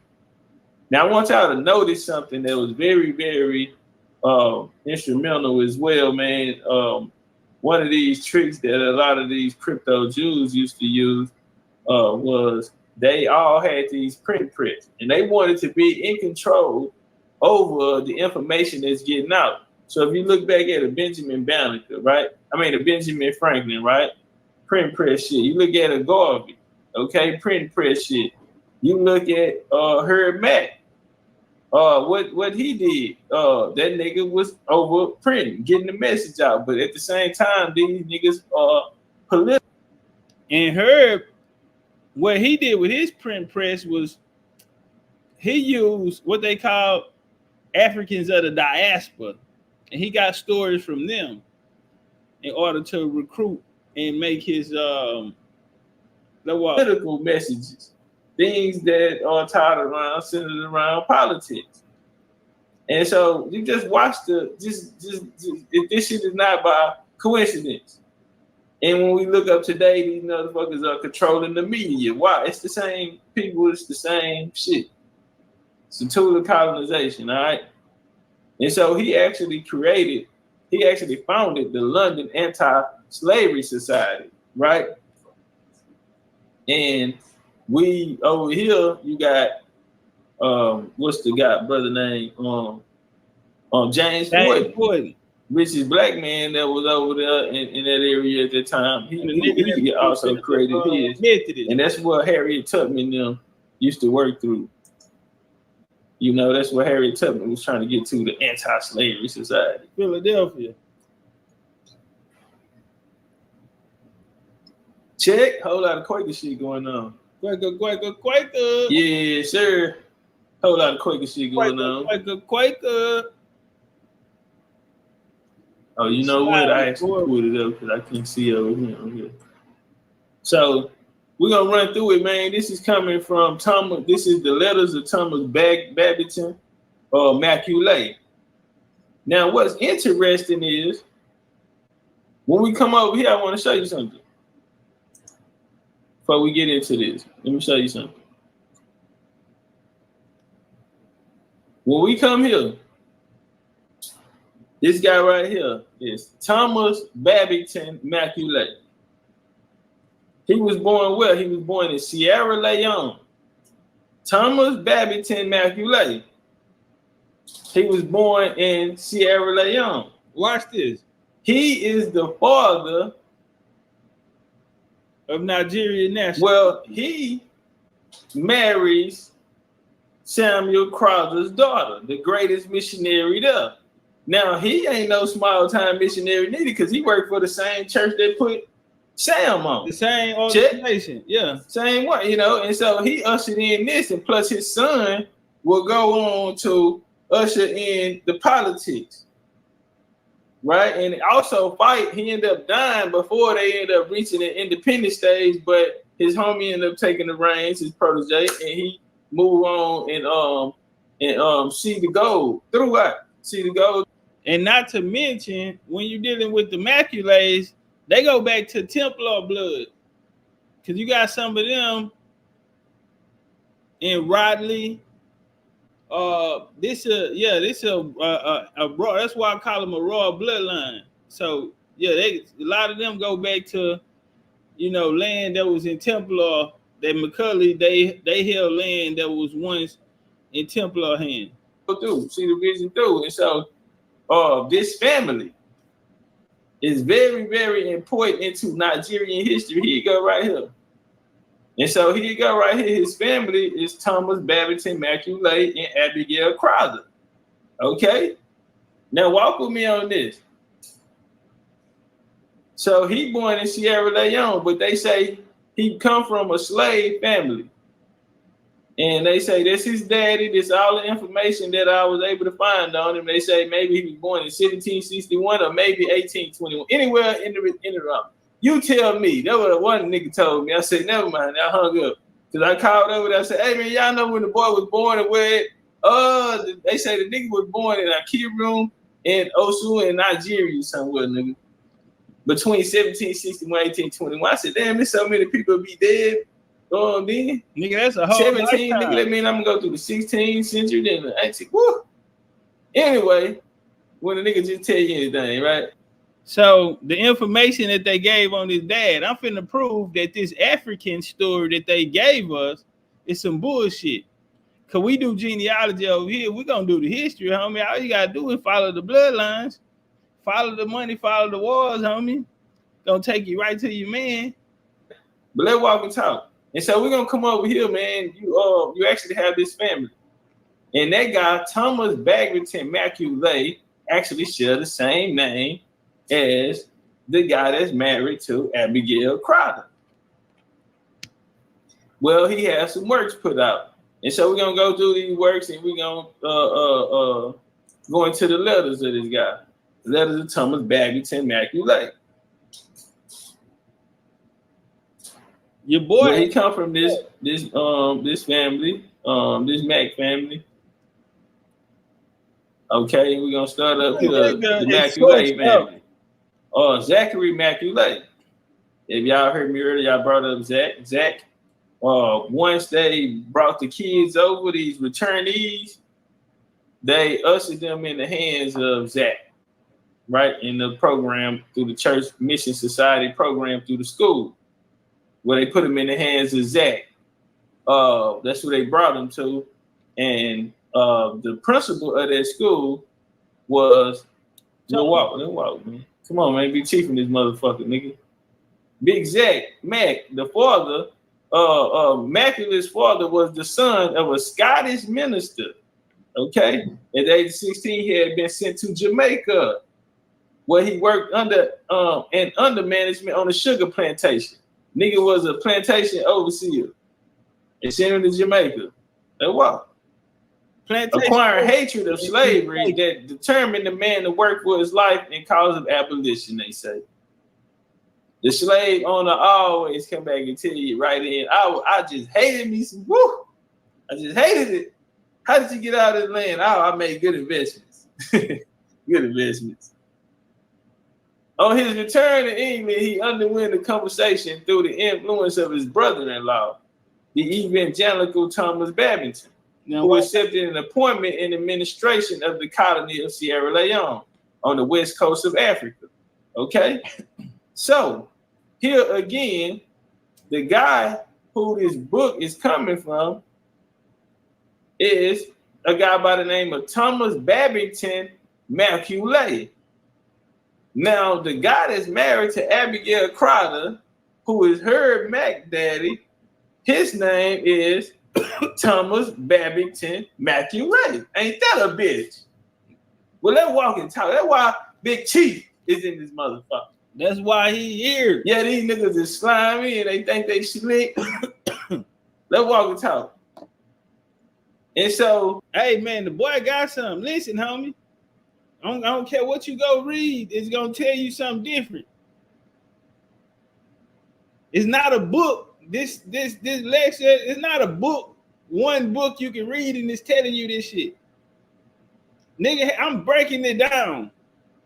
They lied about his daddy, gave us a name and all this type of shit here, nigga. But y'all already know what we do with Pan-African history. Y'all, this is what we do to them. This how, bro, listen, we got so many of these. Let's walk. Why you ain't got a BCU Platinum Pack? Because this on the Platinum Pack. You nigga watching Platinum Pack shit today. This is his brother-in-law, according to the son.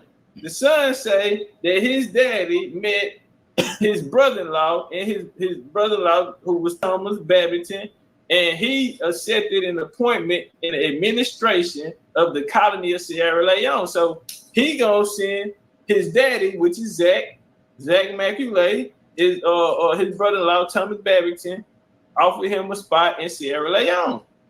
Okay, and he accepted it on the west coast of Africa. He spent most of the year 1790 through. They're the last five of them, and the last five of them, guess what? He was the governor. So Zachary Macaulay, through his brother-in-law Thomas Babington, he is going to become the governor of the colony of Sierra Leone, and had been founded by evangelical philanthropists. Wilberforce among them in 1786 to place settlement for free slaves. The colony did not prosper under management of Sierra Leone Company. All right, well, let's walk. So that's what the son say.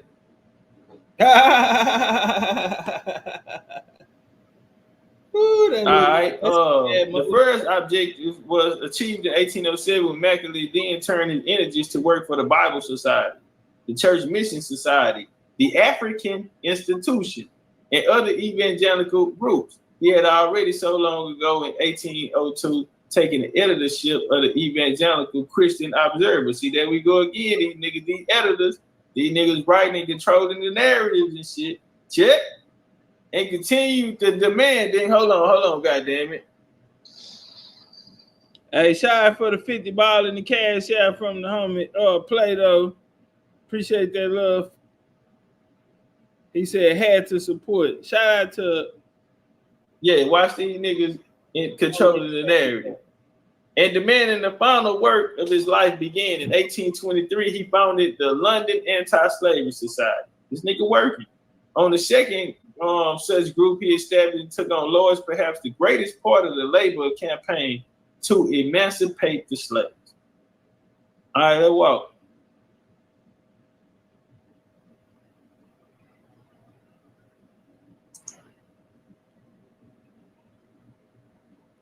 And so now we're gonna come into the life and letters of Zachary Macaulay.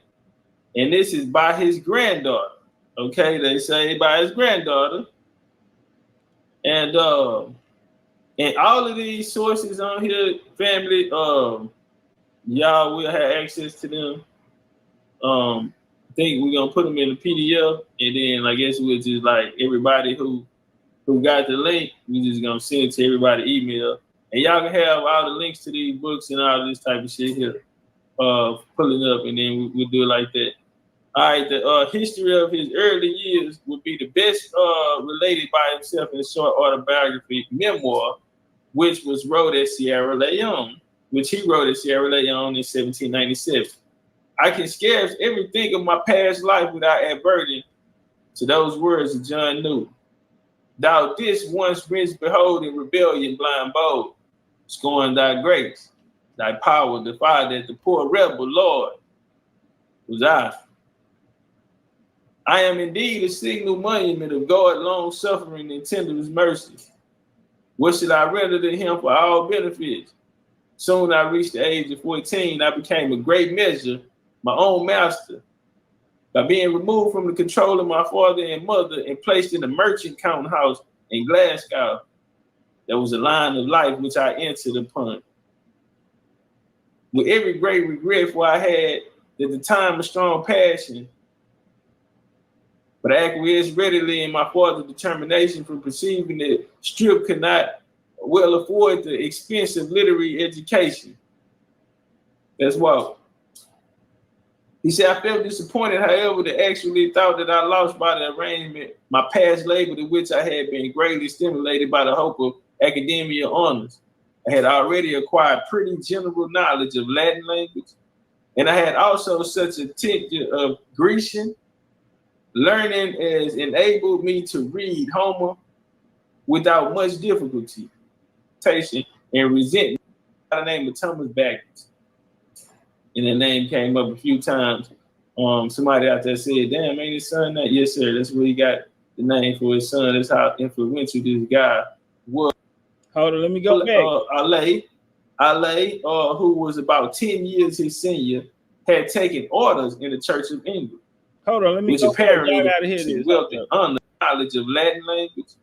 And I on the plantation. And he said he went 17, he ended up in Jamaica, he ain't had no money. He ain't have a single friend he could turn to. But he ended up getting some assistance from this nigga named Sir Archibald Campbell. If y'all familiar with Sir Archibald Campbell, Savannah, Georgia, stand up. Savannah, Georgia, stand up. Sir Archibald Campbell. This nigga was the governor of Georgia in America and the governor of Jamaica at the same time. Nigga, that's Sir Archibald Campbell. You hear me? Where entirely neglected the vision which had been presented. Now, y'all heard what he said? Archibald Campbell was the governor of Georgia. He was down in Savannah, Georgia. And he was the governor of Jamaica at the same time. That's Archibald Campbell. He was a big boss at the time. Zach leaves Scotland, go to Glasgow at 14. He ended up going to Jamaica trying to catch a play. Archibald Campbell, who was a boss at that time, they put him on the play that his homie Thornton had going on with this play in Sierra Leone. They thought it would be a good fit there. To me, in rapidly increasing wealth and honors, now vanished entirely. But the disappointment did not seriously affect my spirits. I felt certainly indignation and resentment to the coldness and indifference showed me by men whom I thought I had a right to expect different treatment. He said these niggas ain't keep it real with him. But I regularly. Nah, yeah. So he went through a little situation where he felt like he was betrayed. This is why he gonna rule the way he started ruling. You know, and he needed something with his own play on it because when he got there, they already was a lot of niggas was established in Jamaica already. So he gonna go put him down once he get that opportunity in, and he got the backing and the money from the Church Mission Society, which was unlimited, and he was able to go in with them under that program, and he gonna win in the end. A lot of niggas fucked him over. You know, niggas who he thought kept it real with him. Even Archibald, I think he fell out with Archibald too. collective feelings and degree in self-capacity and finding myself able to reconcile my mind to very considerable hardship rather than to submit to repeat humiliate applications which I had already made to those persons. So he tired. And so that walk, so he out there 17, ain't have $1 to his name. These niggas in front of him A, B, and C, and D, and end up these niggas fake just like some niggas though, right? Shit, just like some niggas. Chapter 11, man. When Macaulay arrived in England in 1789, he found himself in circumstances calculated to bring out remarkable change in the modes of thought and objectives of ambition, and here though pursued a marriage and had taken place in a family which destined to affect powerfully his fortunes in life. I want to run that back. Okay? Run it back, Chief. I don't think they heard you. Nigga didn't pull back up. He back in the city. And it says a marriage had taken place. Somebody got married. A marriage had taken place in his family, which had destined to affect powerfully his fortunes in life. Okay. Shit. Nigga was out there fucked up, and he said these niggas that got down on him, all these niggas out here balling and mauling, he didn't fuck around and came back home, you know. Yeah, you know, somebody got married, you know, potentially changed, you know, we probably be on, nigga. Somebody know the plug around the house. And a marriage had taken place in his family. His elder brother, Ale, who was about 10 years his senior, had taken orders in the Church of England, which apparently the full approval of his father had in 1781 accepted the curacy of Claybrook and licensure, whatever. Licensure. Ale Macaulay was a man of strong literary taste and varied attainment. He soon made ended up marrying a sister. Thomas Babington, he gonna end up marrying Zachary and them sister. Okay, this the property right here. This the nice Templar property.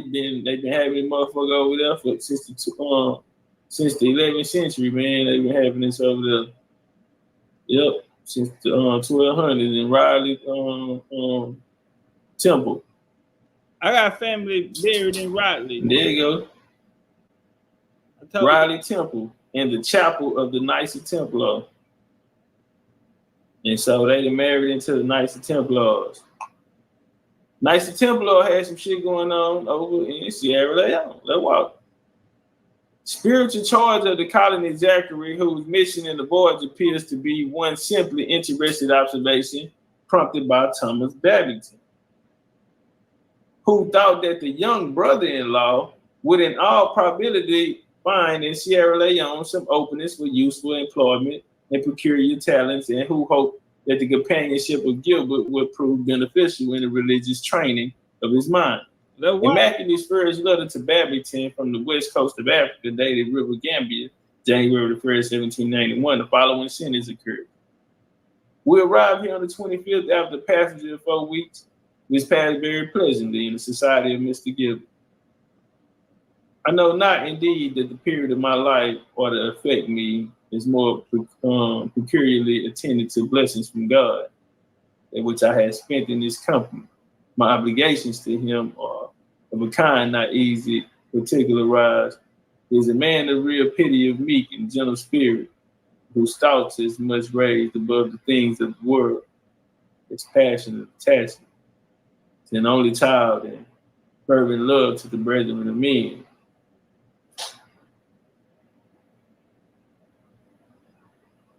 A charter was granted in 1791, and the company incorporated under the title Sierra Leone Company, a large capital, being the same time raised among the friends of abolition, Mr. Henry Thornton. That was the situation that ended up crashing. And then they created the African Institute afterwards. We're gonna come down.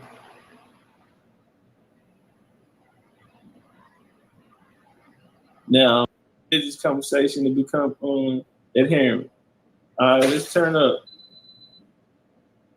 1794, Macaulay left Britain once again to take up the post of governor in Sierra Leone colony of Freetown. All right, and that's what we see these programs start coming through with. Now let's come here. On the New Year's Day, 1794, all the English officials in Sierra Leone assembled at the invitation of the governor, and Macaulay notes in his private diary, they are 22 at the dinner on the absentee Mr. Garvin, the schoolmaster.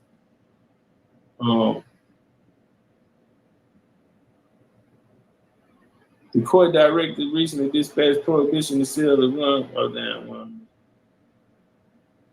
Hey, y'all, make sure y'all hit the like button. The governor Macaulay notes in his private diary that they were 22 at dinner. The absentee Mr. Garvin, the schoolmaster, not without standing with the drawback prospects. The colony continued steadily to improve, and trade began to increase rapidly. All right. The court directed recently established a strong prohibition of the sale of the rum, and the governor and Macaulay were exposed to much ill will, some personal dangers, carrying out orders or as possible. In a few instances, they were compelled to give away the permit to exchange. All right, let's walk. Babington ended up becoming the governor of Sierra Leone. Now, he had a son. When he went back home, he ended up having kids. A lot of them, too. And right here, you have Thomas Babington, Macaulay, and they guess where he was born at? He was born in Rodley Temple.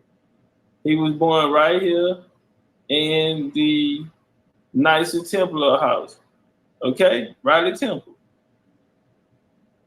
This is where they was born at. This is Babington.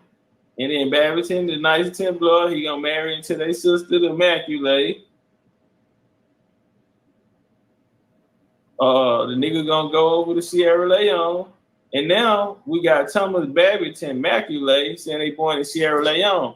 But at the same time, we'll go back, look for his people, and I don't know.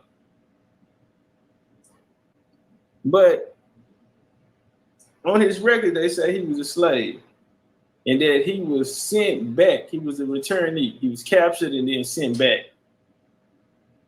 I don't know. Was he? Captured and then sent back. He will usher in his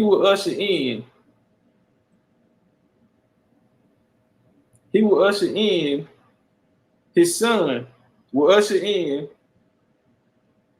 the political movement, the fight for independence, all the way to the end to winning the independence. And even the identity.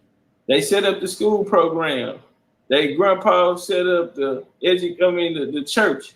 They wrote the curriculums for the people. They created a lot of those languages and mixed a lot of the cultures. The Macaulay family of West Africa and Nigeria. The Babington Black European royal bloodlines in Africa.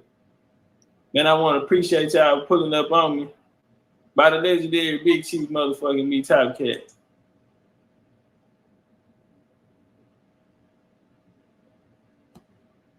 Let's get some flames in the building.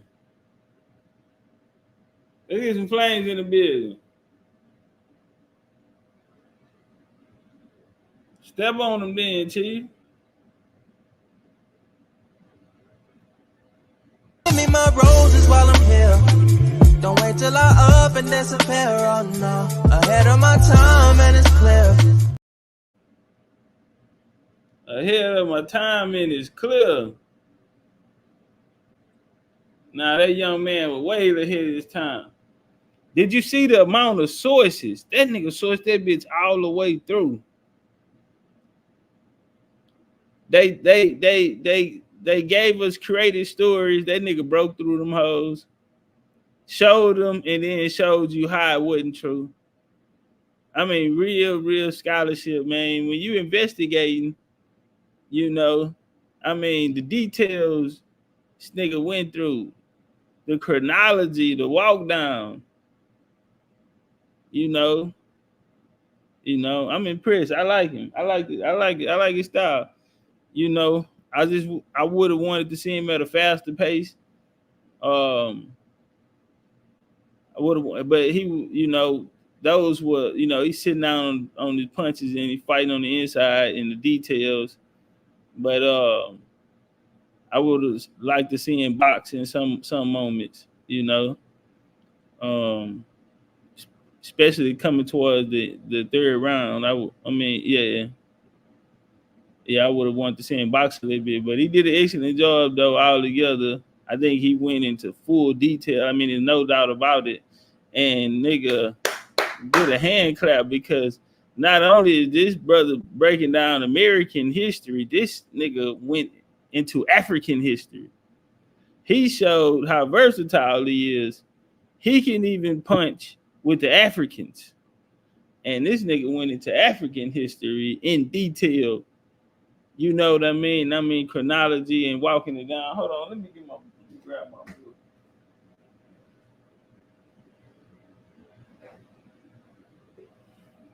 Man, if y'all ain't got that book on the screen, I don't know what you waiting on, fam. On the back of the book, let's go. In this captivating exploration of American history, we embark on a journey through the often neglected narratives of so-called Black Americans. From whisper stories of American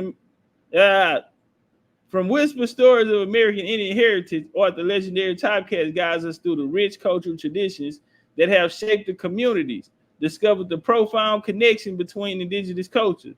The essence of American Indian heritage run deep. We uncover the undeniable influence of the Aboriginal American culture, unearth the story behind the mythical creation of the transatlantic slave trade, often attributed to attempts to validate African heritage, dispelling myths that have long obscured the authentic legacy from agriculture to music, folklore, spirituality. This narrative unreveals the threads of the influence left by American Indians, hidden within the complex history of so-called Black Americans.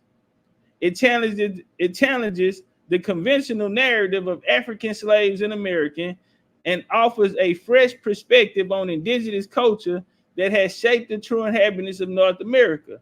Legendarytopcatz takes us on a journey through the eras of colonization, the disruptions of bloodlines, the reimagining of cultural identities, the impact of religion and education, particularly introductions of foreign beliefs. It's explored as well deliberated erasure of indigenous connection to the land. As the narrative unfolds, we witness the gradual evolution of identities and shaping so-called Black Americans by external forces. The establishment of Black American as an identity serves as a tool to unite diverse history and experiences under one label, often at the cost of erasing individual stories. Through the pages of history, we reveal the intricate web of migrations, religions, influence, and changing identities. The narrative highlights a powerful self-discovery of the important and understanding the complex journey of so-called Black Americans. This is not just a history book.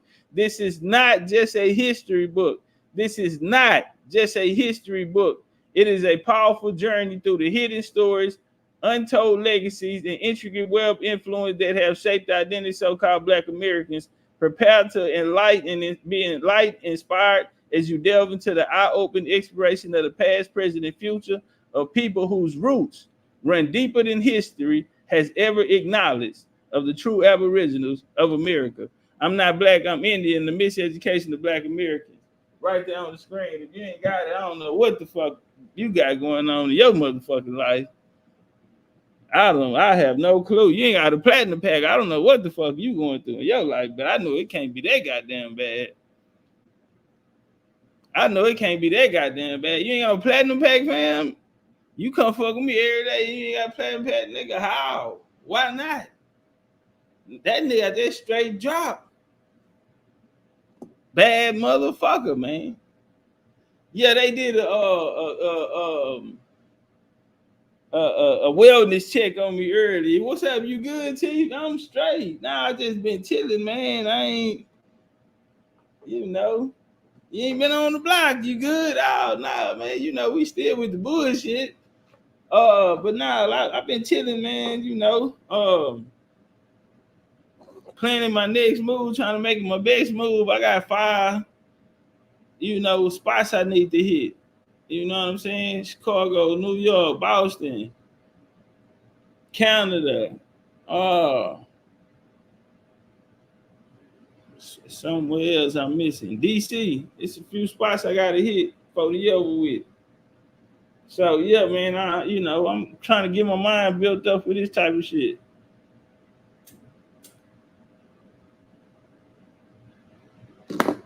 Yeah. So, man, I hope y'all enjoyed the show today. I hope y'all learned something. And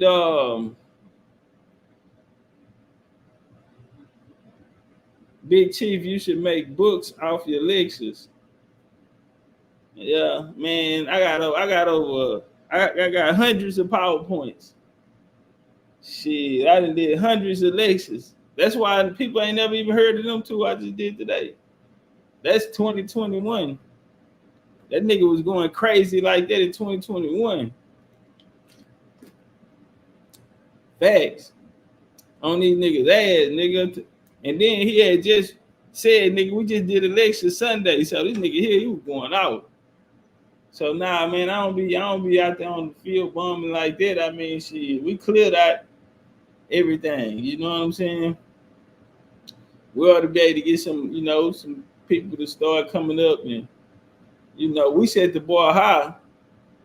You got to come outside to do this information and all that, grabbing the microphone and hopping on panels and all that shit. That shit ain't it. We just set the bar so high, nigga. You got to be able to put it on the screen. You got a goddamn bit, nigga. You better switch that shit up, nigga. You better put it on the screen, nigga. Where your PowerPoint at, nigga? We professionals. Fuck you to think you deserve to teach the people you ain't got a PowerPoint, nigga. This shit better be all the way together. So when the next generation get it, you can't be handing them some bullshit. You feel me? So we coming out of that, nigga, and we gonna build it. And how we gonna build it is gonna be royalty, nigga. And nothing less, nothing short. Nigga, we fought for this. So in the rebuilding stage, nigga, in this founding stage, because that's what we doing, we're founding fathers. Yeah. We founding fathers and founding mothers, nigga. It's a new day. But niggas need to get on their shit if you gonna do this. Square business. The ego don't mean shit, nigga. I'll punch these niggas down. Nigga, when I ran these streets, nigga, it wasn't nobody out there. Nigga, everybody, any nigga had a name, nigga, I went and got that. I went and got that in front of everybody. Hogged them in front of everybody, nigga. Ain't nobody finna be out here while we out here. And you got niggas out here, niggas listening to it. Nigga, we ran all them niggas subscribers about that ass, nigga. Every nigga went to war with us, nigga, lost their fan base, nigga, and they on me, nigga. We run through shit. I don't know what the fuck niggas doing out here today. I don't. We had no opposition, nigga. Burnt them alive. Fuck going on, nigga. Dominate, nigga. This is America. That's what we do. We dominate. We take shit. We conquer. That's what we do, nigga. Big Indian, not the little one. Y'all enjoy the rest of y'all day. I'm gone.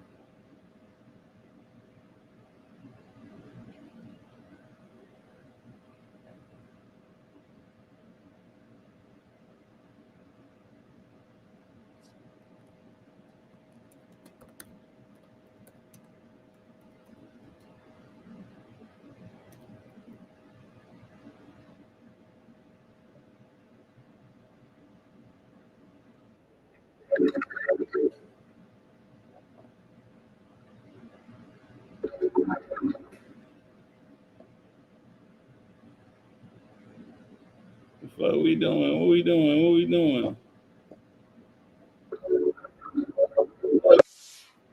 What we doing?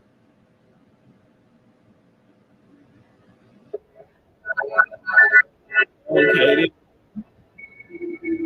This is how we do it. Man, enjoy the rest of y'all. Man, appreciate y'all coming right out with the kids. We need a motherfucking body here. Tell me what you see in me. Gotta be something different. You must be made for me. Patience is everything.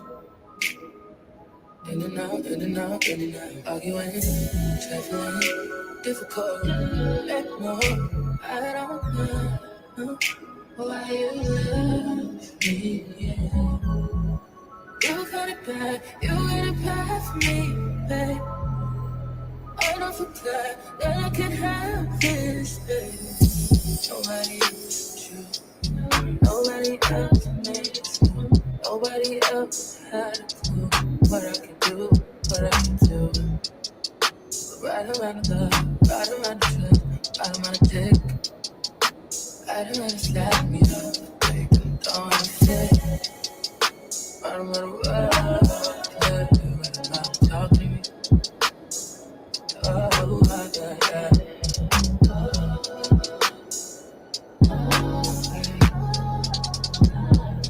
Feel it in my heart, feel it in my soul, feel it in my body. My body says that I should do know. But never fall out of love with you. You.